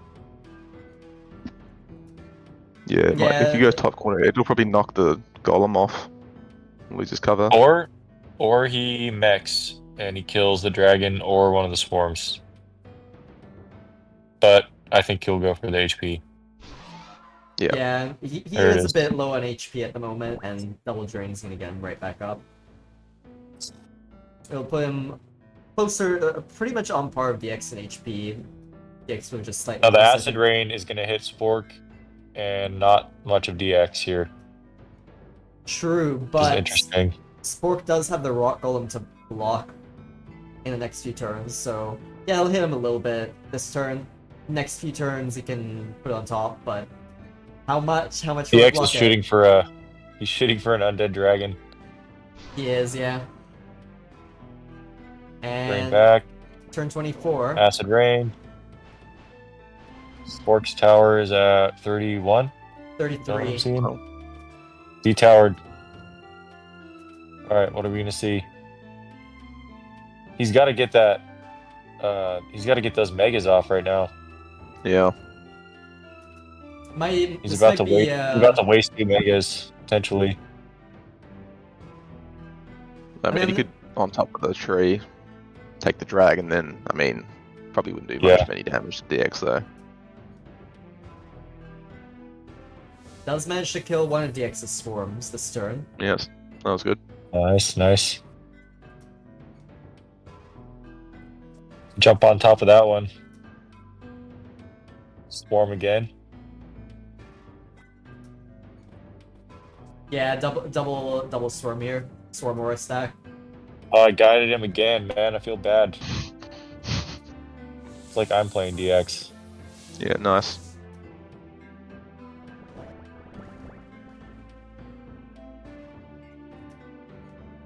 DX detowering. His tower was at low health. He's probably gonna BFTP. Is that a shock bomb? That's a shock bomb. Look. Yeah, I shock was bomb gonna say sink. Scroll out. I can't see the whole map, but Yeah, I'm pretty sure. look at Yeah, this. it is. that's a This is totally a shock bomb. That's crazy. Come on. Just stand on a swarm. Jump up. Yeah, it's a Oh, really come on, open map man. now, eh? That's don't mess it up. Now stand on this. Come on, man. This is painful. Oh, I'm gonna come find on. it You now. didn't need to fall for that. Come on. All He didn't right. want to get the swarm tick, mate. You gotta. Yeah. It's gonna get the golem as well. Well, if isn't he it? did have the swarm take, he could oh, fit through there. Oh, he barely got it. He barely Oh. got it. But he Well, did, though. He did though, yep. Got him. Now All right. Spork does have like a TP spot to be quote unquote safe here if he really wants. There's Yeah. actually there's this tunnel here. Dix can't reach him in. But if he wants to keep controlling top, he could TP inside the tree, kind of maybe. Yeah. But if utility's low, he's not gonna be able to have much to get back. I guess he could just ladder back up, but DX needs to stall. Because he is at a huge disadvantage here. That acid rain's about to kill his dragon. Spork has Yeah. 2 swarms out. 2 swarms is usually lights out. So you want to get away from that as much as you can. For sure. Not only that, See, but if he stayed on that swarm, he would have had a way easier time escaping to the left right there, down into that meteor hole. Yeah. Right on the left of the golem. But now, since the swarm is active, you could probably do it still, but it's going to be way harder. I would have just eaten 15. Down. Ooh. Oh, is he chasing? Oh, Yeah, no he way. is. yeah. He's just going for it. also something to note, this is turn 26 now, so cooldowns are back online. Oh, that's right. He can just keep spamming shock bomb. Yeah, I Spam think so. shock bomb. Dude, think- He might try to close this off here in the next turns. that would be the move. All right, go YouTube tutorial BFTP. I did that when I was playing Oh, what's Spork. this? I had to bring up the tree BFTP halfway through because I forgot. I think we're all guilty of it. All right, what's he got? Storm Dragon? No, don't do that, dude. Don't. I think he is. Yeah, It's just not a great move. I mean, it's trapped down there now. If he just towers star out. bombing was a great move. Mm. yeah, put him threaten kill range. Make Spork Yeah. have to get out or sanked. You know, and now he's gonna be able to. Like, I guess he could just sanked out, right? Like the Storm Drag can't Yeah, he hit gets- him. They can You sank know? out, then the Storm Dragon stuck down. Oh, dude. This is what Fisher. DX wants, though. DX likes playing from defensive positions. Yeah, but he's got Meteor and Fisher as well. I mean, that drags toast if he fucking fishes them. That's true. And he's got to remember this isn't grassy. Mm. That's a huge hole as well, right under him.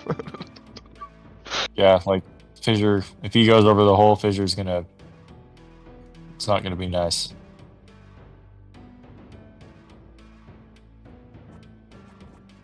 Dude, It's a that good game. Meteor could be a good Meteor actually. I hope Spork wins so we can see a third game. Calling it. Time of death. Yeah. Yeah, double swarm.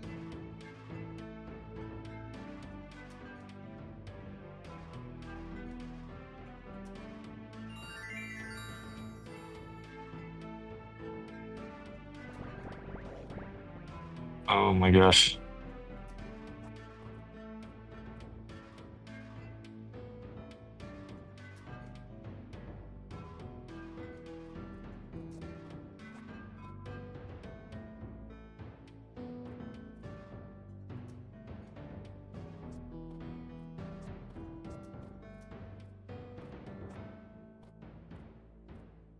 Honestly, what do you guys think of just draining the drag here?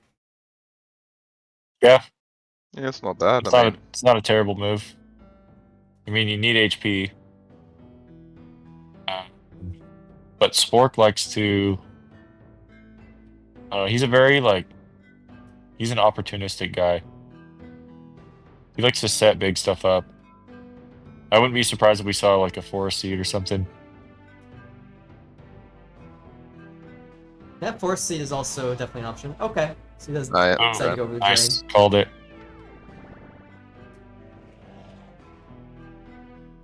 I think either idea is perfectly good. It would be very DX would have to like TP to get out. Really, like Flash would not really be enough. Right. I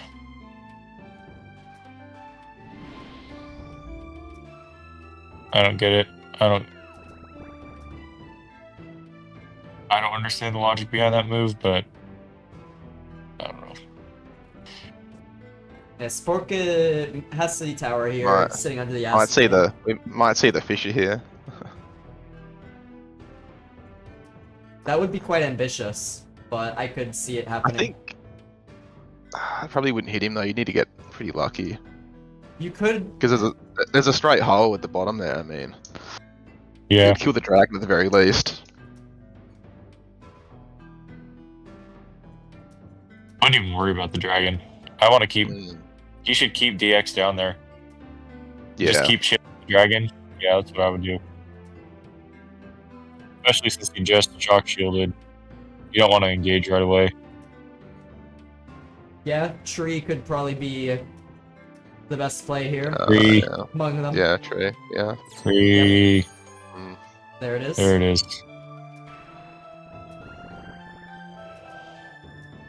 Ooh, and also look at this drag. Look at this acid rain. This could be an undead dragon for Spork if DX is not careful. Not even. Yeah. I believe like this static ball. It's gonna go off like next turn. So Yeah, hold on, look at this. Boom. Okay. Oh, Oh my not gosh. quite. So That's close. a lot.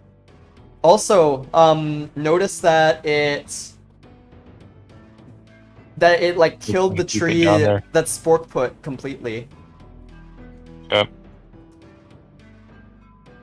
Spork needs to keep it down there though. Right now, I think even a BFTP could get it out if that static ball wasn't there. If you go all the way left, do you think it'll survive? The dragon? Yeah. Yeah, but it would be probably not. It would be like undead next turn probably. I mean, I guess that to be fair, it appears like it's gonna be on DX's turn at least. So I think it's gonna go off like next turn. It's been there for quite a bit. Is he gonna Oh, chuck a Mega Bolter down? you know what? This is also No way. okay. I don't know if I. Okay, actually, I do Alright. like that. So that's gonna delay the drag. That Mega Boulder is not gonna hit. He also doesn't want DX to get the undead drag potentially and just like tempo swing.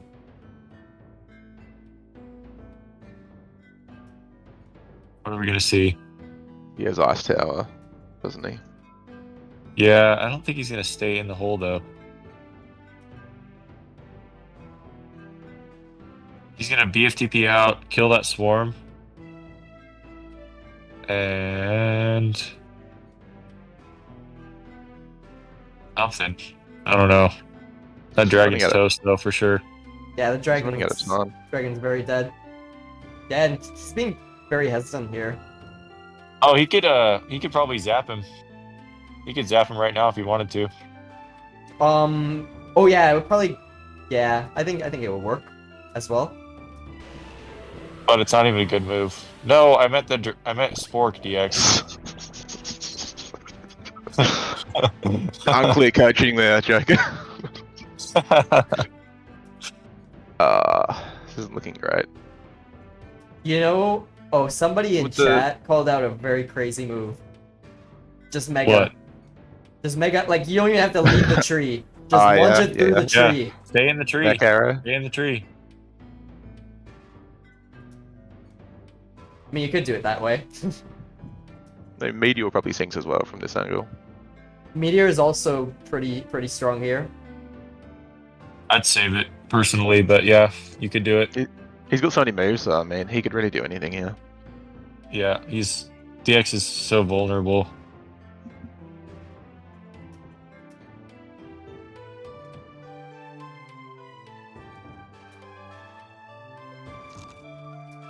Spork now up to 240 HP, and this is a mega. Yeah. Oh. Could have been a little bit better, but still gonna be very strong because DX Oh is my getting God, acid the rain raid is on. rain. That rain is crazy, dude. It's like 30 damage, wasn't it? Damn. More, I think it That was was a like lot. 40 or 50. Oh, so Well, you're gonna most get both forms are these. dead, so it doesn't really matter. Nope, Ah, not no. quite. Oh, 50p. 50p, yep. I don't remember if he has mushrooms, but no, he does. He does have mushrooms.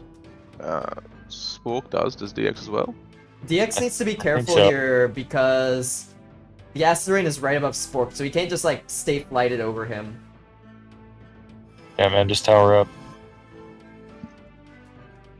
He wanted to go to the side for a second. I saw it. he almost forgot. All right, what are we gonna? Is that rain over DX? No, No, it was over Spork. It Oh, was over perfect. Spork, yeah.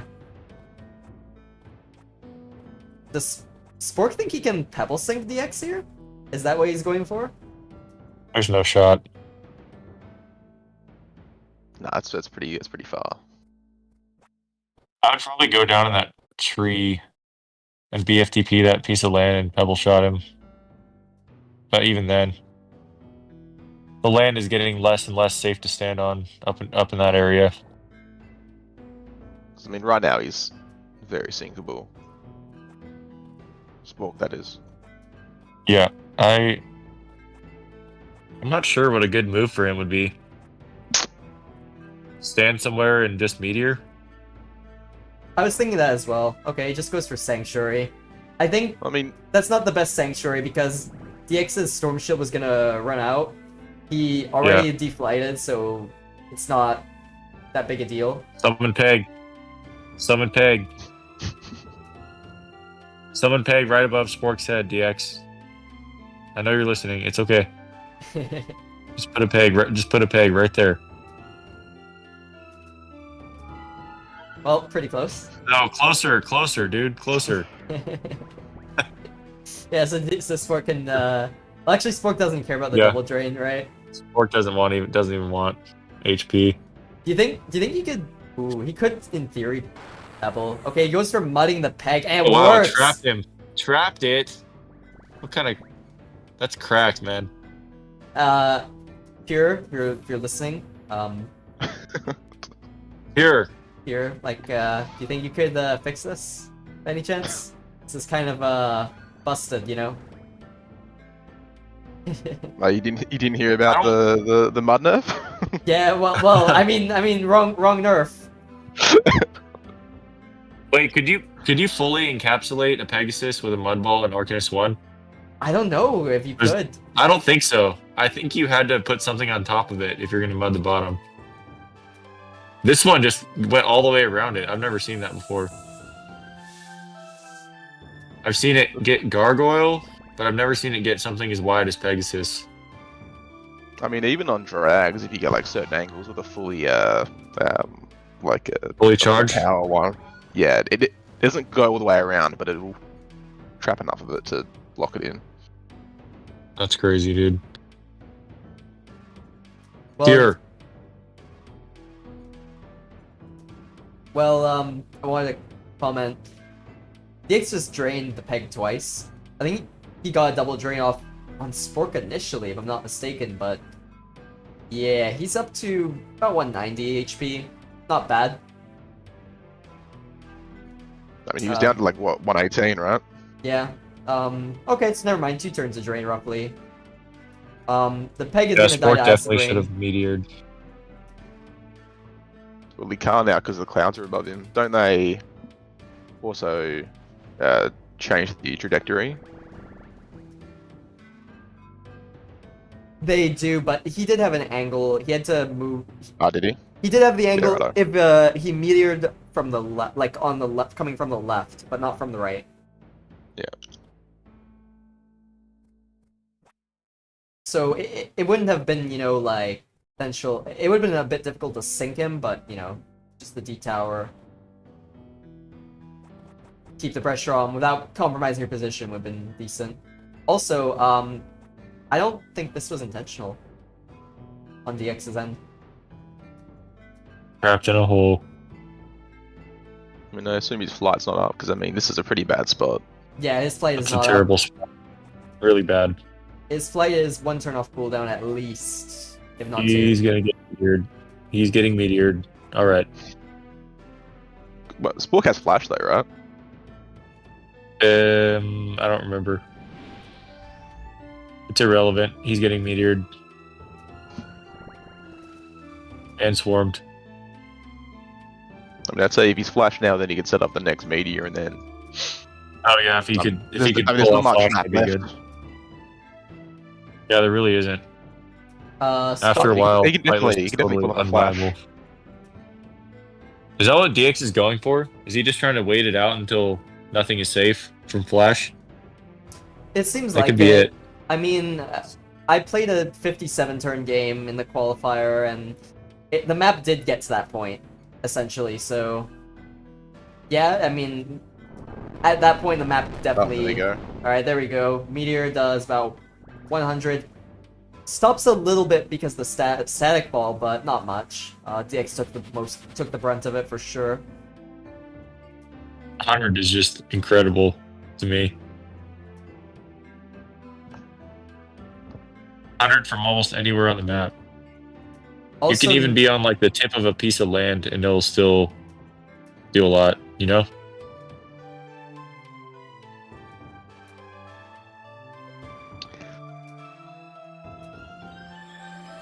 Oh wow! All right. All right. Pretty good. He's stopping the mech arrow. I mean, If he shoots a BFTP, he can get the swarm in and get a mech off though. Only problem is Spork's tower. He can do it. Spork's tower, man. His tower is Yeah, not he's healthy. got to move. He has a lot of places he can move though. Like the center of the map is somewhat safe. Do BFTP. There. Oh, he got it. Ooh, got him. it's a pretty narrow entry though. I'm just glad I can be of help to Spork. Coaching both sides. There we go. It's fair.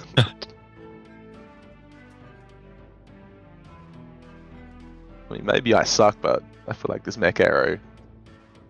It's hard, but he can get it. But Ink's right. He shouldn't stay in that spot. Because I mean, if he gets detailed next Probably turn, then he's moved flash right. and gone. Even if he like, Oh, it Oh. didn't deflate him. That's bad. Okay. hit him a little bit. The good news for Spork's Spork, still not detailed. he's not detowered, exactly. So, not the worst, not the worst case scenario, but DX is gonna kill his Swarm, which is really rough, actually. Yep. That's his last chase spell for a little bit. Unless, you know, What else can he... unless DX stands, like, on top of this water and Spork, like, well, I don't even think Fisher would reach. Maybe it's an iffy prospect. Yeah, easy Mega Ball I just- here. Now alright. you can consider fissuring. You have to fissure.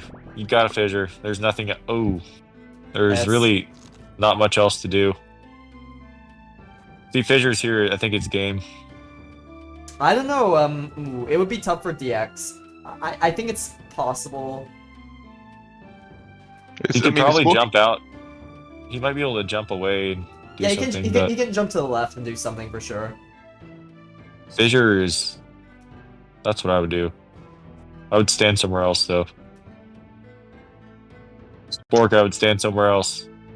DX is not gonna have flight. He doesn't have so- flight.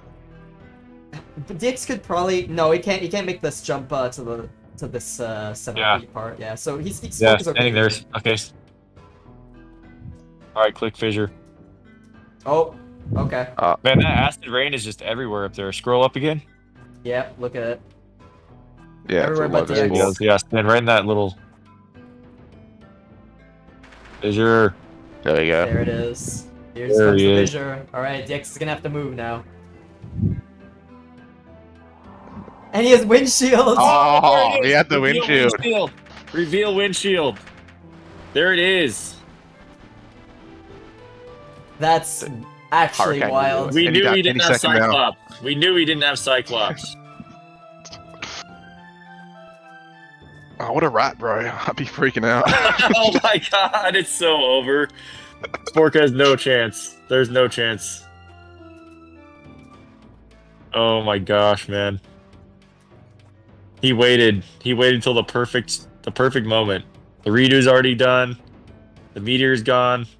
Does he have The one storm is boulder? dead. Everything is perfect for windshield right now. Ooh, we can't make the parkour, Spork bro. is. Oh man, I would be at a loss right now if I was Spork. That sucks, man. Ooh, Acid Rain might ticket. Only a tiny bit. Yep. Only a tiny bit.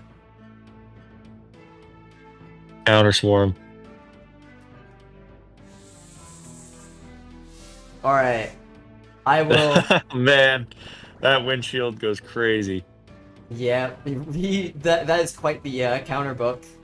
There, windshield's something we That was- pretty much never see, ladies and gentlemen, in high times. Like, one of the least common spells, because it's just single use and it's very niche, but DX brought it for that niche. So, But he knew. He knew Spork would try to run Fissure Meteor again. yeah. He came prepared this time.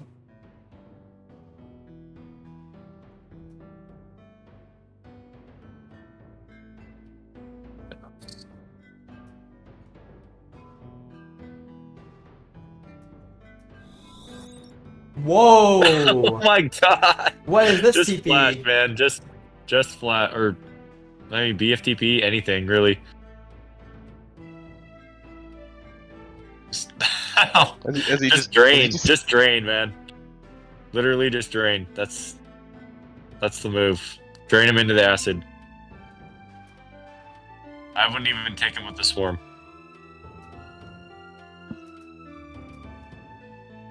Just drain him right back off.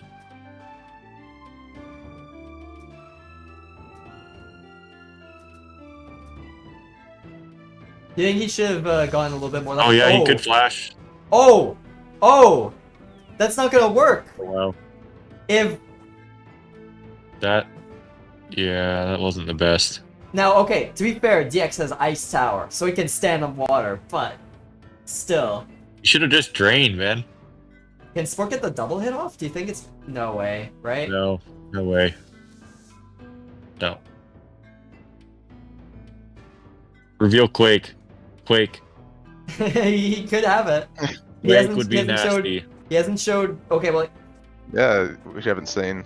No, we have seen 5 stone spells, so it's a bit unlikely. No, but you has haven't it? seen. No, he's spell brought out is he dwarf, has he? using? He hasn't used dwarf yet, has he? No, he's used Rock Golem. Oh yeah, sorry, no, you did. No, you're up. Yes, no, not quick. It's still a tough position for Spork. I mean, Oh, very tough. if he can get a peg out and start protection shielding up, it's gonna be really bad. And all the Armageddon's on Spork's side. Ooh, wait. What was that? Yep. If he goes there, he can get Pebble Sunk. He's getting Pebble Sunk. If Spork is really good with it, yep. Yeah, he will.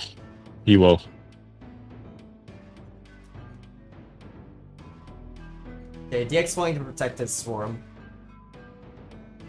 Yeah, but he'll probably just D-tower anyway, though. Most likely, yeah. Yeah, he's getting that Pebble Sink. That's a Pebble Sink, dude. Yeah, this will be. You got it. Ladder over. There it is. He's going for it. Game-ending move right here. I don't even think he needs a swarm to get over there. He's in a rush. Go ladder. And he'll jump up on that Pegasus, and he'll ladder right back over with the swarm. Don't do it from there. No.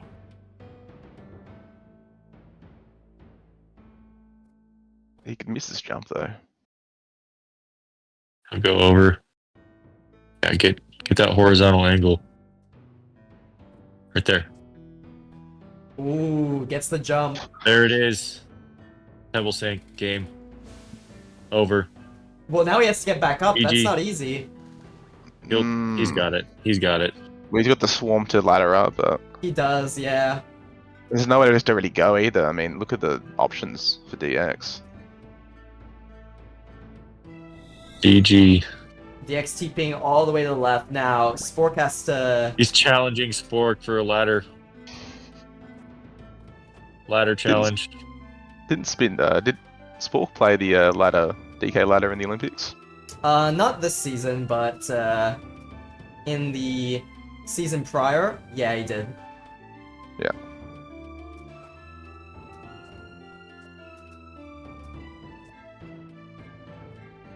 Sure, he's got There he this. is. Stendo flash. No? Going over. I think he just wants to Oh, he's finish got it. so much time left. He's got Yeah, a lot of time. He's just gonna ladder right on top of him and Yeah. the Mega the Boulder MP. stuff. Yeah. Ooh, that was close. Oh my god, man. That was a butt clencher, man. Oh, it's gonna be tight, but he's gonna get it. Yeah, Yep, he's got there it. he He's got it. is. Easy. Very good laddering. And Easy that's stuff. gonna be game. Game 3. Here we Damn, go. dude, that was good. Yeah, that welcome was to the that was guidance that was more that was more what we were expecting. I think. From Guy here guiding him, man.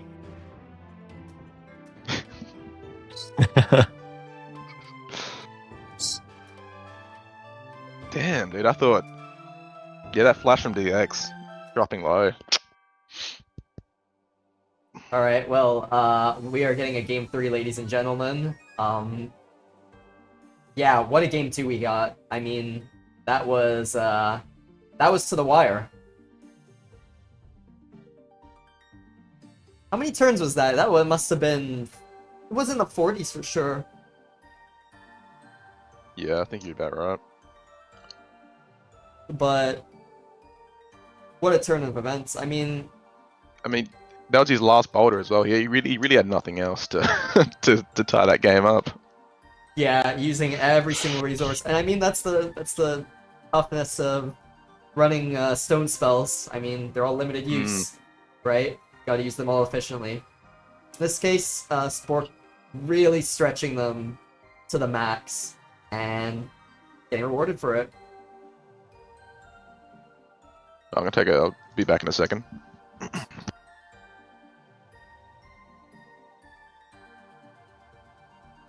Yeah, I think I... Is that him?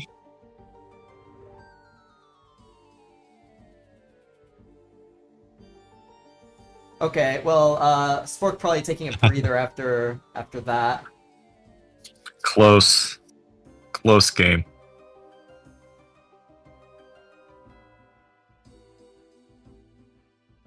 Very close game, yeah.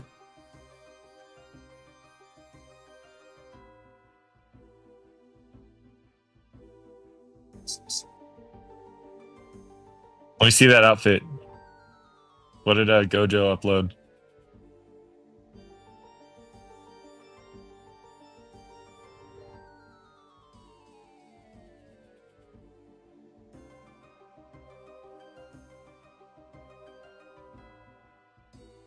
No, but yeah, Spork confirming that he's just taking like a very short break. I don't blame him. It was a very intense game, and you know, with 60s, it's not quite the same as 10s. The games like this game is the equivalent was the equivalent of like 2 10s games in one session. So, you know, we don't blame the players for having to take breaks, especially in 60s all-time formats, right? Yeah. You're never going to bed, are you? What bed? What? What's that?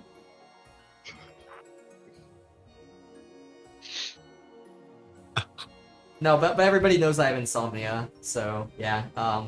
This is just normal hours for me.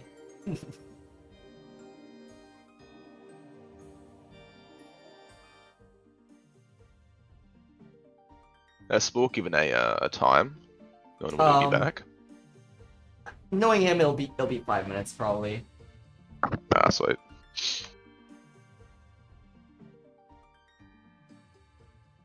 I'm sure he's just happy because he's already not really like known for HTS, right? I mean, obviously we know he's quite strong, but it's not like his main setting compared to DX, who's rank 1 in it, and to take a game off your rival in their setting, it definitely feels good. But we'll see if he can take the series, because that will be even sweeter, I would say. He's definitely pacing around his office right now. Oh, for Just sure. Basking. Oh, for sure. Yeah, it's I would kind be of too. he's kind of one either way, because I mean, you wouldn't really expect, not that he's not good as you said, but I mean, you wouldn't expect Spork to take a high time tourney, to take a game off DX and make him sweat. I mean, chef's kiss. For sure, yeah. And It's definitely a map thing, man. The map is so open. Yeah. Like But- you would never pull that. You would never pull that off against DX in a 60s grassy. You would have to play actual like minions. You couldn't just like stone rush him. Yeah, for sure. Yeah, the armor's pretty deceptive as well. It does more damage than it probably leads on. Yeah, it does. What did it do? It do like 30 extra damage to DX one turn. 40 Yeah, actually, after yeah. Right after Spork did that boulder, yeah. Was it 40? Was it? Christ. Yeah, Nev said 42. 40. God damn, Yes. dude. Fucking Yeah, hell. that's a lot. Up That's there. like volcano. That's like Kano Yeah. status. And there's like what, 4 at a time? I think like it had a that. turning game where my opponent took 90 in a turn. Jeez. But it was with like static ball stacking up, and they just like misplayed.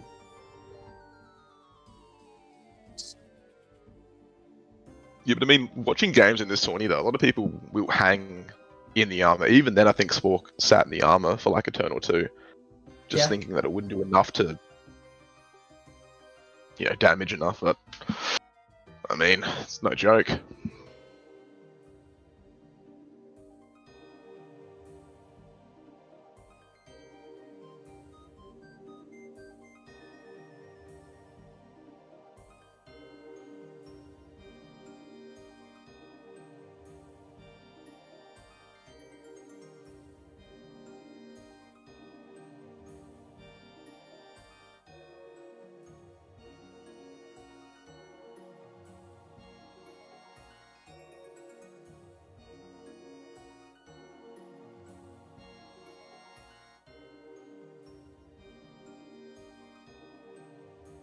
Well, still no word from Spork. We'll still be getting game 3, everyone, tonight. So definitely stick with us.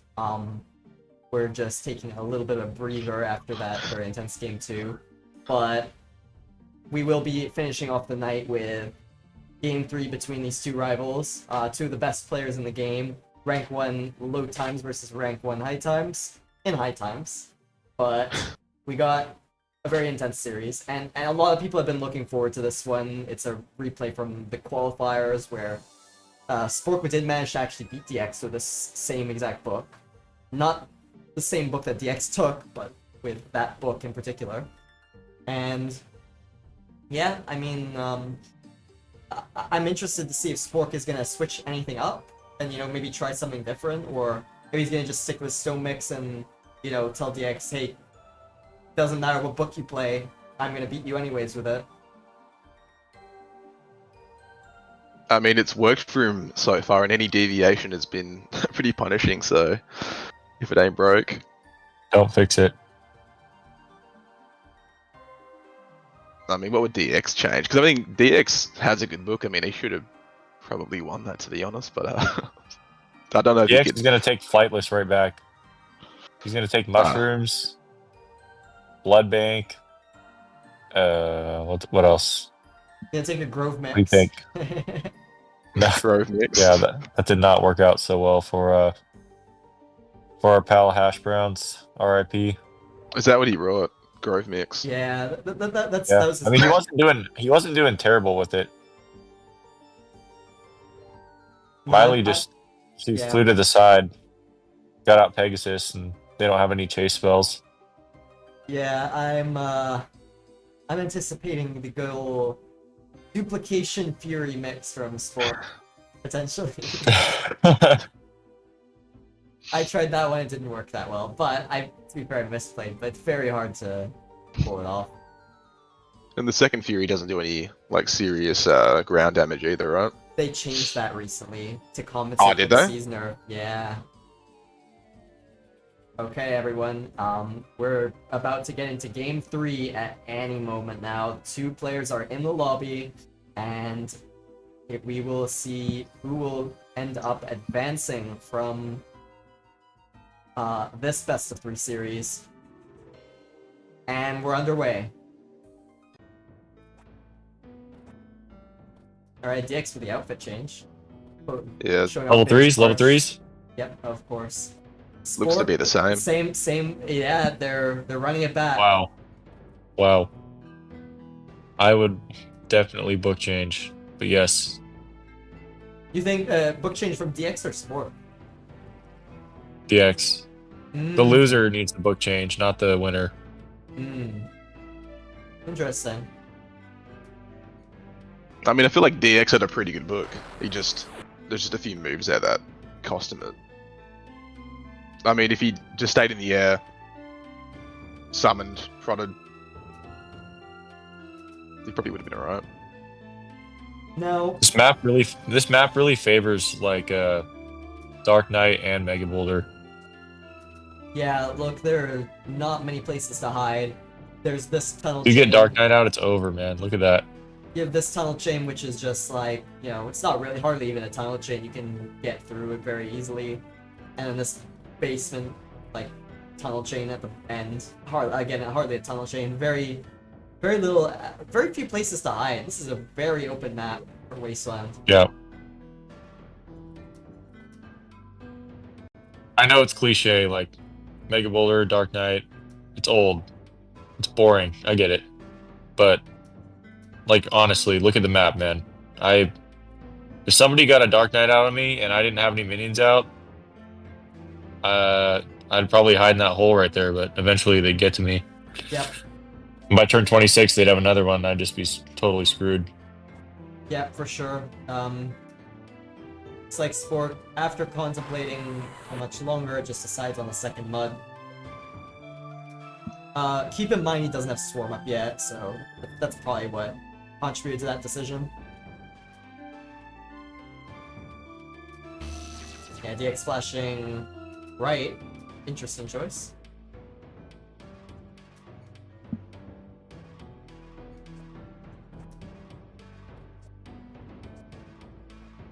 Spork gonna move the right now.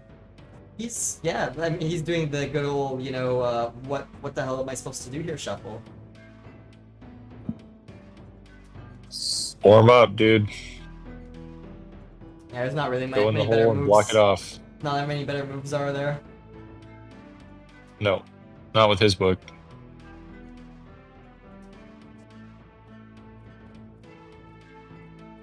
Do you think this book of Sporks would be better if he actually went second and was more like playing reactionary?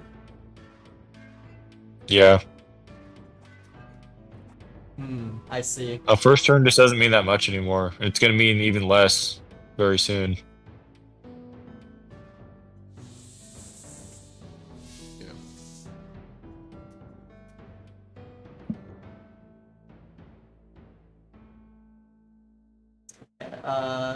Swarm out for Spork.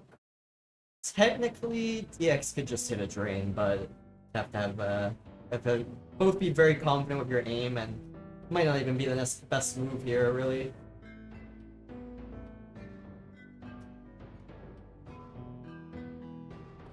So DX assigned the tower. Imagine he's gonna... Yeah. Stack himself. Spork could respond with a flash, yep. He could respond with a flash. We'll see if he decides to. I mean, it's an easy flash here, and then it leaves DX in a pretty. I mean, like, it's not a. Does he have it? Did he use it last game? Good question. I actually can't remember. I can't remember. I don't think he did. I don't think he has it.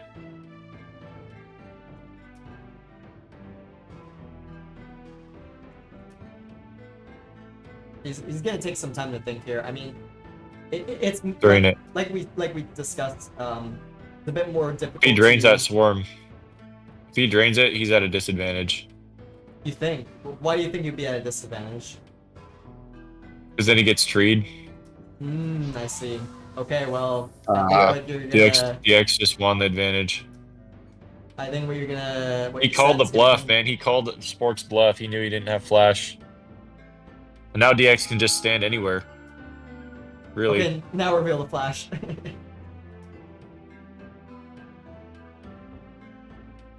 Again, if Spork had flash, then that'd be a great move, but he doesn't.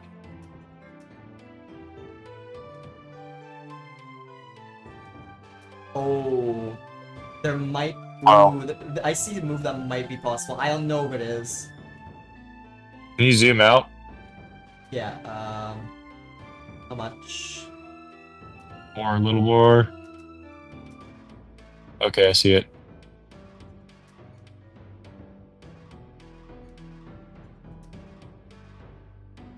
If you think about this, I mean, I guess Spork really doesn't have flash. So, he's quite susceptible to tree. But normally I presume he would just gate out. Okay, summons a rock golem. That's not a bad choice, actually. Because it is actually going to trap the Pegasus. BFTP. Whoa. Whoa, now. You got too much dip on your chip. Oh, DX failed it! The peg is still trapped. Because of a little piece of land below. He should have got the land instead, not the golem. Oh, that is actually really bad for him. That sucks. Yeah, he needs to just fly away now.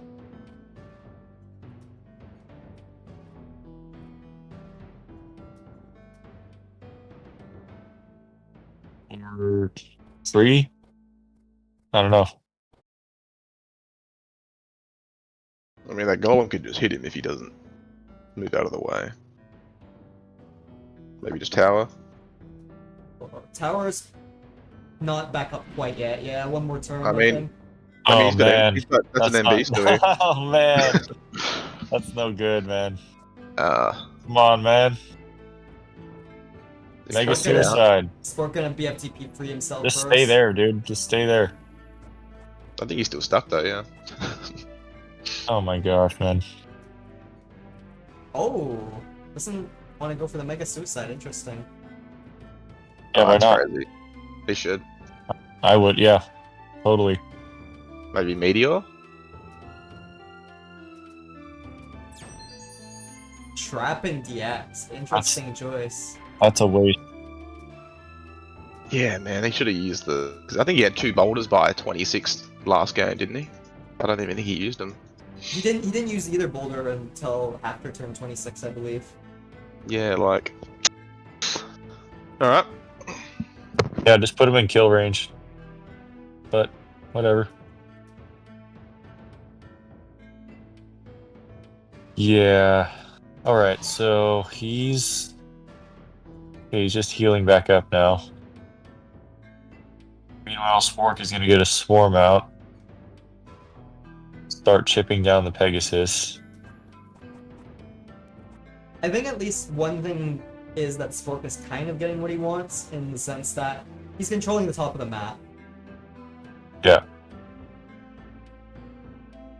So, irrespective of the tree part, you know, like the tree being maybe a bit of a slower play, he's still at an advantage. Oh, he's going for the Sanctuary now. That is a very interesting choice. Probably I mean, gonna so he's try not- and try and prevent DX from being untrapped, but not for the No, but Mega. he'll free him though if he sanks. Yeah. Yeah, that's what DX wants. You hear that, Spork? That's what DX wants. The dwarf. Oh, he wants to Damn. prevent DX from freeing himself by using himself to block, but he gets it anyways. Now Spork is in Yeah. a bad spot. Oh, he's just Pega's trapped still his not pig free again. though, yeah. Throw some tomatoes. What's the move here? Yeah, Shock Bomb could I'm not- fail very easily. I'm not sure. I think he's gonna Ice Shield. Yeah. Ice Shield and either tree Spork in or tree the Golem off. Just so it can't boulder him. Either way, he's vulnerable to a minion right here. Yeah, that dwarf could also hit him as well. Yeah. Alright, well, Alright. Not a terrible move. He still gets detowered, like right away. Spork gonna be able to free himself here. He'll be able to jump out no problem. Is this a pebble shot or is it a sanctuary? Well, It's gotta be a sanctuary. if he does Sanctuary, then DX could just fly far away. Although, Spork could probably chase with just mech, so... Yeah, it's not looking good for DX already. This book matchup is crazy. Boulder is really strong in this map.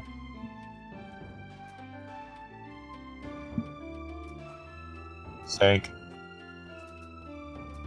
Ooh, I think he wanted to go for Pebbles, but opted not to last minute. Storm. Yeah, just swarming instead.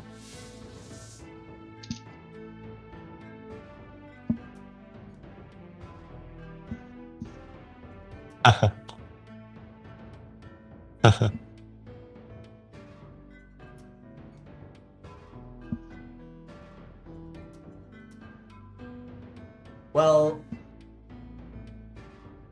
DX doesn't. Does D? What are DX's options here? Because if he swarms, surely Spork just kills it or something. Would that be accurate? Oh, there we go. Okay, that makes a lot of sense. Get the big boy out. DX showing he's not messing around.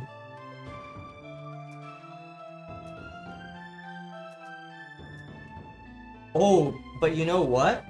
Is there a world where Mega Boulder right on top of the tower could hit the dragon and the tower for like 100? I mean, Yeah. yeah. It could. And I guess he's been holding onto those boulders. Yeah, he really has been. Dude, he should have went for that Sui still. I'm still cut up. Yeah, I was upset about that.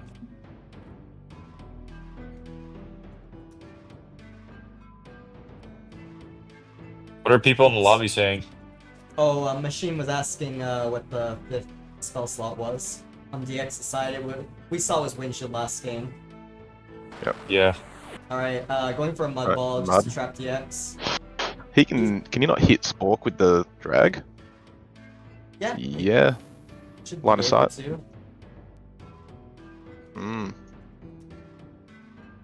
Could be the move. Yeah, 75. Oh, he can't get out. Oh, yes, he can. Wow. There he goes. Alright, Damn. that's Well gonna Kill be that played. it. swarm. Kill that swarm. Yep. Here we go. Yeah, jeez, that's big. That is massive for DX. Does he have ice shield up? Trap that dwarf.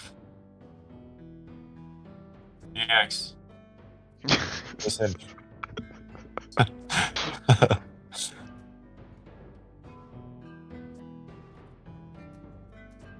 And nowhere is safe on that map. You get meteored off mean- anywhere.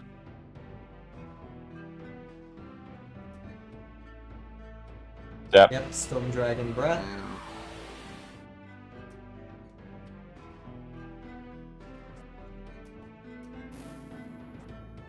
I mean, unless he tellies low, he's going to be at that dragon, really.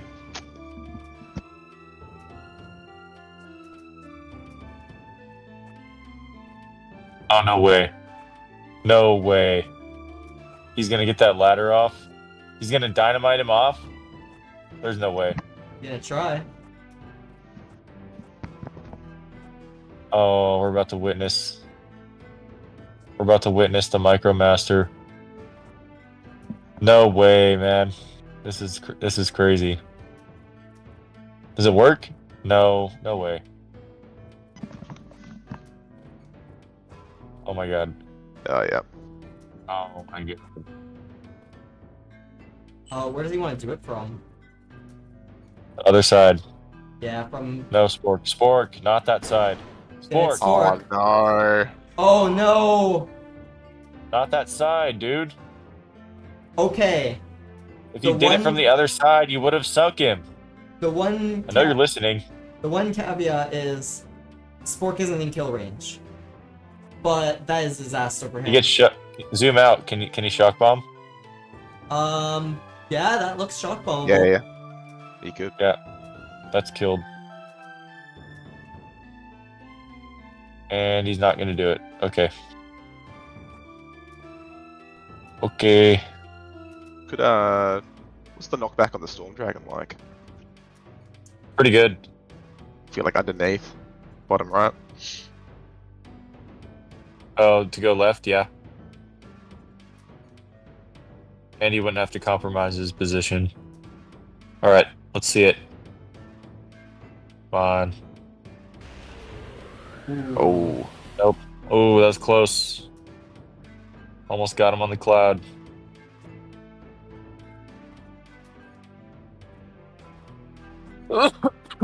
Some more micro.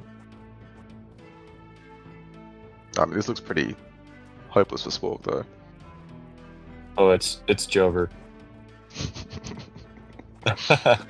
Has he used any of his shrooms either?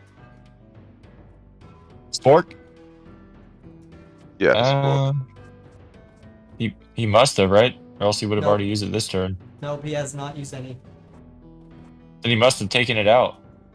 Mm, So why, in God's name, would you not use it right now? all for the last 3 turns. Right. What's he doing? Sanctuary He's now. just gonna sanctuary. Yeah, 'cause he has no flash either. Yeah, but Spork just gets zapped by Dragon. Doesn't even matter. Dragon zap. And he can Okay. double hit the golem. He can double hit the golem. Yeah, it doesn't do much. Don't even bother getting out, dude. You're safe right there.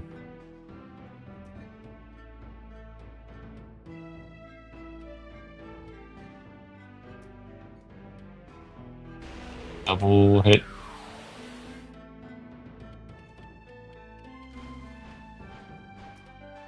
Can you zoom out? I want to see if he has a last-ditch effort to Meteor Sink, which he doesn't. Okay. I don't think he can Mega Sink here, but maybe. Mega Sync. No, there's no way. That'd be so tough. Yeah, just I turns know. out. Now, I do agree with this TP because if you think about it, He's got to DX heal. DX, yeah, and also DX can't chase. Like, DX can't just TP with him. Even without Flash, Spork will just run. So, he'll just go to the right side and TP somewhere else. As soon as he has Ice Shield back up, he's going to Ice Shield that Golem, and he's going to start flashing down. Oh, well, It's just not safe to do it right now. Oh, there it is. already working on it. But there's a Clockwork Bomb that could Guide. maybe free it a little bit. We'll see. Its AoE is maybe not that good. Prop shield up and start flashing down. Spork's gonna get out a, what do you think? A miner or a man trap? Good question. I don't know if he has Drain in his book, to be honest. Yeah, I don't know what recovery spells he has, but if he's taking shrooms out, then I think he He's got does a have lot. Drain, He's got right? drain. He's got to have Yeah, drain. drain. Okay, then he could. He doesn't yeah. run anything else.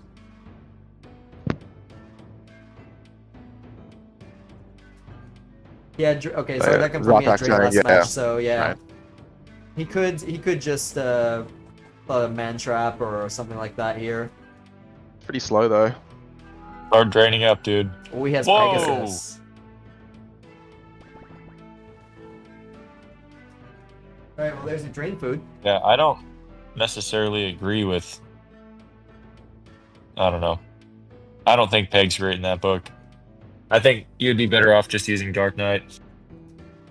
Because he already has good micro. And Dark Knight covers like most of the map.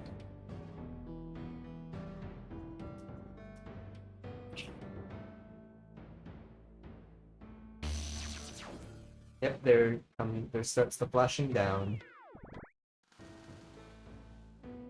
Also, there's no way that golem can reach, right?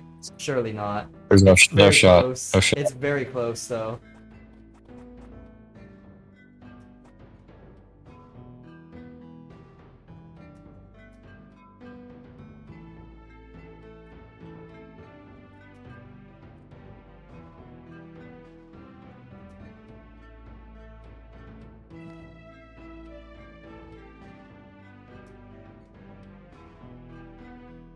Four seed?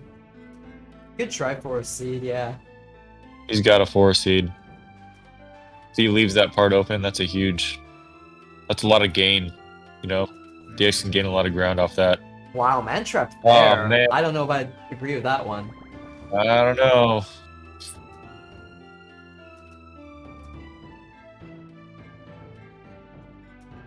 Unless he's waiting for him to open it up so he can then try and drain all three. But Okay, DX being slow, Wow. a bit more slow and methodical, summoning Swarm here.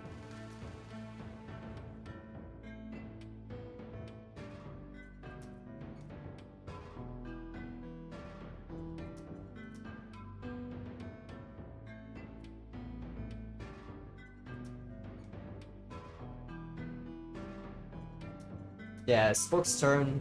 I mean, he could just like start draining, I guess, but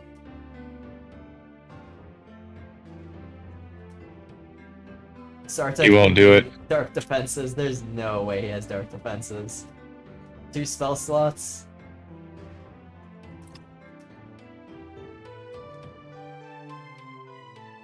He's mentally cooked.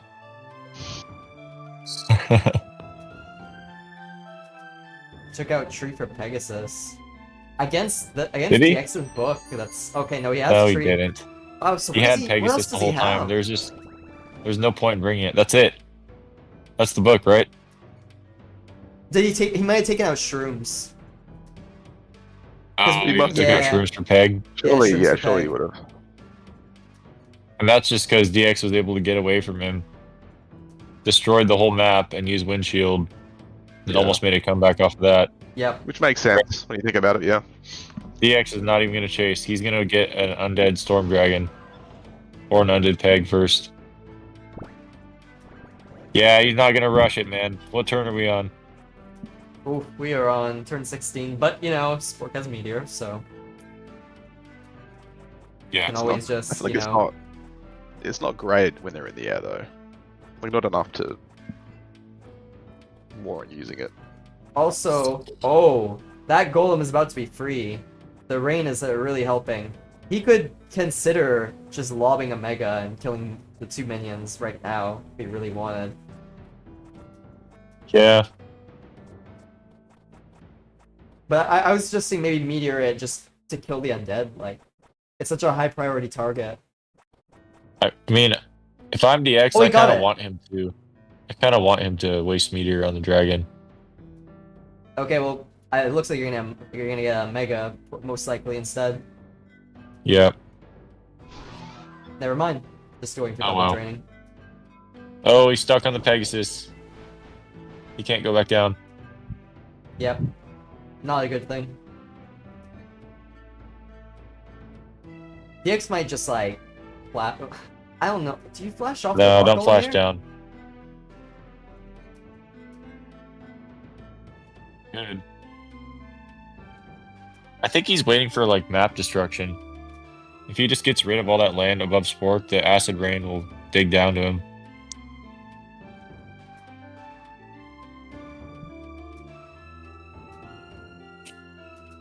Yeah, but it's so much land though. Like it's a lot of land, and at some point the arm is gonna move away from the sides and move more towards the middle. Yeah, flashing down here makes perfect sense. He's got shock bomb too, right? Yep, Yep. for sure. Mm. Spork needs to Sanctuary, I think. You could probably sank left and open it up, but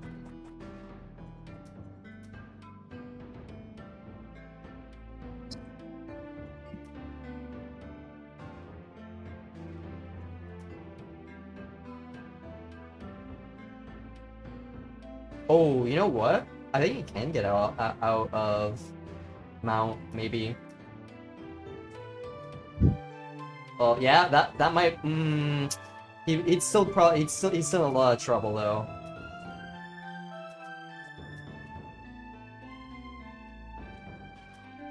Is the peg trapped again? No, that isn't. Oh, he's getting out. BFTP. PFTP? He's got it, yeah. He can do it. No, just Oh sanctuary. my God, Oh, that's pretty rough. The X is just fine, shock bombing Oh all of my this God. and killing it. If he can get a double here, He's gonna It'll get a be big. triple. He's gonna get a Big. triple. Unless he royally big. screws it up and bounces to like the right. bigly shock bomb.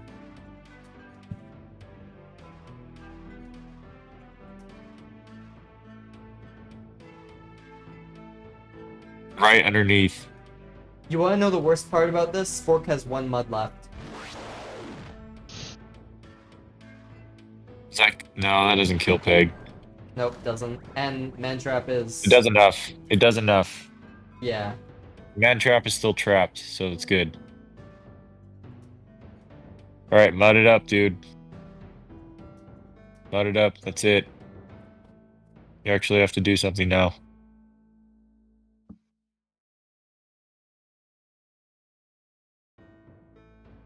Yeah, I'm gonna use his last mud here.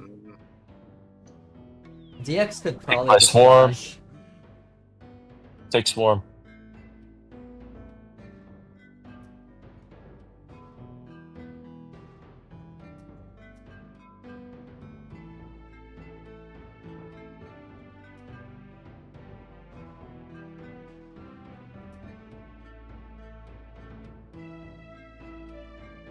Yep, there's a Yeah, swarm nice. tick.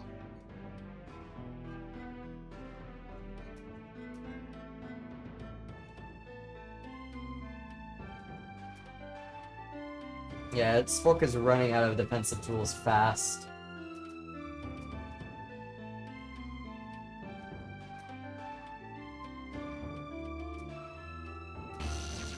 And now DX is free. Spork has 0 muds left. No Sanctuary up. Like No he way has to to get the gate. minions out. The gate left. Teleport To get other the hole. Yeah. I mean, tree won't be enough because you can shock bomb through it. Yeah.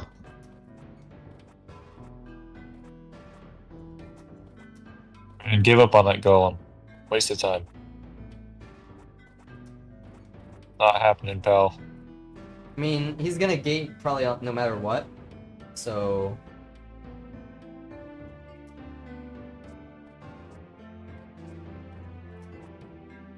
oh, maybe he has tree up. I don't think so though. What is this move? Is he just considering giving up here? Is that what the walk is? Yeah. Pretty much. Teleport. Yeah. BM Teleport. Now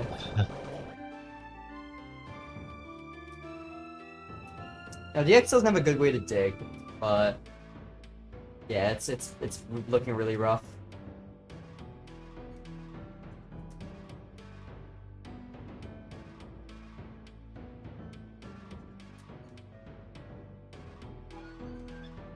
There's a swarm ticket once again, this time on the peg. Peg down to 4 HP, so it will be very undeadable. Imagine DX reveals Pebs right here. Male reveal. Yeah, I didn't think so. Bombs there as well. Yeah, extra digging.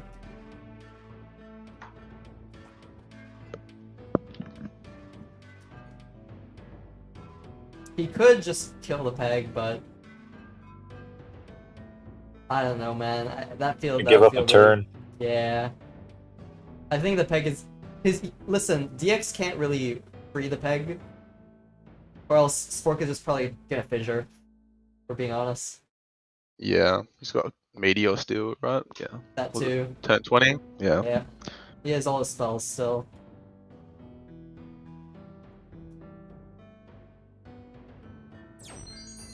Decides to tree the swarm. Okay. Oh. Good stalling tactic? So you can teleport back there. Yeah, that opens up that potentially, but I mean DX could just Gonna use flash. the BFTP flash, yeah. Watch out for the boulder. He doesn't even care. Whatever. Let him boulder you. Who cares? Bouldered. Boulder from below, probably coming. I mean, doesn't hurt, right? It's 21 turns. You haven't used a single one yet.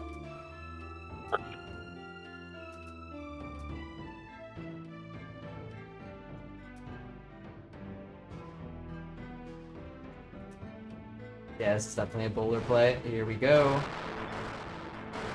Not bad. Yeah, not bad. Slighted.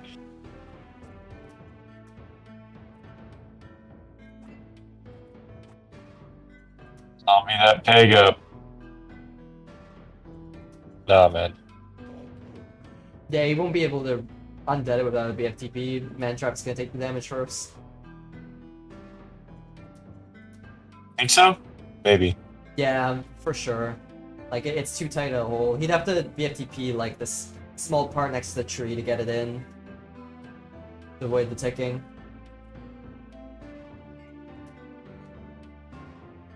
Double drain, yeah. But the peg's gonna die here, probably, to Acid Rain. No, Acid Rain's not strong enough.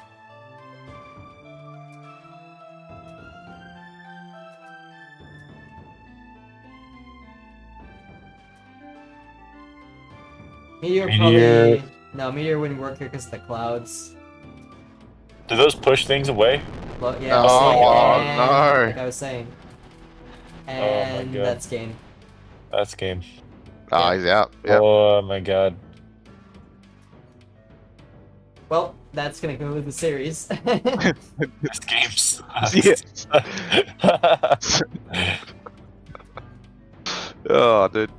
Uh, He should have fucking MB man, at like turn 3. Fuck.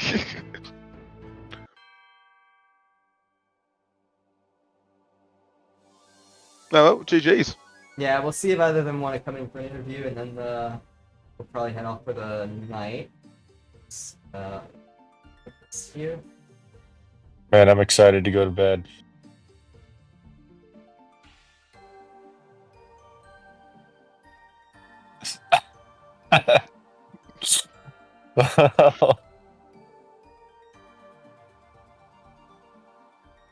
Well, this was the one series that went all 3 games, though. Yeah.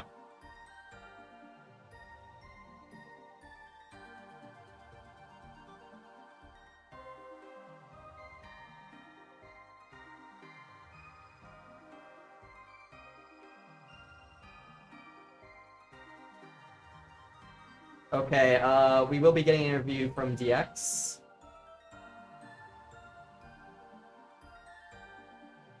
So he'll be joining us momentarily. No word from Spork yet.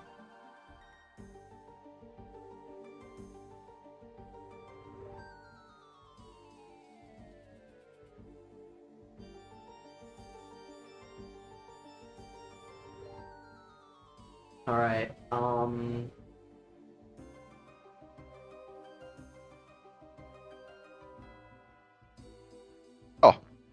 Spork joined.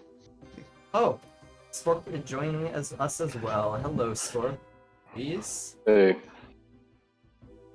DX will be joining us shortly, and I will actually move him in now. There we go. Alright, welcome in. Oh, DX is deafened still. I think he's probably setting up his microphone, if I had to guess. Alright, there we go. Welcome in, DX Spork. GG's. Yep. GG.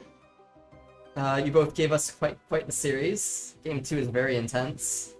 Game 3 also quite intense, but kind of a anticlimactic ending. Anticlimactic, excuse me, ending. Yeah. It was tough, man. I thought I had game 2 in the bag. Honestly, I was kind of on autopilot, and then this guy goes hippity hoppity, and he's pulling all these weird ass moves, and he pulls a win out of his ass. And then I'm like, God damn it. Once again, he always does this BS. So then game 3, I don't know. I'm playing for turn 55. And the whole map's gone. I'm playing for the 150 prot. But yeah. Yeah, we did some math. Spork literally had like 0 damage spells left, aside from just pebbles. At the end, when he Mega Sui'd you, this is his last Mega. No Meteor, no Fissure, obviously. He didn't, Spork, I think a question about game 2. You didn't even use either Mega before turn 26. You want to run, you know, like, explain, I guess, do you want to explain your thought process on that? Yeah, I mean, you don't use Mega unless you need to. Like, there's a lot more resources that I'm taking advantage of besides just Mega. I mean, mushrooms, of course, and EFTPs, Meteor, obviously. So, if Mega comes up as a good opportunity, I'm gonna go for it. But, you know, otherwise, I think leading up to that turn 26, it just wasn't really like a good reason to do it. I wanted to leave. I had DX in a good spot with him. Well, actually, no, I guess the Storm Dragon was after that turn.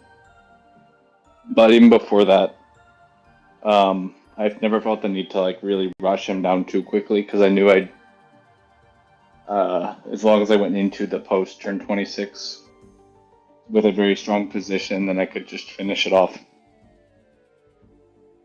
I see. DX, we saw you bring Windshield to game 2, something that feels pretty targeted to Spork. Do you feel like, I mean, I can't fault it because it did pay off. It's not. So what I do is it's really targeted towards rush. So I ran a few things in my head, like, okay, if I'm playing against like a straight up rush, what's my like move sequence gonna be? And I try to make books that can at least play okay against anything. Because if you play that like my book, their book type of game, you end up losing sometimes, and it's hard to guarantee wins.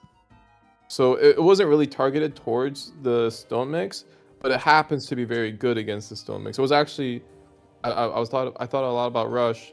In my head, this book can play against any other book, and that's why I was like, okay, I wanna those are the type of books I like to take, the ones that can play against anything. But yeah, the windshield, like, why would you take Cyclops, honestly? Like, what's the Cyclops gonna do for you? On Murky, it's nice, just because of the Armageddon and everything. But really, like, on a map like this, the nice thing is you have the shock bombs. You don't need DK, per se, because you have 8 shock bombs, theoretically. So you have a lot of shock bomb damage, and you have 2 Storm Dragons, theoretically. So you got enough DPS. You don't need, like, a DK or nothing. Yeah, the windshield is really for rush, and it also helps, I guess, against these stone mixes. Yeah. Oh, I want to touch on the Cyclops point a bit. So prior to this, I think there were 2 players who brought Cyclops that we broadcasted today, actually. And, you know, we thought about the reasoning. Yeah, it's obviously not going to be very useful, you know, first, like, 30, 40 turns. But to one point, the Thundershock is going to be something that goes through the statics, and I think that's something they were considering late game. I suppose you would be saying that you feel like it's not worth it, just for like that one spell slot investment. Look, man, if I'm in a position where I got a Thundershock you and a Static Shield, I don't know. I must have played the early game wrong or something, because that seems like a very tough position. Like if I'm in a position where my win con, like, I got a Thundershock you and a Static Shield, I can't think about that very niche case. So the windshield, though, it covers the early game, which is really nice with rush. Then it also helps, you know, like you saw with a like fissure or something. Yeah. So yeah, the Cyclops, I don't see eye to eye, but maybe they see something I don't. I see. I suppose I just wanted your opinion on it. You know, you being a veteran player and us seeing it a couple times already, so it's good to hear your thoughts on it. Especially considering you did have the opportunity to take it and chose not to. So yeah. Again, to your credit, you know, the windshield definitely worked. I mean, it saved you from the fissure in a position where if you didn't have it, it would be, you know, quite problematic, I'd say. But yeah. Joker, Day, you guys got any questions for them? Yeah, why didn't you use the Golem to Mega Boulder Suicide on DX when you had the chance? Yeah, Spork. Game 3, yeah. Because I felt like that wasn't the best move. If you're talking about very early game. Yeah, because you had him down. I think that's the only time I below actually ever 200 had a already. chance to do it. Yeah.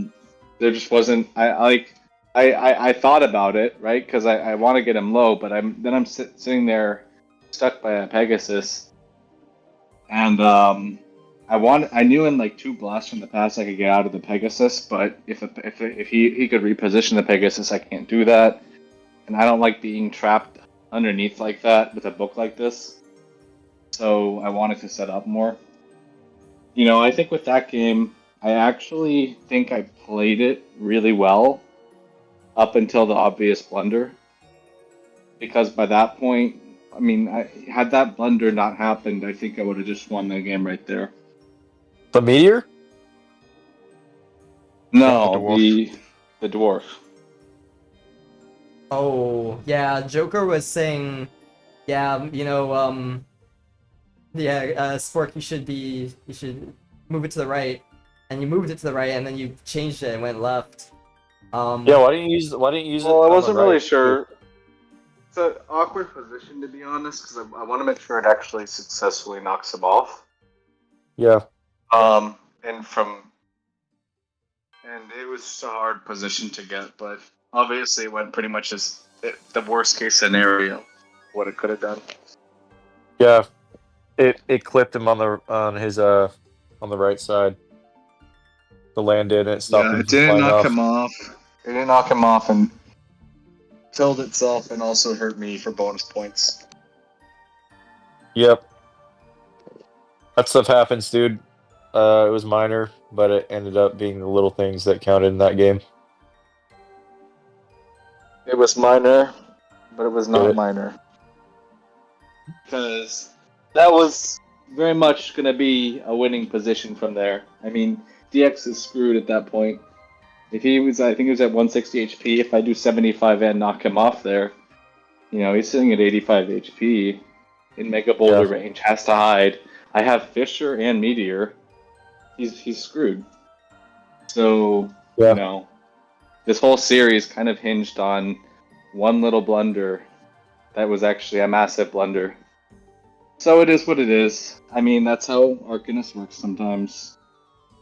It's not always these slow burn games where someone just plays better than someone else of small little iterative steps. Sometimes it's a huge blunder that affects the direction of a game. Well, I thought it was a good play anyway, even if it didn't work. I wasn't able to. I was watching the stream, so I couldn't zoom out and see if it would have actually worked from the right side. That was my first instinct, is blow him up from the right side. I mean, I might go into replay and try it out. I'm not exactly practiced with using minor in every way possible. Yeah.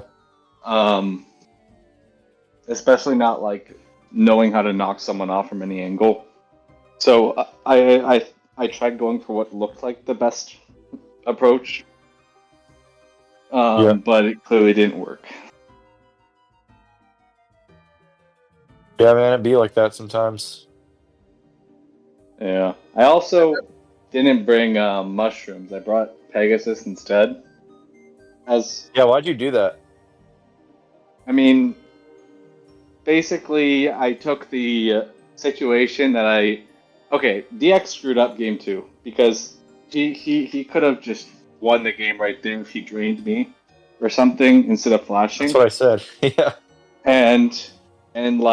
Or blasting me. He could have done anything. I don't think blast would have done enough. I tried teleporting to avoid that, but he should have drained me. I was desperate at that point because that's the only play I can do, and I was kind of trying to bait a flash. And it worked, but so I should have lost it in there. So Peggy was the response to that, because I said, okay, there are these situations where the map clears land and I'm just screwed late game if I don't have a way to micro up to him, and Swarm's not sufficient. I see. Yeah. I mean, I personally don't think Pegasus is that great. It just doesn't have that great of synergy. It's not great anywhere else. It sucks in most situations. Yeah. That book. It's really just a response to that scenario, which is not ideal. Yeah, I usually want things that are multi-use, not just one thing. I mean, I consider also going flight, but that felt it was then it's 2 slots. Yep. The other option is to try and make sure I set up more for having 2 swarms or something to do some stair stepping. But that's not easy to do. Just even making sure you have that guaranteed position is tricky. 100%. On that topic, Swarm is a very not Swarm. Spork is a very different opponent for me than like normal like 60s players, right? So like most 60s players I'll play, whether it's like a Beldams, a Falcos, whatever, they're not gonna be laddering like Spork ladders. No, they They, would have never made that dwarf ladder. they would never like take these like make these jumps or anything. Like even you go up like whether it's like C or Nicoré, like these people are very like more macro sense, right? Like can we make great like high like strategy moves and like minimize the amount of movements we have to make and just everything's kind of like decisive. Spork, he kind of plays like myself in some ways where it's weird for me. You know, like there's like some things he does and I'm just like, what? Like who are you? So props to him for like, you know, pushing me in some ways that other people just don't, at least in high times. And yeah, I hope he doesn't develop like too much in like the strategy sense because he'd be a big problem. So Yeah, he Yeah. goes for the high skill I- plays. High times becomes more attractive to play. Who knows? Yeah. Well, anyways, GG boys. Yeah, GG's. Yeah. Was, Thank you guys for always a pleasure. the entertainment. Always a pleasure. And you know, I know you guys have I know you guys have like a very tough group. You know, you guys got Siggy and Union on the other side. DX will be playing the winner of that. Spork will be playing the loser of that. I guess before we head off, I'll ask, you know, DX, you know, what do you think of your group and you know, what do you think of your potential opponents? I'm not thinking too much about them. I think Spork was my toughest matchup, so I'm thinking it's just gonna be probably an easy win. But you never know. You never know with these games, man. These days it's not so deterministic. Yep. Spork, what That's about my you? honest- Oh, go ahead.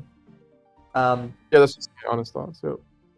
Gotcha. I mean, I'm not a high times player. I'm not going to underestimate anyone who does play it in a dedicated sense. You know, when I played Union in Arc 1, I would often, we would go back and forth. We would say, okay, we play one 10s game and then one 60s game, because I always wanted to play 10s, he always wanted to play 60s. And we would often go even in terms of the result. As in, I would win the 10s game and he would win the 60s game.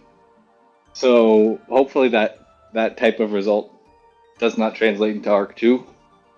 For sure.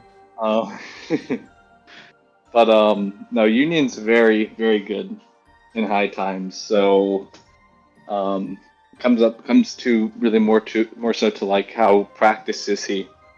Because I know he hasn't really been playing. Yeah. And then Siggy also is kind of the same situation. You know, Siggy has a lot of history in high times. He does not play very actively. So he's like two players who have a lot of potential. But it remains to be seen if they have like if they're in that mindset, that active mindset that they have to be in. Yeah, for sure. You know, I'll say like Union. He did. To be fair, he won the last high times tournament. I know some people say, well, to be fair, a lot of like big names in high times were missing, like DX, who was the high times tournament champion before that. So now we have this group with four tournament champions in one group, with DX being, well, actually technically Spork here the most recent one with low times, but then we have Union with the most recent high times, and DX the most recent high times before that, but didn't play in the same one as Union, and you have Siggy, right? So, you know, it's a quite an interesting group. I think at least it'll produce some very high quality matches, and we look forward to potentially broadcasting more of them. But yeah, on that note, thank you guys for coming in. Good to see the sort of almost the new El Clasico of ARC, I want to say. Between you two, it's always great competition, and good luck in your future games, guys. Yep, thank you.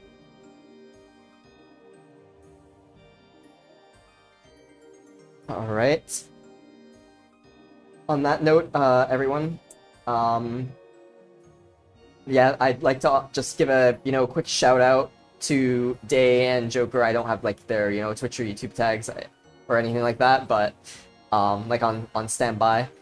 But yeah, thank you to Day and Joker for coming in, especially Joker, who's been broadcasting with me for this entire stream, 5.5 hours, absolutely amazing.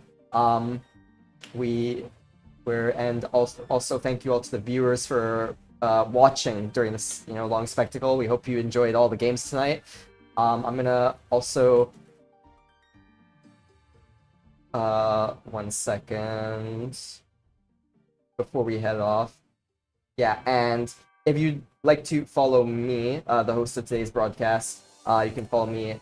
Ooh, I actually I'm not logged in. I'll just shout it. You can follow me at twitch.tv/ink7 or on YouTube at ink7 as well. But with that being said, thank you all once again for watching during this long 5.5 hour broadcast, and we hope to see you all again soon. Have a good night, everyone. Bye bye.